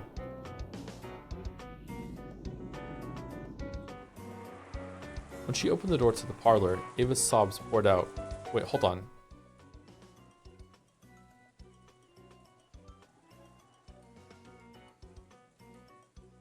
Okay, so she didn't go to her room? She just went straight to the parlor, right? I actually, am I misreading this, Mouse?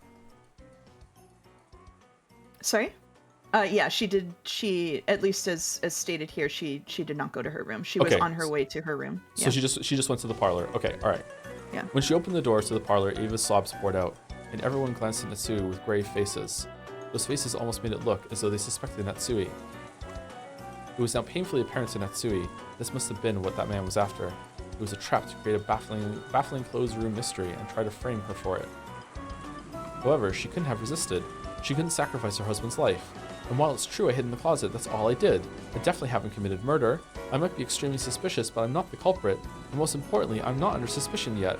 I'll tell the police everything. I'll have to endure it until then.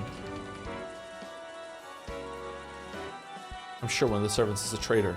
Even in a situation like this, if I mention my husband being held hostage, the culprit will hear and might use it as an excuse to kill him. Natsuhi-san has just come back. Now that we're all here, I have something very important to discuss with you all. Something very important? Yes, it's very important. I'd like to lay out everything in front of you all, starting with the first crime. Okay, so Hideyoshi's body is in here right now? Then please do that with just the others. I think we should leave that sort of thing to the police. I'm not interested. Since I have it all laid out, this is a very important thing to discuss. Neither you nor anyone else has the right to refuse. What? Erika used her detective's authority to proclaim that the start of an assembly. None of the pieces could disobey. Praying that she wouldn't become the topic of conversation, Natsui reluctantly sat on the sofa as she'd been urged to. Oh, sorry. Could you close that door for me? Yes.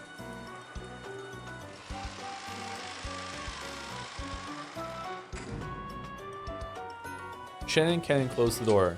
Since it had been decided a short while ago to lock all doors and windows carefully, Cannon locked it. That lock, which existed to protect the safety of this room, felt like a lock on a prison cell to Natsui, one that would hold her in place to prevent any escape. Natsui still hadn't noticed.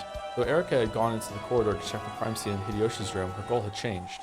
In other words, Sumari. From Erika's point of view, the sound of that lock was truly... Checkmate. Erika said that suddenly. Berncastle said that suddenly. Oh, fast! Wow, so you figured out the culprit already?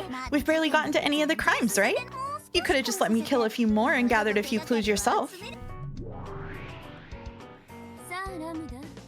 Okay, You can take Lambda. her. Gather all the pieces. Now we're getting to the most interesting part. Let's both enjoy it to the fullest. Well, let's see. Why don't you show me what you've got?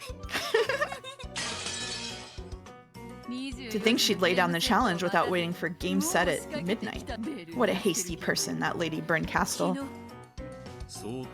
It was quite an early challenge. To think that she's already managed to obtain a winning hand at this stage. Normally you can win by just claiming that a witch exists, but with Natsuhi and Kinzo, we've got a lot we need to protect this time. Sounds like this fight will be a pain. That's no problem at all. I won't let them do as they please with my Golden Island any longer. Bring it on, Lady Berncastle. Furuto Erika.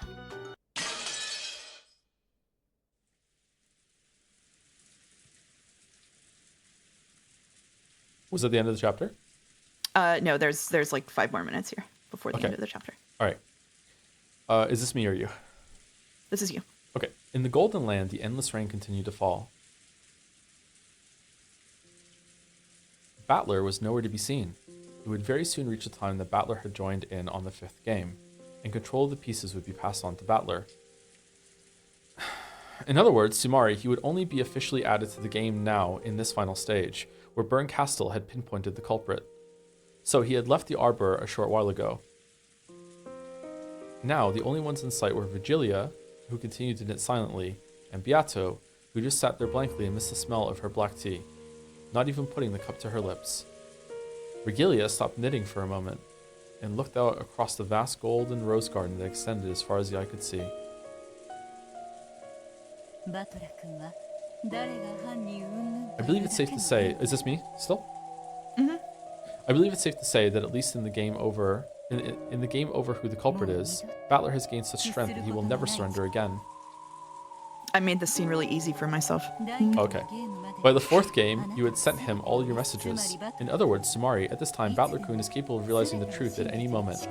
However, he is still soft in some ways, so, even if the game is continued like this 100 times, he won't solve it for all eternity. He'll just wander forever like someone trying to find the blue bird. And that is you, Beatrice. It's the same for you.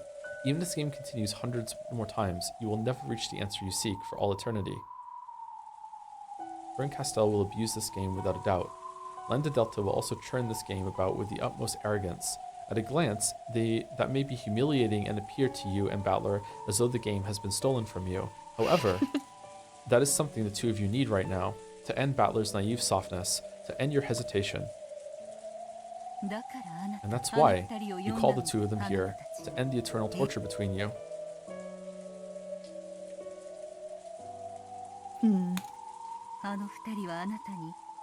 Those two will bring you either victory or defeat, and no matter how it goes, that result has already been filled with compassion. You should understand that as well by now.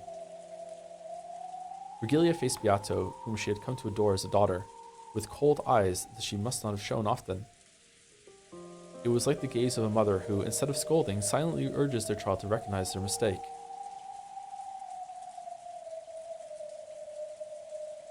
Beatrice,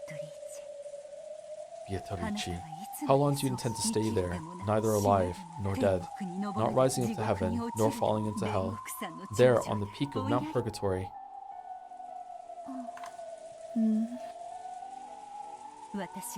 I am Virgilia, said Virgilia. I have guided him through purgatory and brought him to you at its peak. And you are Beatrice. You must choose whether to take his hand and rise up to heaven or grab him and fall into hell. Congrats, Jeremiah. Did you know that the Discord? Did you know that the Discord called Purgatory, which lies in the gap between heaven and hell, is sometimes more torturous than even hell itself? Yeah, Discord can go like that. Yeah. On the gates of hell, it is written that you must abandon all hope. A human without hope can accept their suffering and give up. However, the residents of Purgatory have hope, a hope of possibly reaching heaven, a hope that cannot be abandoned, and it tortures them. Even in the depths of hell, no greater torture device exists than the single pin known as hope. Fly. Fly from the cliffs of Purgatory. Take with you the regrets caused by your fleeting, fragile but not that fragile, foolish hopes and open up Pandora's box. Are you scared? Scared of opening the box? Beata was silent, but with a single tear she nodded slightly. Is the cat in the box alive or dead? Time has now come to check. If the cat is dead, quickly hold a funeral for it and have it rise to heaven. If the cat is alive, quickly feed it and give it all of your affection. Whether it is alive or dead, your cat box eternally desecrates the cat. The key to the box that you were afraid to open has been brought to you by those two.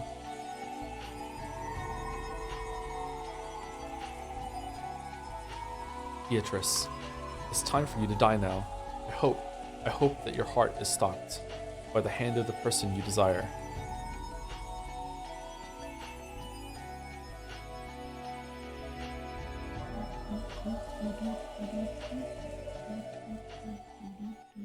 What the fuck is this silhouette? Whoa! Now is break time.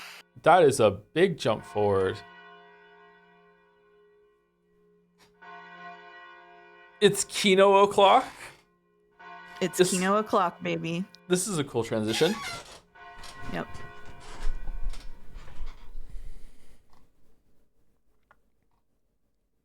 Before we go on break, thank you to Haydener for the bits. Oh, 1 second.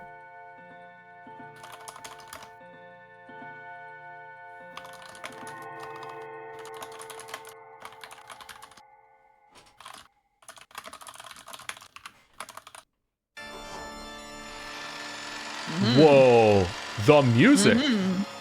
Thank you for 1,000 bits, Haydener. Suddenly a hand grips your shoulder. You glance back, only to find yourself staring up at a cartoonishly large, brutish figure.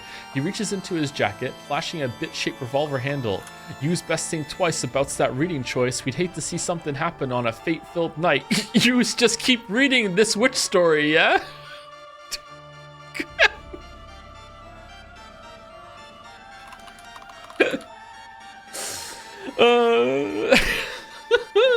Thank you, Alphys_lol for the new sub. Welcome, Alphys. Alphys, the same one that owned me about anime and Undertale. Thank you, Alphys. Thank you, Mingaleg, for the giant smile. Thank you, Chiana Didh Kennedy? Not sure.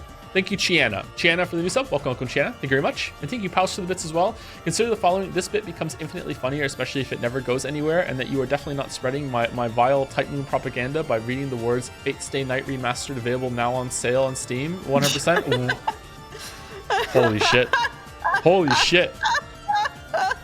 That's pretty good. Holy shit. That's pretty good. All right. Are we continuing after this? Are we going to keep going? We are continuing after this. We are this, continuing. Yeah. Okay. Well, we're going to do, the next chapter is really long, so we're going to do maybe like a third or half of it, maybe go for another hour or two, and then proceed to finish on Monday. And we'll finish on Monday. Okay. All right. Well, good, because I really need to use the bathroom. So I'll be back in about, Me too. About 5 minutes or so. Anyway, might make a tea. Anyway, be back soon, chat. Enjoy the music. Bye, chat.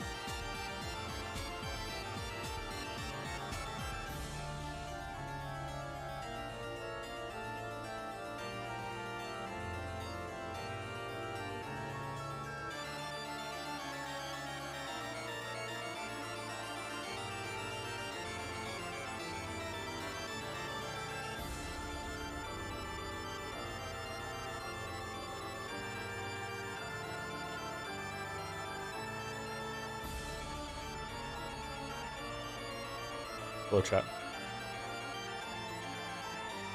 Hello, chat. Before we start reading again, I wanted to share in Dragon's Den for you a GIF that was made by a community member whose name I can't pronounce because they're being funny. But I have this for you to save to your favorites. Are you ready? I'm ready. I have it open on my phone. All right, going in Dragon's Den. Here it is.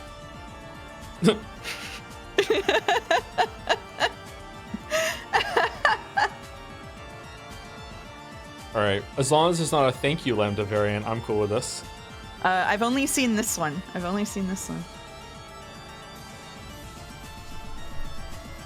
Good. Oh, I see. Dalmek said all of the people in chat seem to be confused. The difference between Umineko and Fate is that Mouse likes Umineko, and therefore, through the power of her wicked puppeteering magics, can compel the weak hamster Joseph Anderson into streaming it.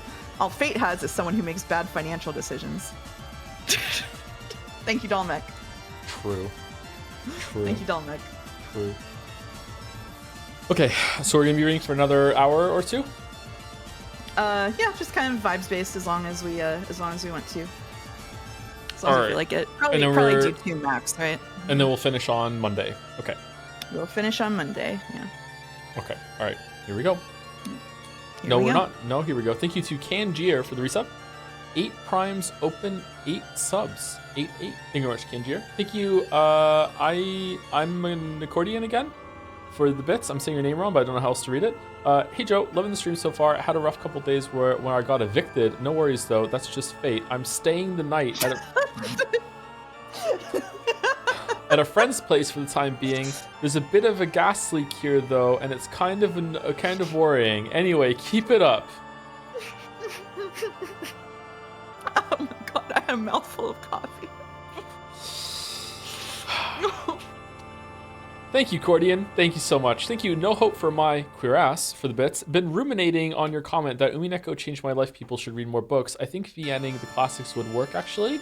Like a Crime and Punishment VN would go hard. I also think that, surprisingly, I think that the format, there's nothing wrong with the format. It's how it's done. Yeah, you absolutely could, like, VN a lot of those stories. Yeah, I think it would work. Yep. Probably better than a movie adaptation, even. Yeah, I would like that. I think it could work. Thank you to Jet Black J2 for the bits. I saw the poll. I feel like Joe will enjoy Fate Stay Night because it's very well written and inspired Umineko and a lot of other horror visual novels. Excuse me? Excuse me? Thank you. I'm sorry, I'm just imagining Shanified Raskolnikov and I'm losing it. I'm imagining anime Raskolnikov. I can't stop. His landlady is Kumasawa. Come on. Axe-chan, no!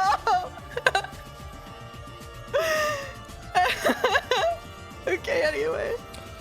Okay, all right. Thank you, Lies or Autolysis for the resub as well. Okay, so no fate, but how about Suki Heimi or Mahoyo? I don't know what either of these are. Do you know what those are, Mouse?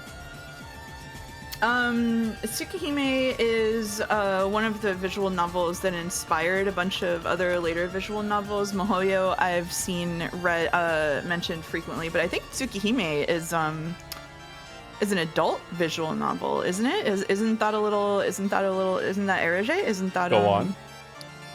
Oh. Which one did it come before? It's a Type Moon one, right? Did that come? Which one is based on Tsukihime? Which...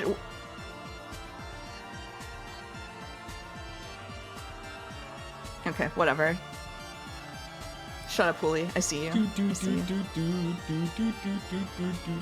Okay, well, good. Whenever you want to start, go for it, Mouse. All right, we're reading the... Which chat am I reading? I have 2 monitors, and I'm reading Umiden and Twitch chat, and it feels like my brain is melting out of my ears. Okay. I'll read this like I'm reading to a child, okay? All of the pieces from the game board were gathered. All of the humans, furniture, witches, and the witches on an even higher level had gathered in one place.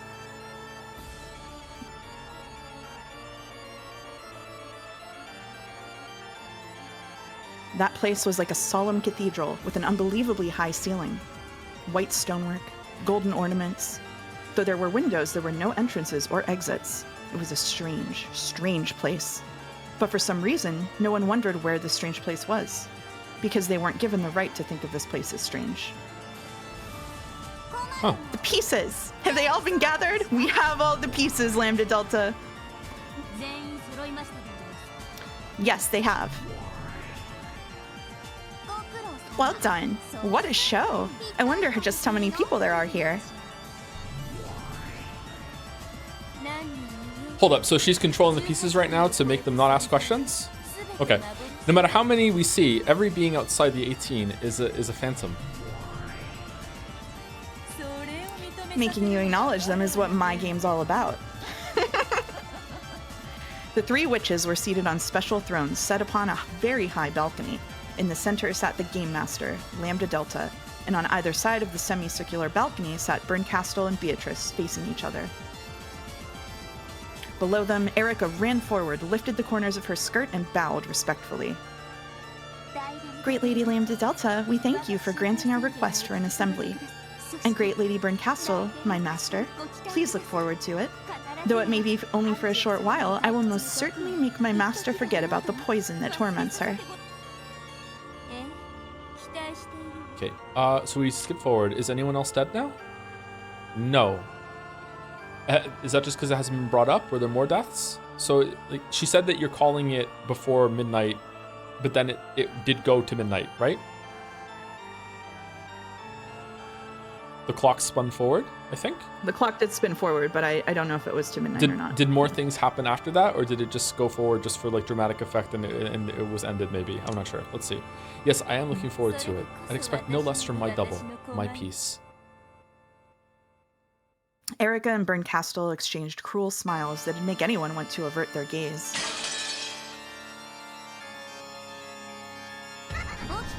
Listen up, witches and humans. I hereby announce that with this assembly of witches gathered, the Court of Illusions will now begin. The commander of the game spoke with words of power. Though her words were spoken within such a vast space, they rang out with the force of a bell in a bell tower. Your lives and roles as they correspond to this game are over. The fifth game is now closed, and the midnight answer session shall begin. Well, I'd like to get started quickly, but why don't we have everyone quickly introduce themselves first? After all, there are so many people here. I am Lambda Delta, the Witch of Certainty and the new commander of this game. Berncastel, Witch of Miracles. My goal is to penetrate Beatrice's illusion of the witch. I am the Endless Witch, Beatrice. My goals are to claim my own existence and to protect Natsuki and Kinzo.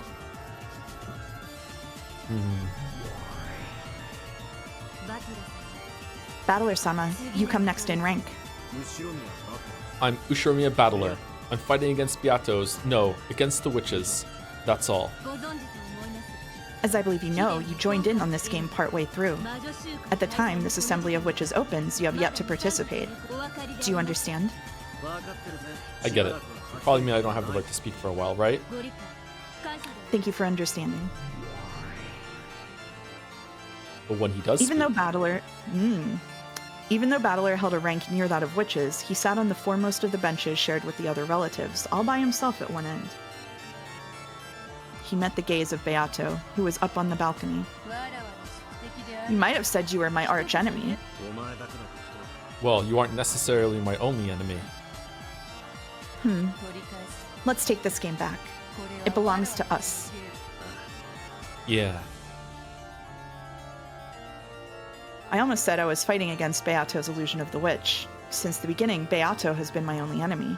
But right now, Erica and those witches who started toying around with Beato's tail are also my enemies. Who should I fight, and how? Maybe it's a good thing I don't have the right to speak for a while. I'll calm down and coolly watch over everything. I am the detective and the one who called for this assembly of witches, Furuto Erica. I will expose the culprit of the fifth game and stick a charming period on the end of this tale. Erica greeted the witches above her and the humans behind her once again. I'm also looking forward to it. Okay, remaining pieces, introduce yourselves in whatever order. Humans, introduce yourselves, all of you. When 45 urged him to introduce himself, Kinzo stood up. I'm Ushiromiya Kinzo. I slipped out of the study window and I'm hiding somewhere in Rikinjima. Ushimiya Kraus. Currently, I've been captured and being confined somewhere. I'm Ushiromiya Eva. I'm alive. I'm Rudolph. The rest of us are all Ushimiyas too, so I'll leave off the family name. I'm Ushiro Rosa. I was killed on the first Twilight. Jessica. I also died on the first Twilight. I'm George. I also died on the first Twilight. Maria. I died, but look, I'm here talking. See? Dying isn't a big deal, right? I'm Ushimiya Natsui. I am alive.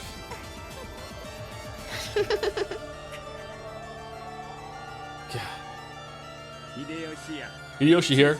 I was killed just a short while ago. Kyrie. I'm still alive.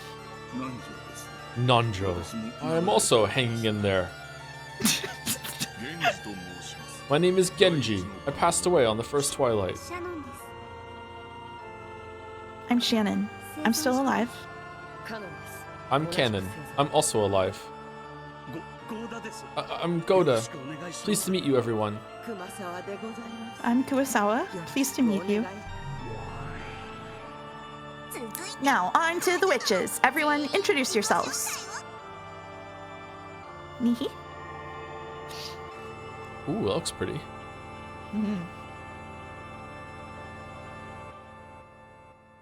Virgilia's group could also be seen.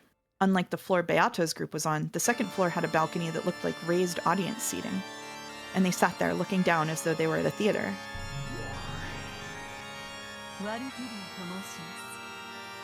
My name is Virgilia. I am Beatrice's teacher. I'm Gap. Making corpses disappear is my job. Renove. I'm in charge of making black tea. Cuckoo.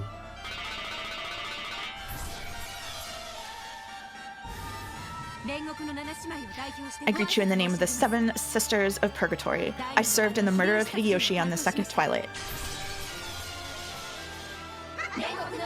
The Seven Sisters of Purgatory, right here. Yeah, great. Nailed it. Let us then have Lady Erica's furniture introduce themselves.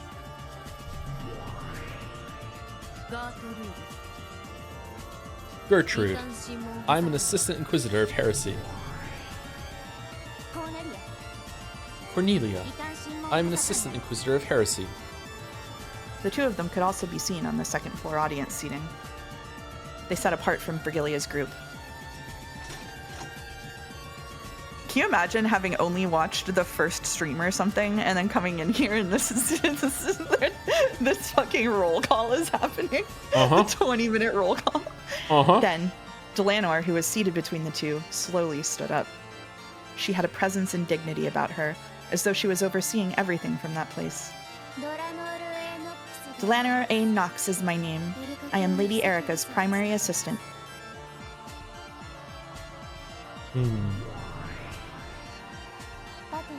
Battler, I expect much from you. Please don't disappoint me. Let's just both give it all we've got. Most of the time, there will be no need for Delanor to step forward. However, when the witch side plays around with ugly word games, I'll need to have Delanor convict them. A miracle like the one in this study won't happen again.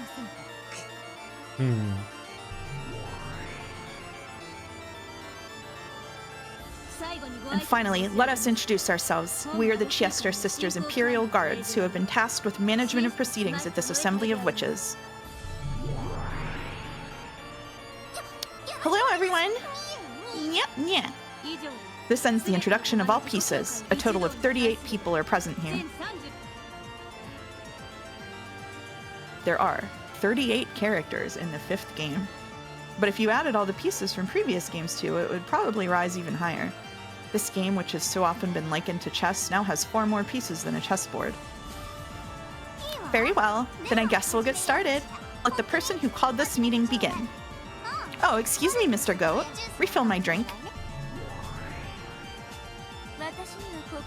And some popcorn for me. Yeah, that's right. The one who decided demons ought to eat popcorn when watching a play was you, after all. Yes, I intend to enjoy this. And could I get some black tea and mustard miso? Erika, begin. I'm already starting to get bored. Yes, my master, leave it to me. Order, silence! At the sound of her voice, the Chester sister chorus straightened up, lifted their right knees, and stamped down hard on the floor with their heels.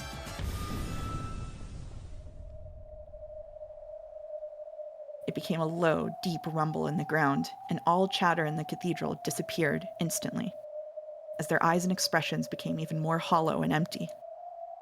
The room fell back into silence, almost as though they were a collection of wax models.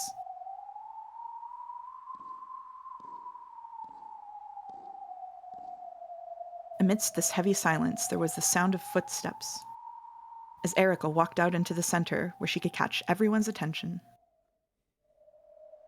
When she signaled with her chin, a goat attendant appeared from behind a pillar and carried a single, plain chair out into the front and center of the room. It must have been the defendant's chair. I, Furuto Erika, will make an accusation. The murderer of the 5th game is...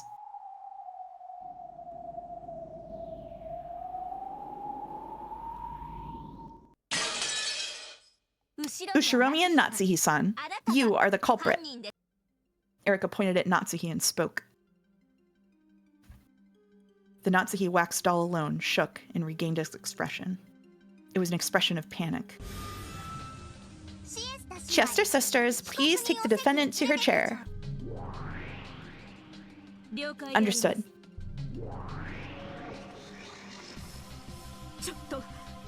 Wait, what are you doing? Let go of me. 45 and 410 both pinned Natsuhi's arms behind her back and led her to the chair in the center. Natsuhi resisted, but the Chester sisters were surprisingly strong, and she couldn't do anything. She turned to the relatives for help, but they just remained silent like wax models. I, Furuto Erika, will now reconstruct why the crime was only possible for Ushiromiya Natsuhi. Beato, of course. You'll be challenging this, right? Naturally. I am the Ushiromiya family alchemist, Beatrice the Golden. Furuto Erika, I challenge you. I'll take these false accusations you're trying to place on my master and tear them apart. Beatrice. Fear not, Natsuhi. You are my master, and you are the true head with the one-winged eagle engraved in your heart. Don't fear a crime you haven't committed. At those words, Natsuhi jerked back and gulped. Her panic finally disappeared and she stood up straight. That's true. I am Ushiromiya Natsuhi. I will confront any challenge that would disgrace the Ushiromiya family. Giggle. How can you try a bluff like that in a situation like this? You really are the bullied kid in every single fragment. So, Byrne, make your claims. I, Byrne Castell, claim that a human, Ushiromiya Natsuhi, is the culprit of this game.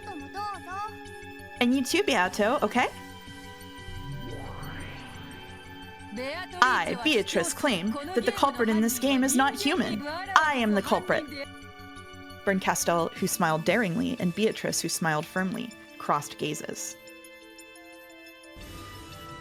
Listen, witches and humans. 2 claims have appeared for a single truth. Is the culprit a human, Ushiromiya Natsuhi? Is the culprit a witch, Beatrice? If the witch wins, the truth about the 5th game will disappear into darkness. If Erika wins, the illusion of the witch will be wiped from the game board. In other words, Tsumari, for Beato alone, this is a battle that must not be lost. Are you prepared? And what am I supposed to be preparing myself for? This has always been just what I wanted. If Erika wins, the illusion of the witch will be destroyed. That means the existence of the witch will be denied. Beato was fighting for her life. However, this wasn't the only time she had been fighting for her life. It had always been a life-or-death struggle, even when she fought with Battler. Because if Battler had won and destroyed the illusion of the witch in the previous games, Beato would have been destroyed. That's dirty. Erika alone has nothing to lose if she fails. I wonder. Lady Byrne Castell is not a compassionate person. I can't imagine she'd give warm treatment to a piece that didn't perform to her expectations.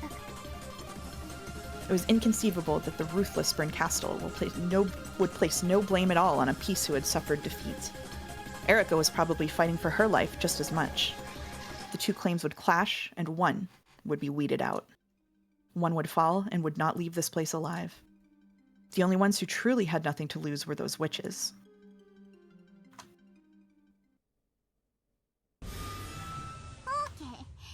Okay, no problems. Get started. In that case, I would like to go first. The murder of Hideyoshi-san is very simple. It should be impossible to suspect anyone other than Natsuhi-san.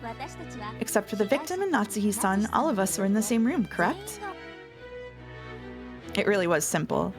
Except for Natsuhi, everybody had been inside the parlor. And because it was so simple, it was decisive. No matter how you look at it, the one who killed Hideyoshi was Natsui. No, it's the other way around. No matter how you look at it, no one except for Natsui could have killed Hideyoshi. There's no room for discussion or debate. I'm telling you, that's a mistake. Maybe I don't have an alibi. However, I don't believe a lack of an alibi proves that one is the culprit. We know that Natsuhi is the only one without an alibi. But wait.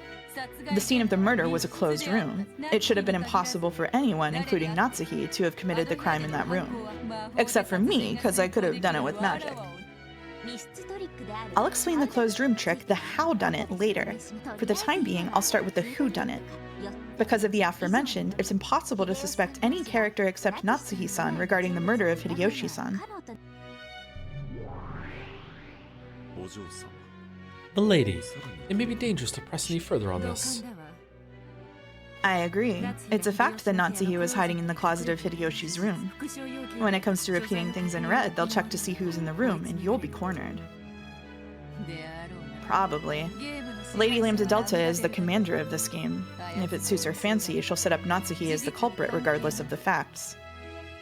If the typhoon passes and the police come to perform a scientific investigation, perhaps the true culprit will be identified and the false accusations against Natsuhi will be lifted. However, in this closed-off Rikenjima, the police will not arrive for all eternity. In other words, Tsumari, the real truth will not be revealed. Inside this cat box that will never be opened, false charges that everyone accepts are worth no more or less than the truth.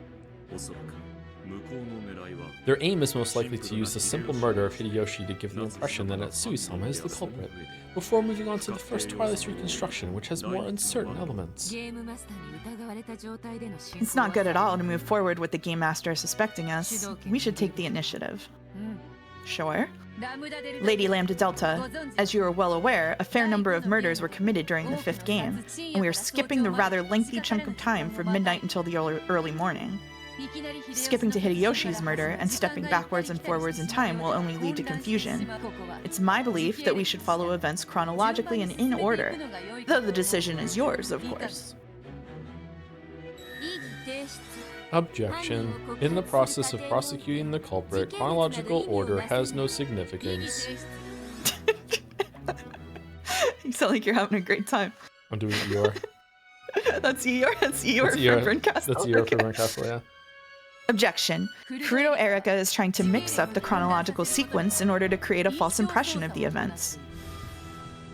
Well, I'm not a fan of confusing things myself.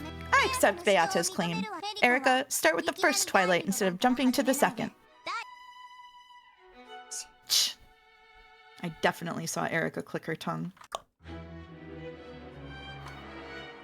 I understand. So this is a way of telling Rikenjima's tale. I was guided by Virgilia, met Beatrice, reached the peak from which you can see everything below you, and finally understood the truth of this world. This is the thing you were talking about earlier, Virgilia. Yes, that's right. Truth is very fragile in this place. As long as each side makes its own claim, different truths can exist at the same time. Yes, this really is a trial. Both sides put forth their own truths. This here truly is the Bronze-Tube trial that Virgilia once used as an analogy. You can take narration from now on. We're just going to swap off every once in a while. Okay. Then I will follow Lady Lambda Delta's orders and start from the first crime at the first twilight. As you know, at midnight on October 4th, the first day, following a short break in the family conference, Natsuhi left on her own, saying that she was going to bed early. Therefore, her alibi is completely lost from that time until the next morning. Oh my god. Jeez. Boom. Oh.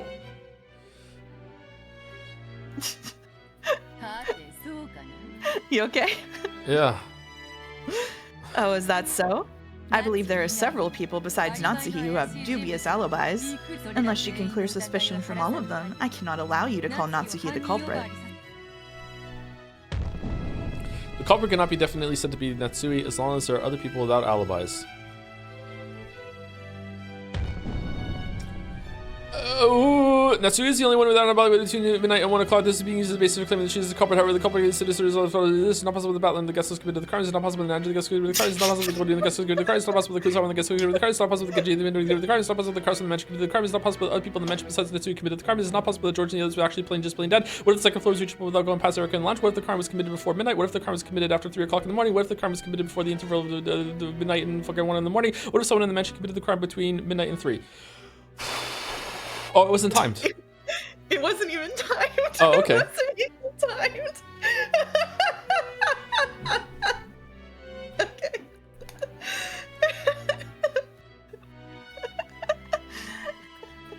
True.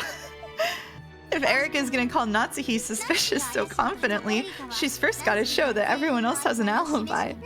Right, Bern? Yes, of course. Erica will explain that perfectly. The culprit is the Shushirimi Natsui. As we will prove, everyone else has an alibi.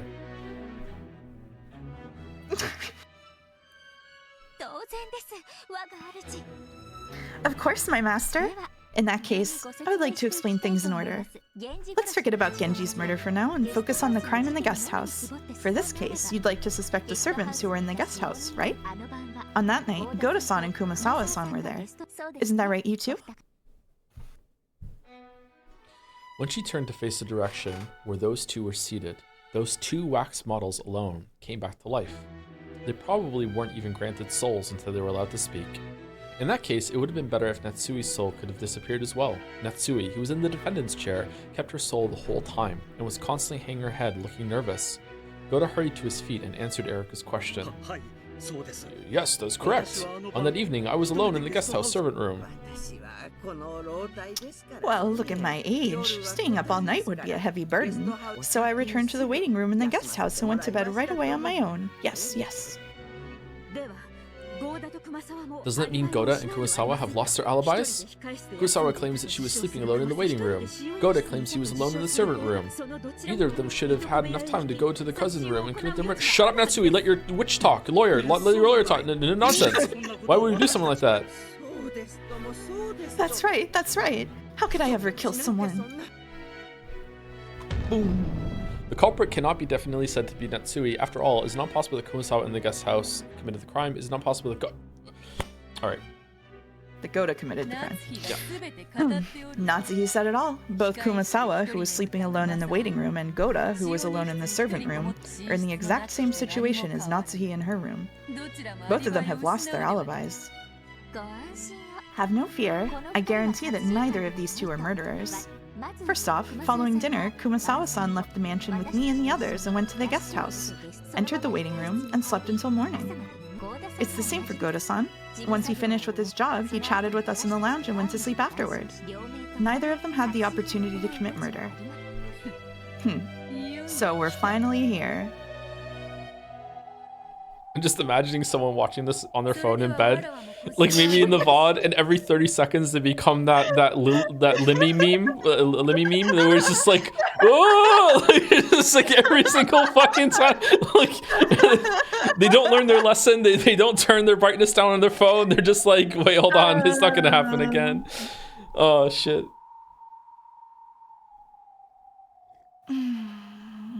Thank you, Dolmek, for DMing me anime Raskolnikov. Really appreciate it. Also to the 5 different people who pinged me to let me know that does exist in a game. I really appreciate it. I wanted that in my life. Thank you very much. Anyway, and Beatrice said, I see it's time for me to stand up as well. Your turn is over already, Erica. Go summon that bodyguard you rely on so much. Beato glanced at where Delanor sat on the second floor audience seating. However, Delanor just stared back with those usual expressionless eyes. Repeat it. We have absolute proof of Goda and Kumasawa's alibis. We refuse. Why give a hint to an enemy? There's no way we'd answer. Did you hear that, Lady Lambda Delta? They say they have no proof. How could they claim that Goda and Kumasawa have alibis without proof? Good point. What do you say, Burn, Erica? How can you claim that Goda and Kumasawa have alibis? Fall back, Erica. My opponent is Delanor over there. A mere human like you can be no match for a witch. No. There's no need for Delanor to step forward. In fact, it's precisely because a mere human will defeat a witch that the illusion of the witch will now be denied. So go ahead. Use the red and the blue as much as you like. I'm ready for it, okay?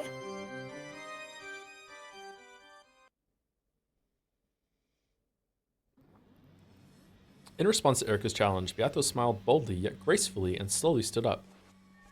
And they glared at each other between the floor and the balcony. Goda and Kumasawa have no alibis. The 2 of them were in the guest house and could have reached the cousin's room to commit murder at any time. Unless you can eliminate that possibility, you cannot treat Natsuki as the culprit.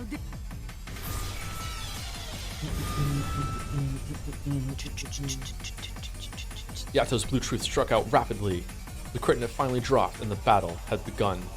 A human like Erica can't use any red. How could she turn this around without calling Delanor? Though Erica cannot use it, her master, Lady Berncastel, can. We mustn't let our guards down. Blue truth, valid. What do you do, Burn? Will you or Delanor step in instead? It is still not my turn, and it is not Lady Berncastel's turn either. Yes, that's right. There's no need for us to show up for something like this. This is important precisely because a mere human like Furuto Erica will defeat you, Beato.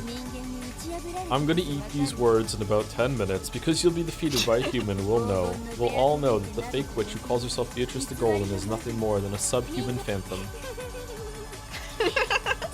If you really could do that, it'd be totally entertaining.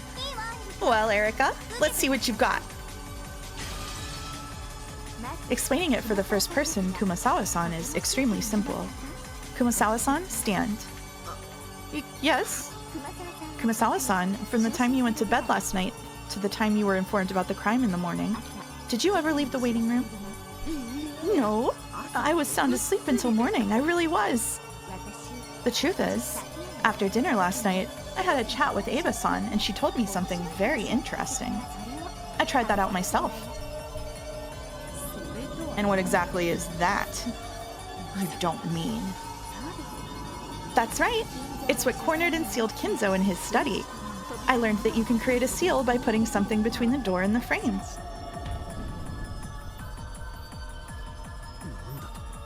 Are you kidding? Did she actually do that to Kumasawa-san's waiting room? Umineko was in the guest house, so there's no obstacle to her having been capable of that. After all, it was an unsettling night, and a massive amount of gold had just been discovered. Many sorts of crimes might have occurred.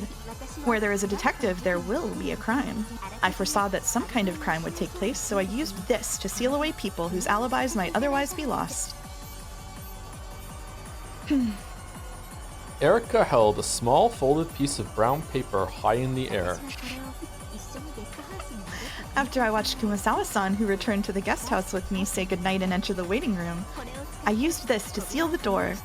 Then, in the morning, when the crime was discovered and caused a big uproar, I immediately went to check Kumasawa-san's waiting room, where I confirmed that the seal was still set. Therefore, I can prove Kumasawa-san's alibi. Kumasawa has an alibi.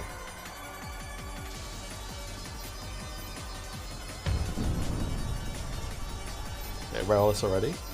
Oh, cool. It's going to take them off? Mm-hmm. Okay. To give you a hint as to why the chapter is so fucking long. Okay.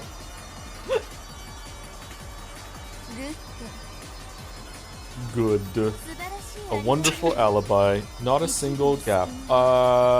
Did she confirm that Kumasawa was even in the room before she sealed the door? The door could have fell off. The seal could have fallen off, and if she put them on multiple doors, it would be more likely people would notice them and put them back. How is it guaranteed that it stayed in the same place the whole entire time? Could she have left through the window? Is there another way out? There's a lot. Are they going to address this, or are they just going to take this as just like golden or not? Kumasawa returned to the guest house with Erika, went to the waiting room to sleep, and never left the room until morning. Does the waiting room even have a window? In other words, Sumari, after Kumasawa returned to the guest house, she never went to the second floor until morning. The proof Erika had shown was elevated by burnt Castell and became red truth. This truth, which had become red, could no longer be overturned, even by Beato.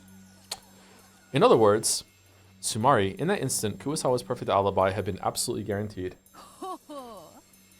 Ho, then what about Goda? Goda-san holed up in the servant room right after reaching the guest house. I sealed him up in the same way. Then, when Rosa-san returned at 1 a.m., I happened to notice her when I stepped out into the corridor. I let Goda-san, who was still in the servant room, know this. At that moment, the seal was still in place, so from the time we arrived at the guest house until 1 a.m., Goda-san never left the servant room. And afterwards, he was with me in the lounge until 3 a.m. And after 3 a.m., I was on the second floor, so I can guarantee that Goda-san didn't come up to the second floor.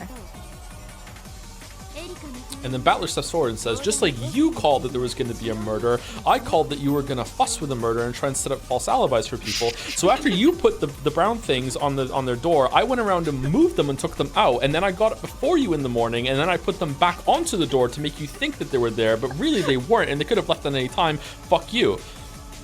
See? I can do it too if you can do it, Erika. Erika's seal proves that Goda was holed up in the servant room until 1 a.m. And Erika has proven his alibi from then until 3 a.m. since she was passing the time in the lounge with him. And Erika has also proven that he never set foot on the second floor until the morning after. In other words, Sumari, after Goda returned to the guest house, he never went up to the second floor until morning.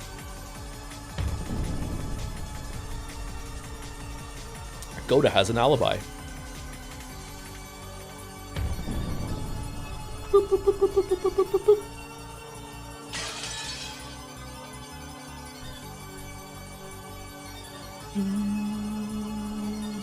Oh, thank you to Valerie Draw for the new sub. Welcome, Valerie Draw. And Justin T1118 for the new sub as well. Welcome to both of you. That is not a new sub. It's a resub. Why is it showing up on my list broken? Oh, it's not broken. I just read it wrong. My bad. Sorry, Justin. Thank you for the resub, and thank you for the new sub, Valerie Draw. Sorry, Mouse, go ahead. Red truth valid. Well done, Erika.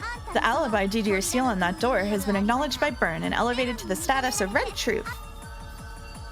Thank you very much, my master. I am the detective. I may be human, but I can use the red truth despite that and surpass humans.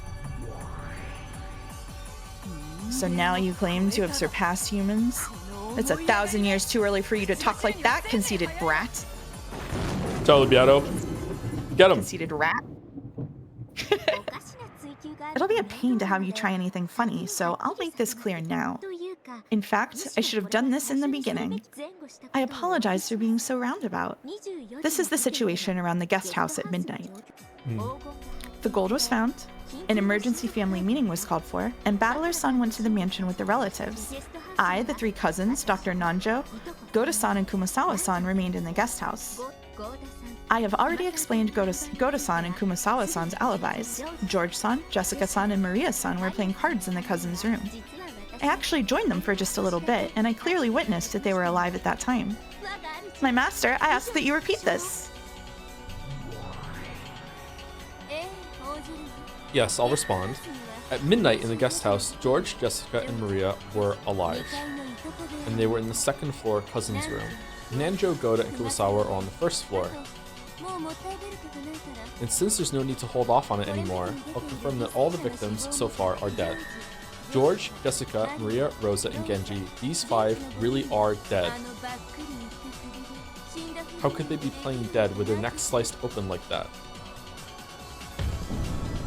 No murder occurred before midnight.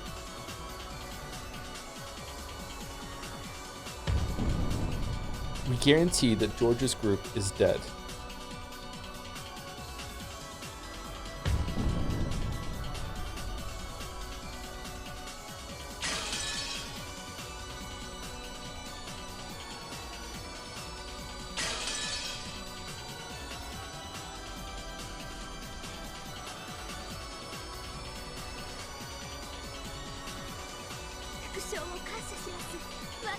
Thanks for repeating that, my master. If we hadn't made these things clear, you might have started going on about how they were already dead before I guaranteed everyone's alibis, or that they weren't actually dead at all.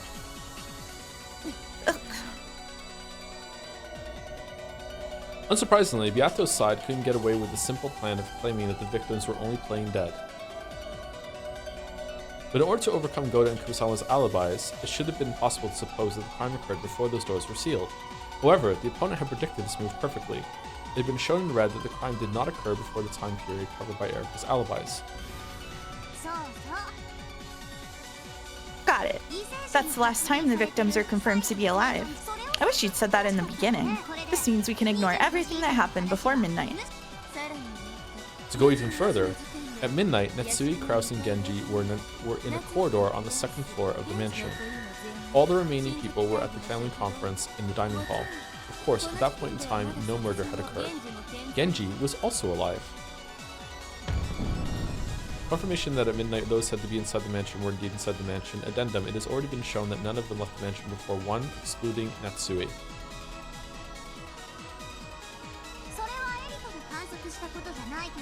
This isn't something Erika observed, but we can't move the game forward without settling it. Very well, I'll acknowledge that red truth. Thank you very much for that red truth, my master. Since Erika had been in the guest house, it was only natural that she could explain the situation there. However, since she hadn't been in the mansion at the time, explaining the situation over there would have been extremely difficult for her. Beato would normally have attacked there with the blue truth, saying that people in the dining hall had all agreed to keep the same story.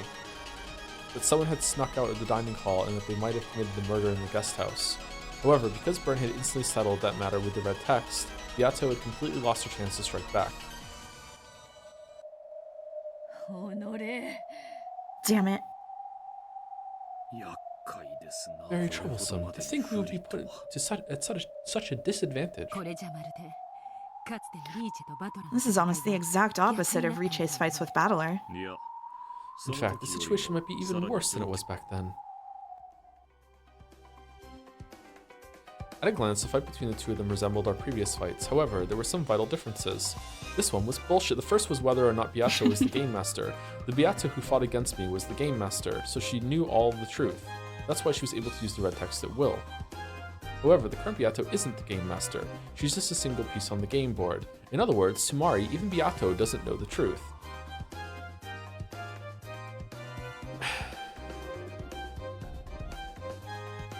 So you could say that Beato is now in the same position I once was. Although Erika may seem to be in the same position I once was, the situation for her is totally different. She's connected to the witch called Byrne Castell. Even though she isn't the Game Master, she's capable of elevating Erika's statements to become Red Truth. Because of this, Erika can use the Red Truth even though she's neither a witch nor the Game Master. Beato, who's supposed to be the witch, possesses no truth nor red she can use, and yet the detective Erika can use the Red Truth. The advantage is completely flipped over to the other side. Perhaps you could say that the current Beato is in a much worse position than I was when I fought with her.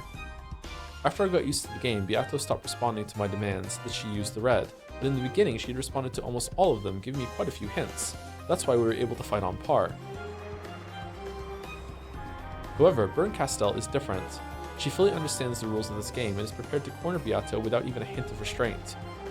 I'm seeing a lot of restraint actually, and because of this I knew. In the past, Beato went easy on me so that we could fight on par with each other.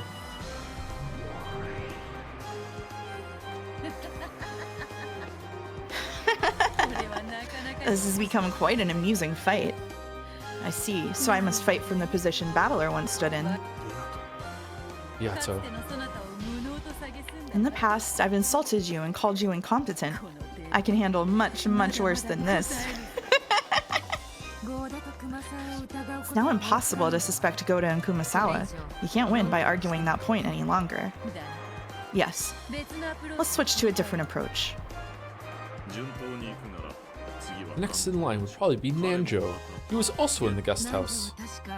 Nanjo was in the lounge with Erika.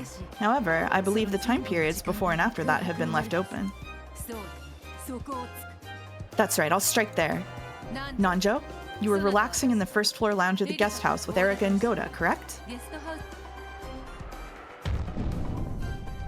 is not possible that Nanjo in the guest house committed the crime. Sorry, is it not possible that Nanjo in the guest house committed the crime?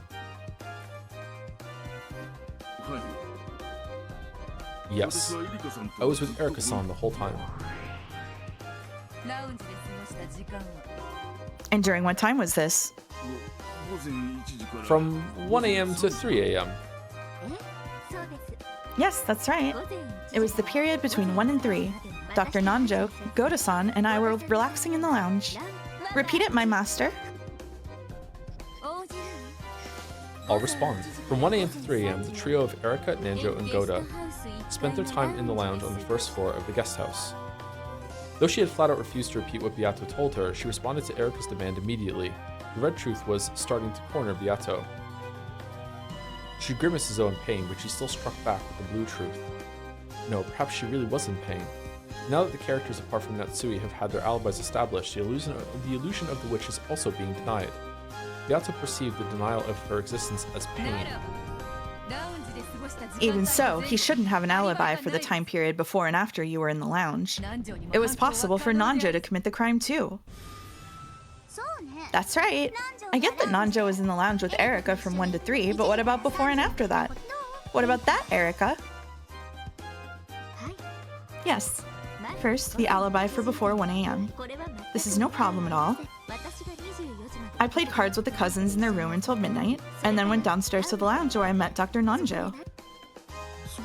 It's kind of funny Lambda Delta is just role-playing as someone that doesn't know what's going on. She's like, yeah. What did happen? Did she use her witch powers to give herself like temporary amnesia of the game afterwards or something? Like she's just like, I'm having a great time. What's going on? That's right. At midnight, I met Erika-san after she came down the stairs and spoke with her, learning that she was quite the connoisseur of the mystery genre. I realized that I had found a kindred spirit. When I went into the library to solve the epitaph's riddle, I noticed that there were several original copies of famous foreign mystery novels stored there. So I wanted to discuss them with the actual books in hand. We moved to the library and were talking the whole time. Constantly, until we moved to the lounge. Cramped though it was, that book storage room in the guest house was stocked well enough that it was fair to call it a small library. In it were several famous foreign mystery novels that Kinzo had once taken liking to. Of course, they were all originals and in English, but English was no problem for either Erika or Nanjo. For this occasion, they had borrowed the key to the library one more time from Goda in the servant room. At that point, Erika checked the seal again and, of course, reset it. Damn her. Even though she keeps it sealed for anyone else to enter or leave, she alone enters and leaves whenever she wants. Has anyone seen Erika and Nanjo in the same room? Erika-Nanjo theory? I know. I see. So from midnight until 3 a.m. when you went to sleep, you were with Nanjo the whole time? That means Nanjo's alibi is the most rock solid of them all. Yes, that's it exactly. My master, repeat it. I'll respond. After midnight, Erika was with Nanjo the whole time until 3 a.m. At midnight, the crime in the cousin room still hadn't occurred. So this way, an alibi had been established for the period before the time they were in the lounge.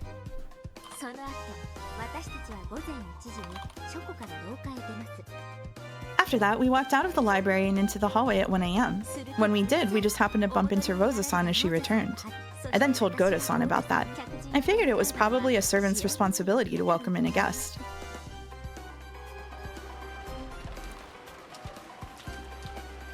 Goda asked if he should bring a towel, but Rosa refused. She quickly headed up to the second floor. At this point, Erika, Goda, and Nanjo gathered together and decided to have a drink.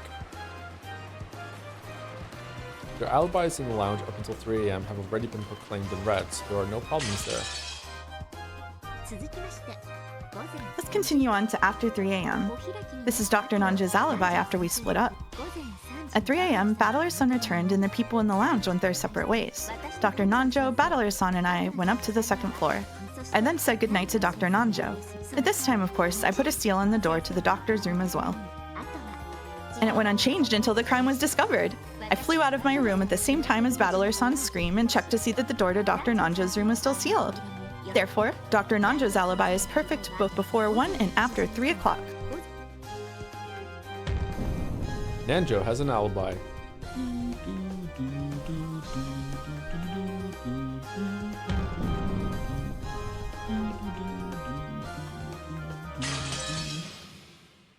Smash.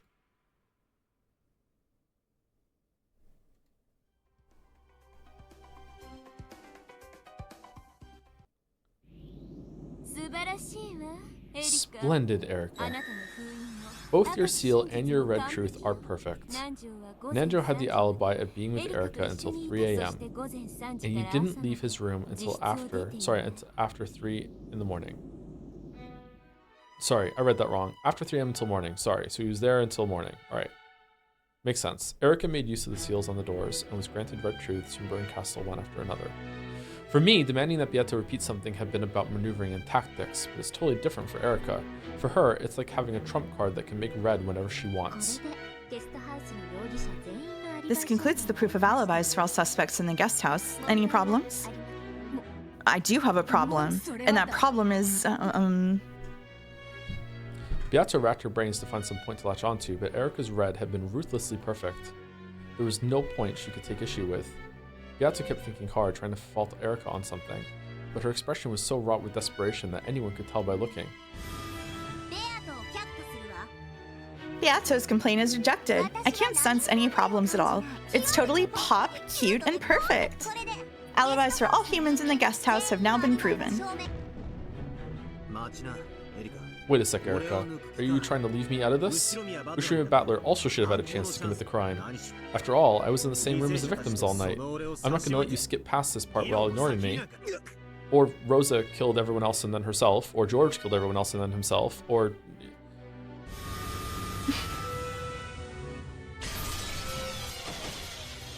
At the time, an arrow twisted like a golden snake and hit me. It didn't pierce through me, but it slapped me hard on the cheek like a whip.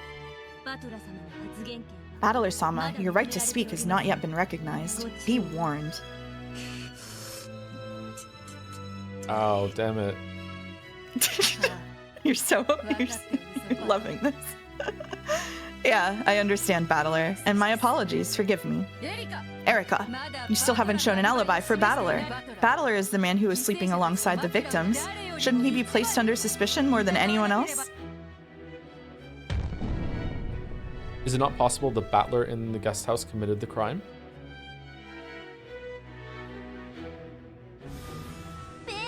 Beato's right. You can't go skipping Battler like that. My apologies. I had completely forgotten. After Battler returned at 3 a.m., you went up to the second floor with him. And I believe you also went to your own room and slept. You may have gone to the cousin room at midnight, but I don't think you went there after 3 a.m. Will you now claim that you went to crawl into Battler's bed later on? Well, if you say you were looking at Battler's sleeping face all night long to confirm his alibi in the cousin room, then I'd accept it, right? And then kill you out of jealousy. I listened to him breathing in his sleep all night long. Got a problem with that? What?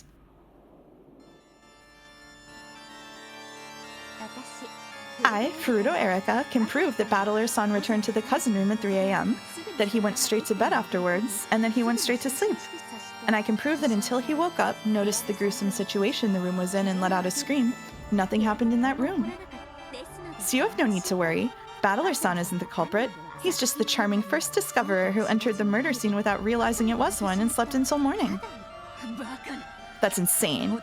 It shouldn't be possible for you to prove that with those seals you love so much. How can you prove this? That's ridiculous. At that time, I entered the room alone. Erica probably went into her room too. How can she say something like that, as though she saw the whole thing? She never said she saw it. The room Erica was assigned to, where was it located? Erica, please tell me, how can you prove so much about Battler?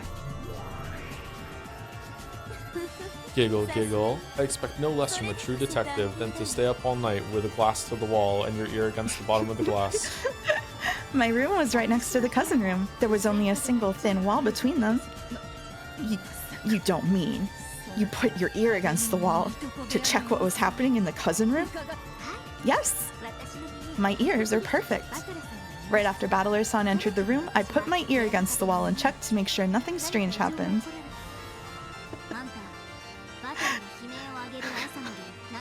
You said you could prove nothing happened until Battler let out a scream the next morning.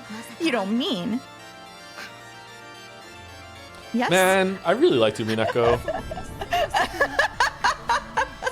I really thought this was the one, but oh well.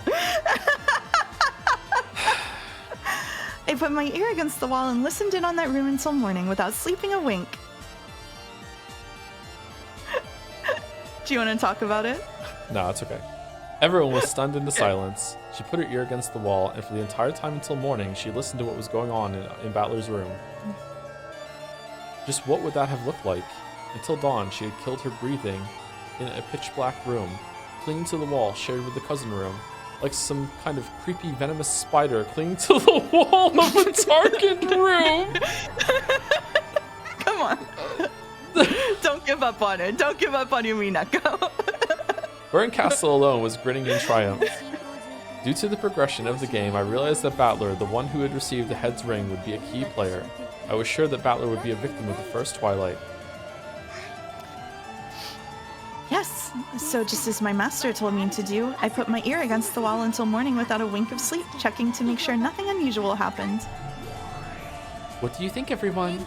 Erica has a photographic memory, and that counts for hearing, too.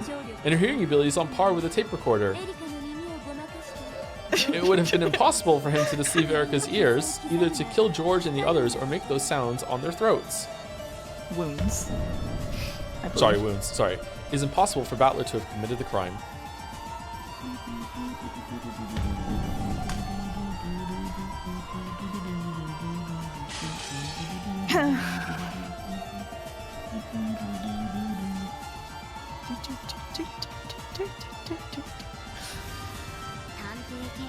It's an accepted power of the detective's authority. I have no choice but to acknowledge it. I'll confirm it in red. Ushiromiya Battler returned to the cousin's room at 3 a.m. and fell asleep. After that, until the discovery of the crime, absolutely nothing out of the ordinary happened in the room. In other words, Sumari, it was impossible for Battler to commit murder or damage the corpses.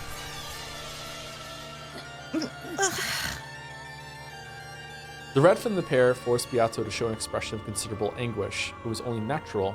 Those red truths not only guaranteed Battler's alibi, but a number of other things as well. That the murders had to have occur between midnight and 3 a.m., right? First off, it meant the murder was impossible for anyone after 3 a.m. Yeah, there we go.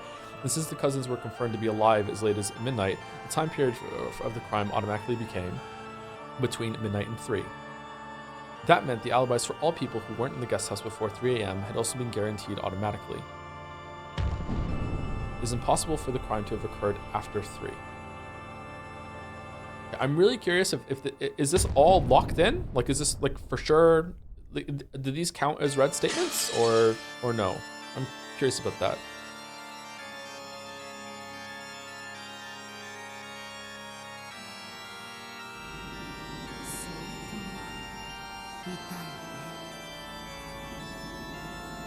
That one hurts a lot. After midnight, Erica was in the guest house the whole time, so it should have been difficult for her to prove alibis for all the people in the mansion. It should have been almost impossible to prove alibis for Ava and the others. But now all she has to do is prove they never visited the guest house between midnight and 3, and she can prove those alibis. It makes a lot of sense that she had her like deranged hallucinogenic crash out during breakfast, so she spent the whole night clinging to the wall like a spider with her ear, alternating ears when her neck gets tired or whatever. Like, oh yeah, my master's gonna be so happy with me. Holy shit. Yeah, and then she gets to the table and is just fucking speaking in tongues at the ceiling. I hate episode 5. Anyway, we'll have to construct it so that the murders are possible before 3 a.m. And we have to prove it was possible for one of the people in the mansion to do it. The people who had been in the guest house all had alibis. The crime didn't occur before midnight. The crime couldn't have occurred after 3. In other words, sumari, there was no way for the murders to happen unless someone from the mansion committed the crime between midnight and 3. What if someone in the mansion committed the crime between midnight and 3? In order to protect Natsui... Umineko is so upset. They're so upset I hate episode 5. Not like actually, but they're doom posting that I said I hate episode 5. Uh-oh. Immediately. The immediate turn in there. Uh-oh. It's so Jover. What's the mouse version of Jover? They spammed the blame mouse gif. Oh, blame mouse. Okay, all right. Yeah. In order to protect Natsui, she had to establish that it was possible for someone other than Natsui to commit the crime. Ironically, the witch had to prove that a human had committed the crime. Still, this is getting pretty difficult. Until 3, Erika was in the lounge, and you have to pass through there to reach the 2nd floor. In other words, Sumari is just practically like a manager for the guest house's 2nd floor. This tactic may be a bit overused, but if it was possible for someone to go up to the 2nd floor without Erika noticing, we should be able to prove that the crime was possible for anyone. It's probably possible for a human to climb up to a 2nd-story window if they really wanted to. What if the 2nd floor was reachable without going past Erika in the lounge?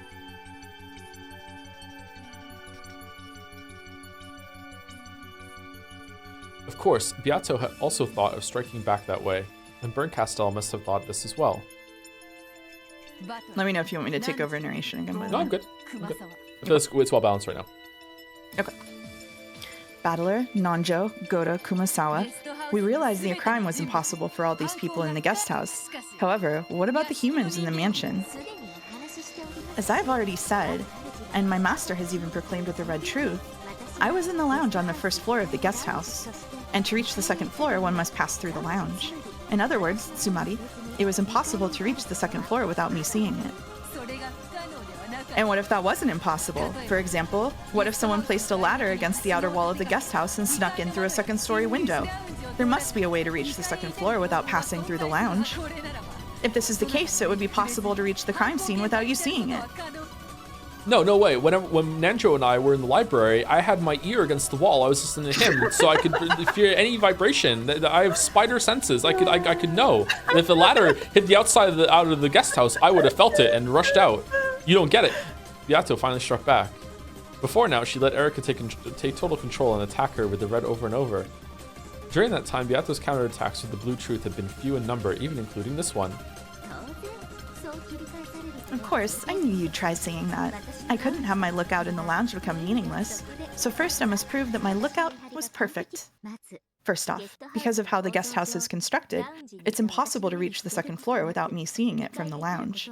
There are no places undercover, nor are there any physical or mental blind spots. My master, repeat it! It is impossible for someone to reach the 2nd floor of the guest house without anyone in the lounge noticing it. I am loving that I have to repeat all of her bullshit as far as locked in. Though, of course, this only refers to reaching the 2nd floor from inside the building. Good, my master. So, next is Lady Beatrice's theory that there might be a way to reach the 2nd floor from the outside. This really is a problem. After all, there are trees that could probably be climbed, and someone could have used a ladder. Even crawling up the rain gutter can't be ruled out as impossible. But I can't let you do that. Wait, hold on. Sorry. Why can't Natsui had to get in there somehow? Like, if she's saying that no one could like she's right now she's kind of proving that a witch did it, because like if she's saying that there's no way anyone could have got up in the time, maybe I'm misunderstanding her point. I'm sorry. Anyway, continue. Okay. Oh, you won't let me? And how's that? Did you stay up all night circling the guest house? No, you couldn't do that. You were in the lounge. From the lounge, you can only see a small part of the outer perimeter through the window. That's true. I couldn't prevent all methods of climbing up to the 2nd floor from the outside. However, I was able to prevent all entry to the second floor. Prevent entry? I'd already foreseen this move. How terrifying that she would be so persistent. Because of how the guest house is constructed, the windows are the only method of entry from the outside to the second floor. The locks? Not important at all. I only had to prove that none of the windows or shutters were opened even once. After I witnessed the location of the hidden gold, I returned to the guest house and immediately began severing all methods of entry to the second floor of the guest house that didn't pass through the lounge. Yes, it's exactly the same. No different from the rest. Don't tell me. You used that seal of yours on all of the windows of the guest house? In that weather? Dressed like that? Well, I did have my swimsuit from when I drifted here.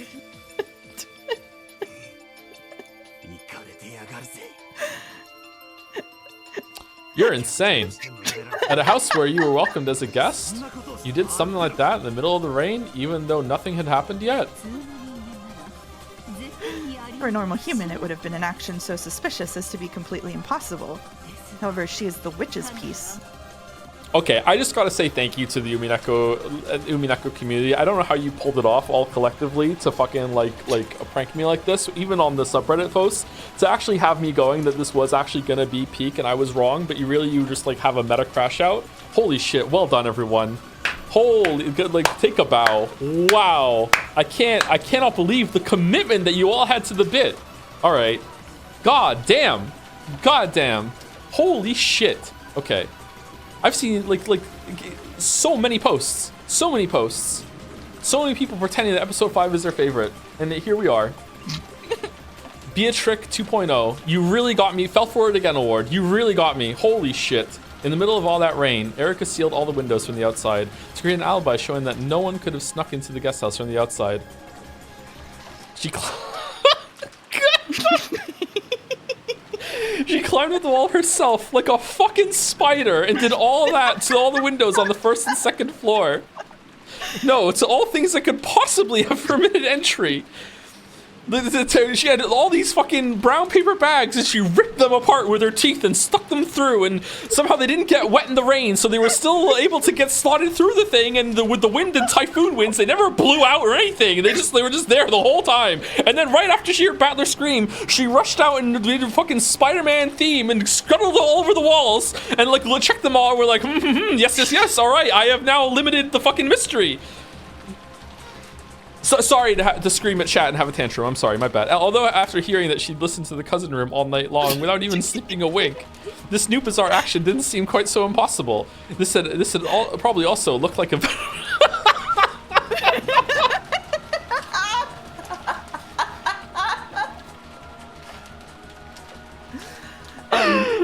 How are you? Let's just do a check-in though. How are you feeling about your hypothetical recovery? Possibility that I'm actually on purpose. I'm actually feeling more confident in it. This is like I'm actually starting to loop around and enjoy it and how fucking ridiculous it is, because there's no way that this isn't getting like called out at the end of this. Okay? Like there's no fucking way. Like it's like you don't think that Ryukishi would call the unironic protagonist a venomous, disgusting spider? Oh my fucking god! Here, let me tell you, Nadja. Here is the title or the thumbnail little soundbite that you want to go. This is Dangan Rompa Stupid. Okay, this is. I'm right back in that bullshit right now, okay? Like she's not even the killer, and look what she's doing. She didn't even know this is gonna happen.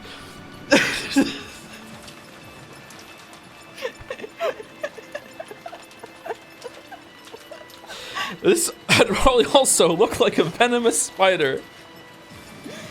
A disgusting spider crawling over the outside guest house wall during a storm, wearing a swimsuit.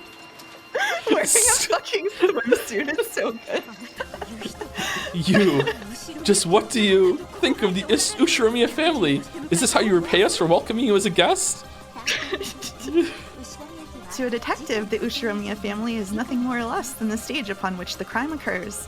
Before the outbreak of the crime, it was important for me to memorize the names of the characters, memorize the layout of the land, and prepare for the upcoming crime by devoting my time toward collecting and creating all possible alibis. From my perspective, detectives who don't prepare anything before the outbreak of the crime are pretty third-rate. After all, we all know that someone will die whenever we spend the night. Furthermore, at the time the crime was discovered, Erica confirmed that none of those seals had been broken. That's why Erica was in the first one to reach the. I'm having a great time. Reach the cousin room when the corpses were found. Even without inspecting the corpses, she could be certain of several things thanks to the Red Truth. It was more important to check the seals and construct alibis. My master is perfect. All I did was prove everything perfectly by following my master's orders. Well done, Erica. My double, my piece. What do you think, Lambda? Doesn't this prove that Erica's lookout in the lounge contains absolute reliability as far as constructing alibis? There was no way to reach the second floor without passing through the lounge.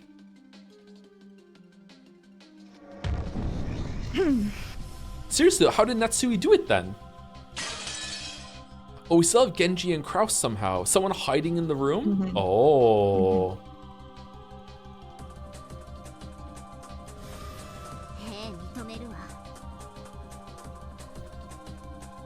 Yep, I acknowledge it. Erica, your seal is perfect. I'll acknowledge it in red.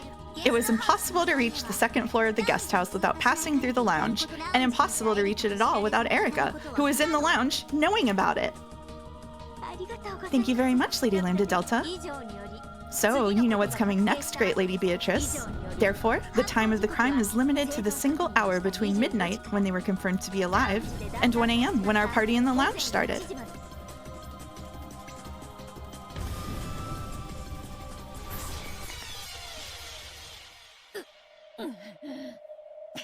Ugh.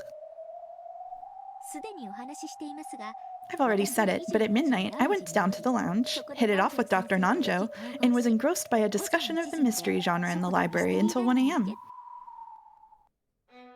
It's a bit embarrassing, but I grew so wrapped up in that discussion that I wouldn't have noticed if anyone passed through the corridor during that period. Quite a regretful mistake for a detective.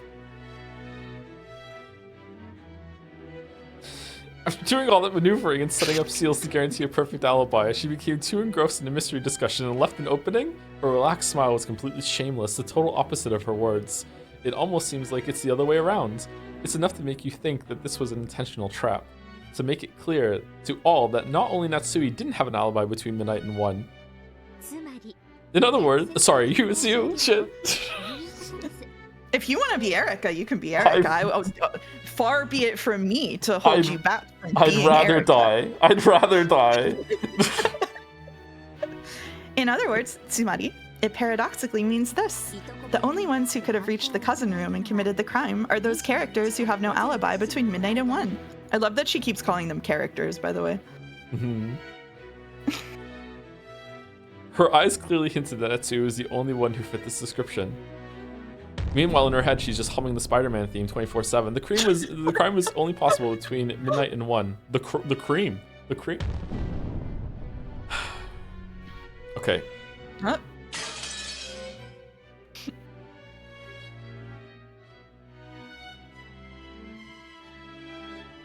The cream like this stream? I don't know about that. Is it? Oh, it should have been a crime whose time and location were completely unknown during that long night. Because of the alibis Erica had constructed, it had been limited to the time period between midnight and 1. Erica left the cousin room at midnight. That marks the last confirmation that George and the others were alive. And after the party in the lounge started at 1, it was impossible to reach the cousin room by any method. Again, I'm sorry, chat. This is really, if it's meant to be funny, this is great. This is really funny. I just don't know if it's meant to be funny or not. I feel like it actually is meant to be funny. It's really funny. Oh my god. Damn her. And from a mere human. This is quite bad. The night has been sealed up into an hour, and at this rate, there won't be many suspect pieces left. Damn it, Lady Burncastle. Nicely done. Unlike Battler, I'm not an idiot. After watching this game 5 times, I've got more than enough cards in my hand, including this one? Or was there like a one that we're not privy to? Then let us continue. Let's examine the alibis of the remaining suspects, the people in the mansion. After all, we only have to worry about the single hour between midnight and 1. That shouldn't be difficult at all. Let's start with midnight. At this time, Natsuhi, Kraus, and Genji are in the second floor corridor, and all of the others are in the first floor dining hall. This has already been shown by my master's red. Yeah, that's right. At midnight, Natsui, Kraus, and Genji were in the corridor on the second floor of the mansion. The rest of them were in the dining hall on the first floor. And as you know, there was a mysterious knock and a letter with the one-wing seal on it appeared. And a letter with the one... Okay, I did read that right. Sorry. The discussion surrounding that continued on until 1. I will say it with the red truth. Of all the people in the dining hall, not one of them left the dining hall until 1 a.m.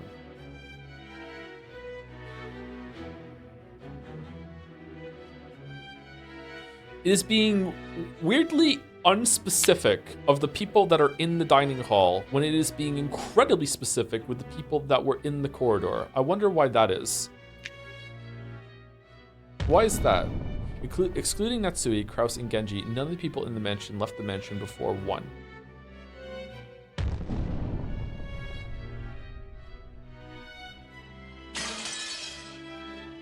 Glorp. Sorry, I just wanted to say glorp. Glorp.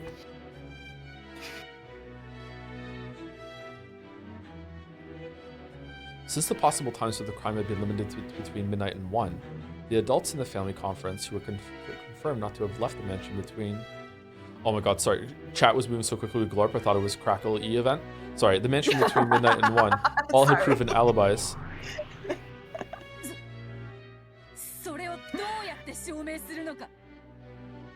And how do you intend to prove that? Erica's in the guest house. Did someone prove it by using one of your favorite seals on the dining hall door? You have no convincing evidence or proof.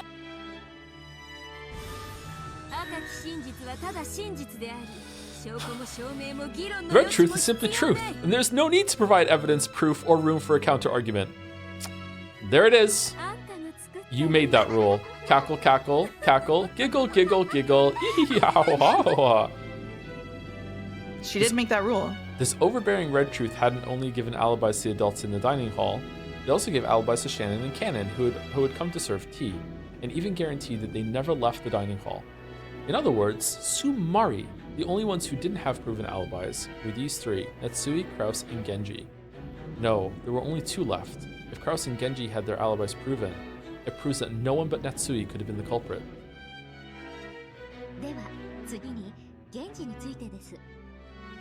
Let's do Genji next. He's a victim, but you can't deny the possibility that he committed the crime in the cousin room and was then killed himself. And furthermore, though he was in the second floor corridor at midnight, he then returned to the servant room to transfer the phone call for Natsuhi and was completely isolated. Is it not possible that Genji in the mansion committed the crime? Genji would never hurt anyone. Say it in red. Which means that it was possible for Genji to commit the...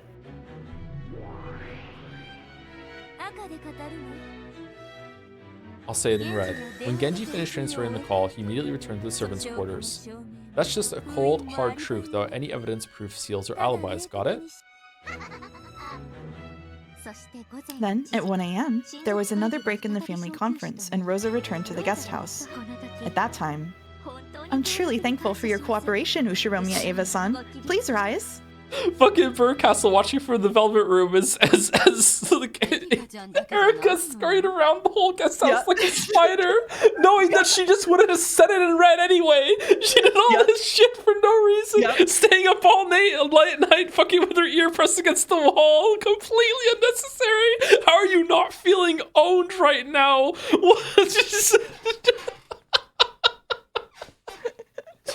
Oh, sorry, go ahead. Erica-chan wasn't the only one, okay? I was also certain that something would happen that night. She's the person who taught me how to make those seals. And she helped me to check the alibis of those people under suspicion.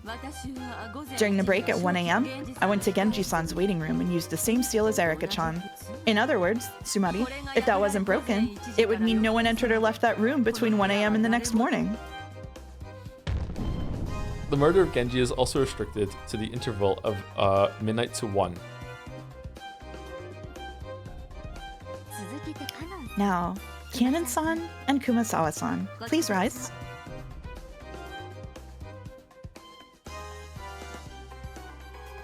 Kanon rose expressionlessly, and Kumasawa got to her feet timidly. In the morning, you two went to wake Genji-san because he'd slept in, right? And at that time, you noticed that the door was sealed, broke the seal, and opened the door, correct? Yes. I thought it was some kind of prank. I didn't think deeply about it at the time. I'm not asking for your opinions, just give us the facts. Did you break the seal and enter the room? Yes. Yes, sorry. With the red truth, I'll guarantee that Eva, Kanon, and Kumasawa's statements just now are the truth.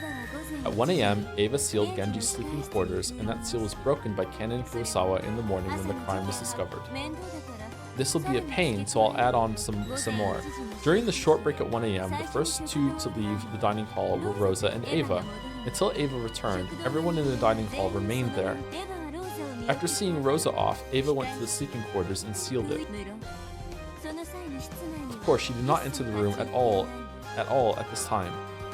Okay, but Rosa was dead in the guest room, so she died last? So the culprit just stayed there and was there all night? And you didn't hear another person breathing in the room when you were doing your spider sense bullshit?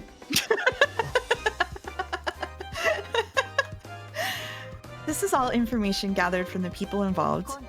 It isn't a red truth without a basis. It's a truth due to proper reasoning, constructed from testimony. Not only testimony, but the limits of scientific investigation, such as collecting fingerprints, were used here. After all, Kinzo-san's study is a treasure vault with all kinds of chemicals. I obtained all sorts of results to create an ultimate truth, infinitely close to a red truth. This isn't a science mystery, so I'll spare you the details. Oh. As Erika swaggered around the cathedral, she arrogantly touted her scientific knowledge. She had thorough knowledge of all the chemicals in Kinzo's study and had used them to conduct the scientific investigation, which had now been acknowledged and made into a red truth by Bern Castell. She didn't explain the details, but she had obtained results that were convincing even without the red truth. It didn't need to do that. Again, she just would have done it for you. Collecting fingerprints with aluminum powder. Component analysis of the mud under someone's shoe and various chemical reactions from the clinging rainwater. Erika just walked into someone else's study several times and used several chemicals however she pleased, all without asking the family's permission. However, no one could fault her for this. The pieces couldn't hinder any action the detective might take for the investigation. That's the power of the detective's authority. You act like you own the place. From now on, I'll tell everyone I meet. If someone claims to be a detective, never welcome them into your house as a guest. That's probably a good idea. Giving shelter to a detective is just about the worst omen of misfortune out there. Because of this, it has been proven that it was only possible to reach Genji's waiting room and commit the crime between midnight and 1 a.m. And furthermore, by Erika's investigation, it has been proven that it was impossible for Genji to reach the cousin room. It had already been made clear in red that after transferring the phone call to Natsui, Genji had gone straight back to the waiting room. And because of Erika's scientific investigation, further red had been added, saying Genji never left the mansion after midnight. Because of this, it's been made clear that Genji couldn't have reached the guest house, much less the cousin room. Genji has an alibi.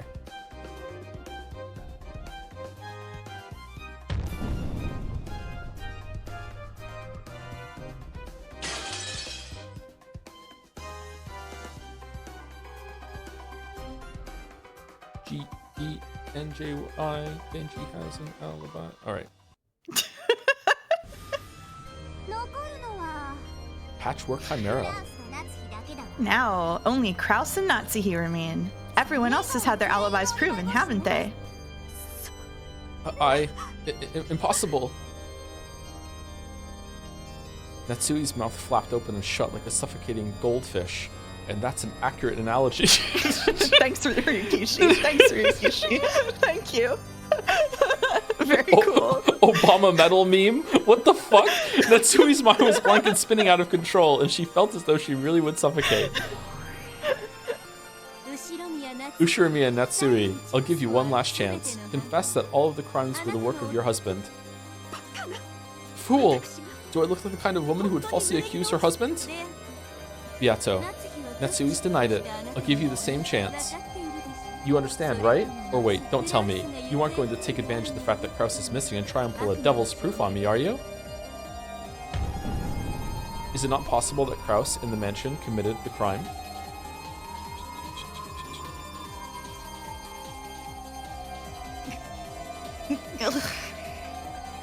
Beato realized that they were rapidly approaching the end of this battle. Doubt? Normally, Beato should have been able to argue against these alibis of Erika's in several ways using the blue truth. However, all of those alibis have been accepted by Burn Castell and Lambda Delta as red truth, and Beato no longer had any room to argue. It's like those witches are distorting things so that they match with the plotline Erika's drawn up. That's right. If the Game Master, Lady Lambda Delta, accepts a truth, its authenticity will not be questioned. The world that comes after will be formed based on the final remaining truth. This happens no matter how far this final truth is from the real truth. There's no way Uncle Kraus is the culprit. He's being held prisoner somewhere. Wait, we can't deny the possibility that Aunt Natsui was skillfully tricked into believing that during the phone call. Do you suspect Natsuhi and Kraus, Battler-kun? Well, Erika's truth has been constructed in a cowardly fashion, but it is a proper truth. Though the witches did conspire with her, it has still been acknowledged as a red truth. In other words, Tsumari, it cannot be a fake truth built solely on lies. Tsumari, this means that even Erika's truth is supported by logic. The truth about Natsuhi and Kraus being culprits is also very possible. Even if it's a mixture of truth and lies, it makes sense logically. It's a mixture of truth and lies that is just as valuable as truth is. Which of those two truths will you believe? That is up to you to decide. no. I'll trust Aunt Natsui and Uncle Kraus. I realize they're in some money trouble. But even so, I don't want to believe that they're the culprits. No, I can't believe it. On this game board where the red is steadily cornering Natsuhi, how do you intend to let her escape?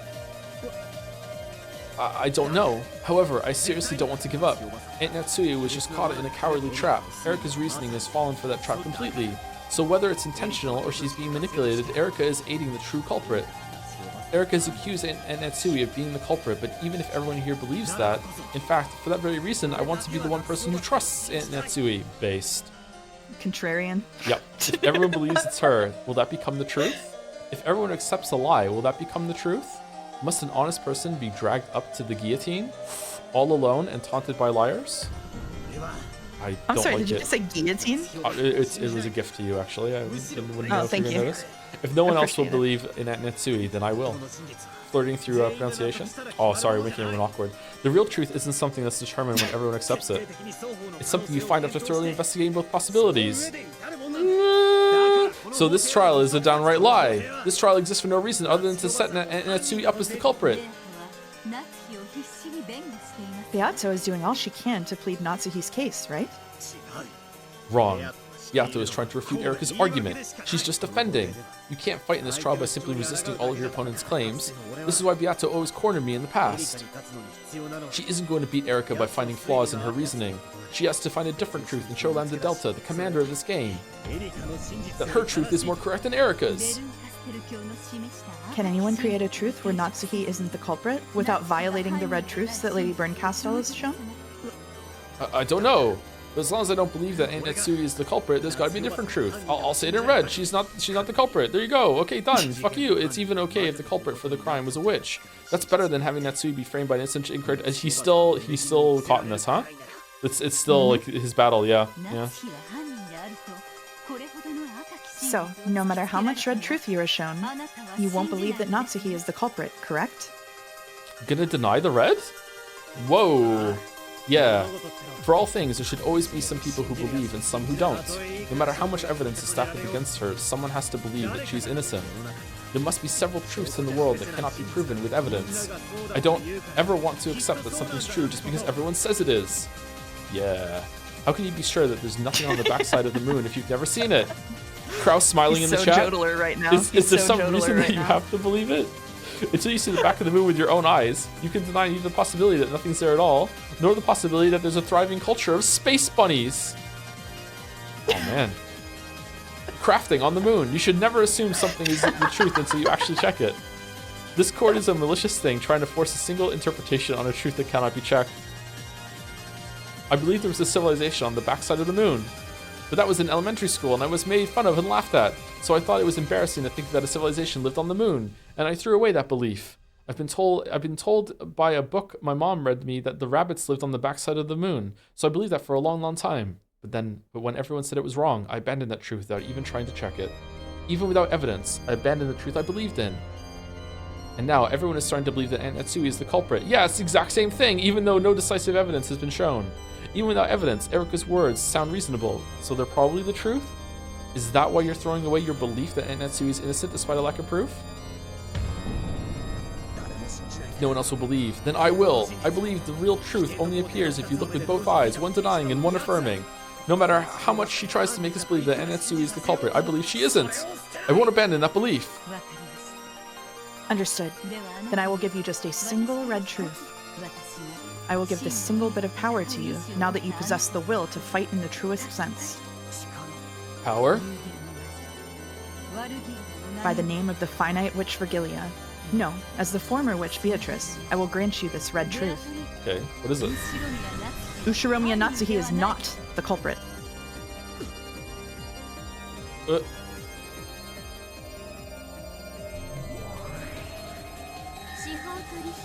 A plea bargain. If you acknowledge that Kraus is the culprit, Erika will suspend her pursuit of Natsui.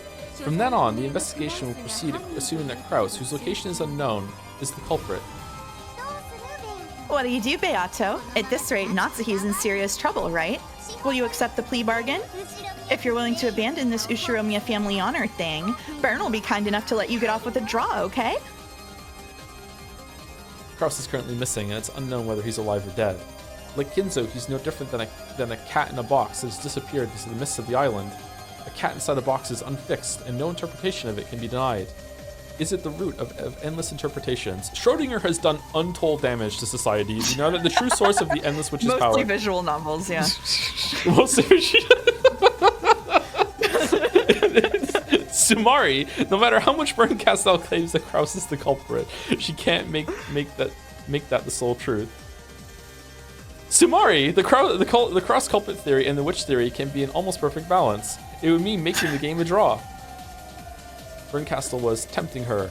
This was cajolery, offering her a second chance if she abandons the honor of the family she swore to protect, and consents to a fragment that stomps all over that honor. There's no room for false confidences. For Beato, to lose is to die. In this game, she should always choose a draw unless she has an overwhelming advantage.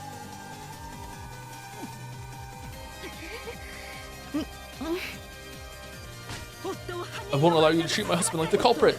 My husband is the successor to the Ushiromiya family headship, the only person who will inherit the glory of the Ushiromiya family. I will never let you treat him like a criminal. Are you sure, Natsuhi? If you refuse to suspect Kraus, then you'll be the only one left. Alibis have been proven for everyone else. In other words, Hempel's Raven. Even without any evidence, it will be determined that you are the culprit. Hempel's Raven? Scoob, what are we gonna do? And if I'm the only one left, what then? I am Ushiromiya Natsui. I will not run or hide. I am innocent. And I am the representative of the noble head with the one-winged eagle engraved into my heart. If you wish to insult me, go ahead. If you wish to ridicule me, do as you please. No one can damage my honor with a mixture of truth and lies. With a dignified voice, Natsui stated her case openly before the witches above her. However, this response of hers might have been exactly what Bern Castell had intended. Natsui refuses the deal, and you, Beato? You understand, right? The instant Natsui is specified as the culprit, Lambda will make her verdict. As soon as that happens, the illusion of the witch will be denied, and you'll disappear into the mist. Do you plan to let Natsui's foolish bragging drag you down to the depths of hell?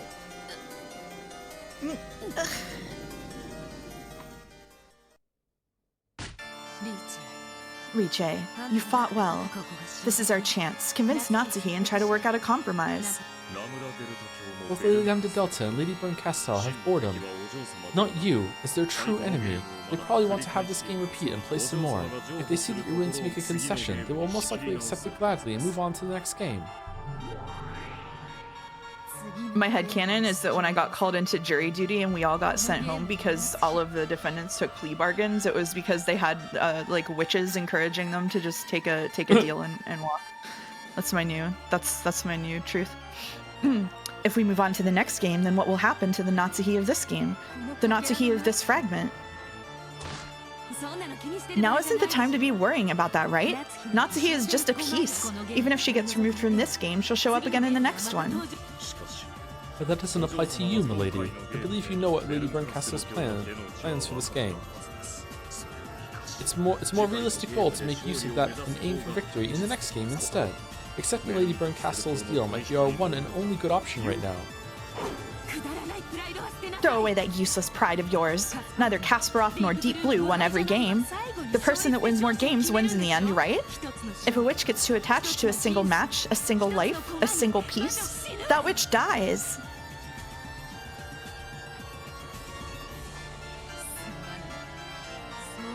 My apologies, but I cannot do that. I know the strength of a man who believed, even though everyone said he was wrong. And I know the suffering he went through when he was forced to abandon that belief. I will not abandon Natsuhi. Why? Because if everyone else suspects Natsuhi, then someone has to believe in her. Because truth can only be found in the gap between those who doubt and those who believe. I won't abandon her. Even if everyone believes that Natsuhi is the culprit, I will still claim that I, the witch, am the culprit. If I can't even make that claim, my existence isn't worth anything. I cannot lose. The truth isn't something anyone gets to deny. Only when you doubt and abandon it yourself does it disappear. Is that your answer, Beato? Yeah, of course I refuse. Ushiromiya Kraus is not the culprit. Ushiromiya Kraus is not the culprit. Say it in red. Does this count? What? I guess so? Okay.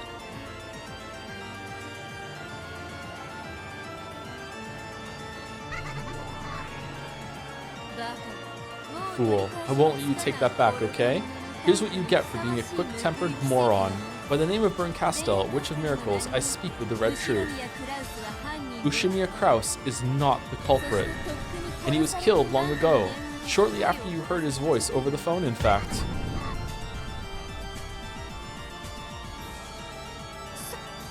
No. Dear. Burncastle's cruel and ruthless red blade gouged Natsui. It was totally merciless. Natsui had been crushed with uncertainty, not knowing whether Kraus was alive or dead, but she had still been capable of believing that he was alive. And now, that hope, that expectation had been crushed without any chance for a miracle. She had thrown herself into this trap out of concern for her husband's safety. She had now lost her daughter and husband, and everything she had gained since marrying into the Ushiromiya family. No, even after all this, one thing still remains. If her husband has been lost, then right now, she is the last person who can protect the honor of the Ushiromiya family. She still couldn't let it end here. Even wrapped up in so much sadness, Natsui would do all she could to protect that honor, with this final bit of strength.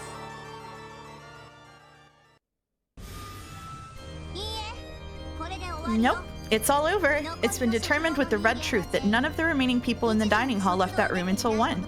In other words, Tsumari, alibis have already been proven for everyone except Natsuhi. Excluding Natsui, everyone in the mansion has an alibi. Oof.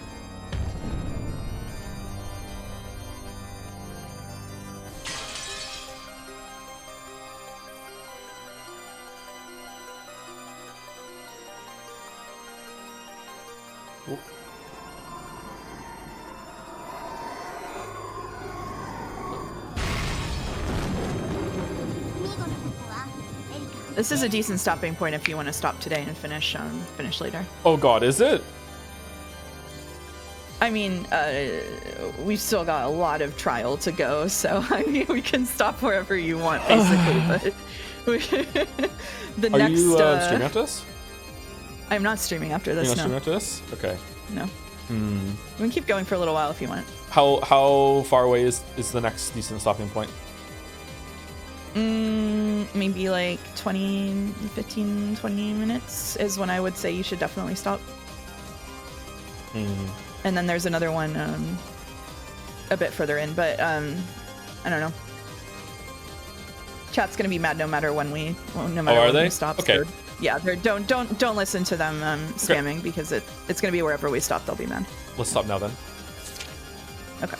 And we'll finish episode 5 on Monday, and yeah. And if we have extra time on Monday, maybe we can even start a little bit of episode 6 on Monday. Ooh, okay. We could do that. I like that. We could do that. Yeah. It's never been done. Continuing to the next episode after the end of an episode in one stream. Never been done. Yeah. I'm gonna cry. We've been live for like 6 hours at this point, and there is no good stopping point unless we go for another like 2 hours, and I don't think we can do that. I don't think it's possible. Oh man. All right. Is Walrus live? Usually Walrus is live on Saturdays, right?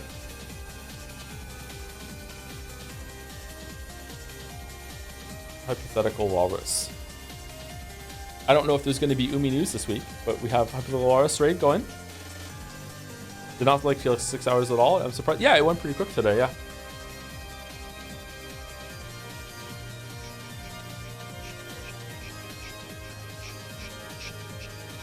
Gully Gordo gave me some bits to say. Gifting Joe 100 bits for every stream where he hates on episode 5. I'm broke. Poust used some bits to say. 2 bits. It's not late, Joe. Hype moments and Aura are just $21 away. Wouldn't it be nice? And also, Light Yagami I've won MP4. Is that some reference I don't understand? You get that one, Mouse? What was the? Sorry, I was. Light Yagami. What was that? Light Yagami? Yeah, that's the guy from Death Note I mentioned. Oh, is that the one that sits the picture? No, Ella's the one who sits. Light Yagami is a little freak with it. Okay, there's someone named Light and L? Yeah. Is there someone named Ite? No. No? Oh, okay. Alright, well, fuck me then. Okay. I thought I was on someone. Okay, alright.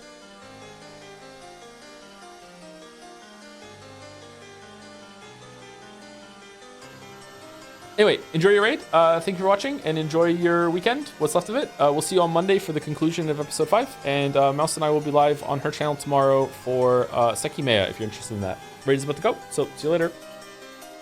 Be nice to Walrus. Bye-bye. See you Monday.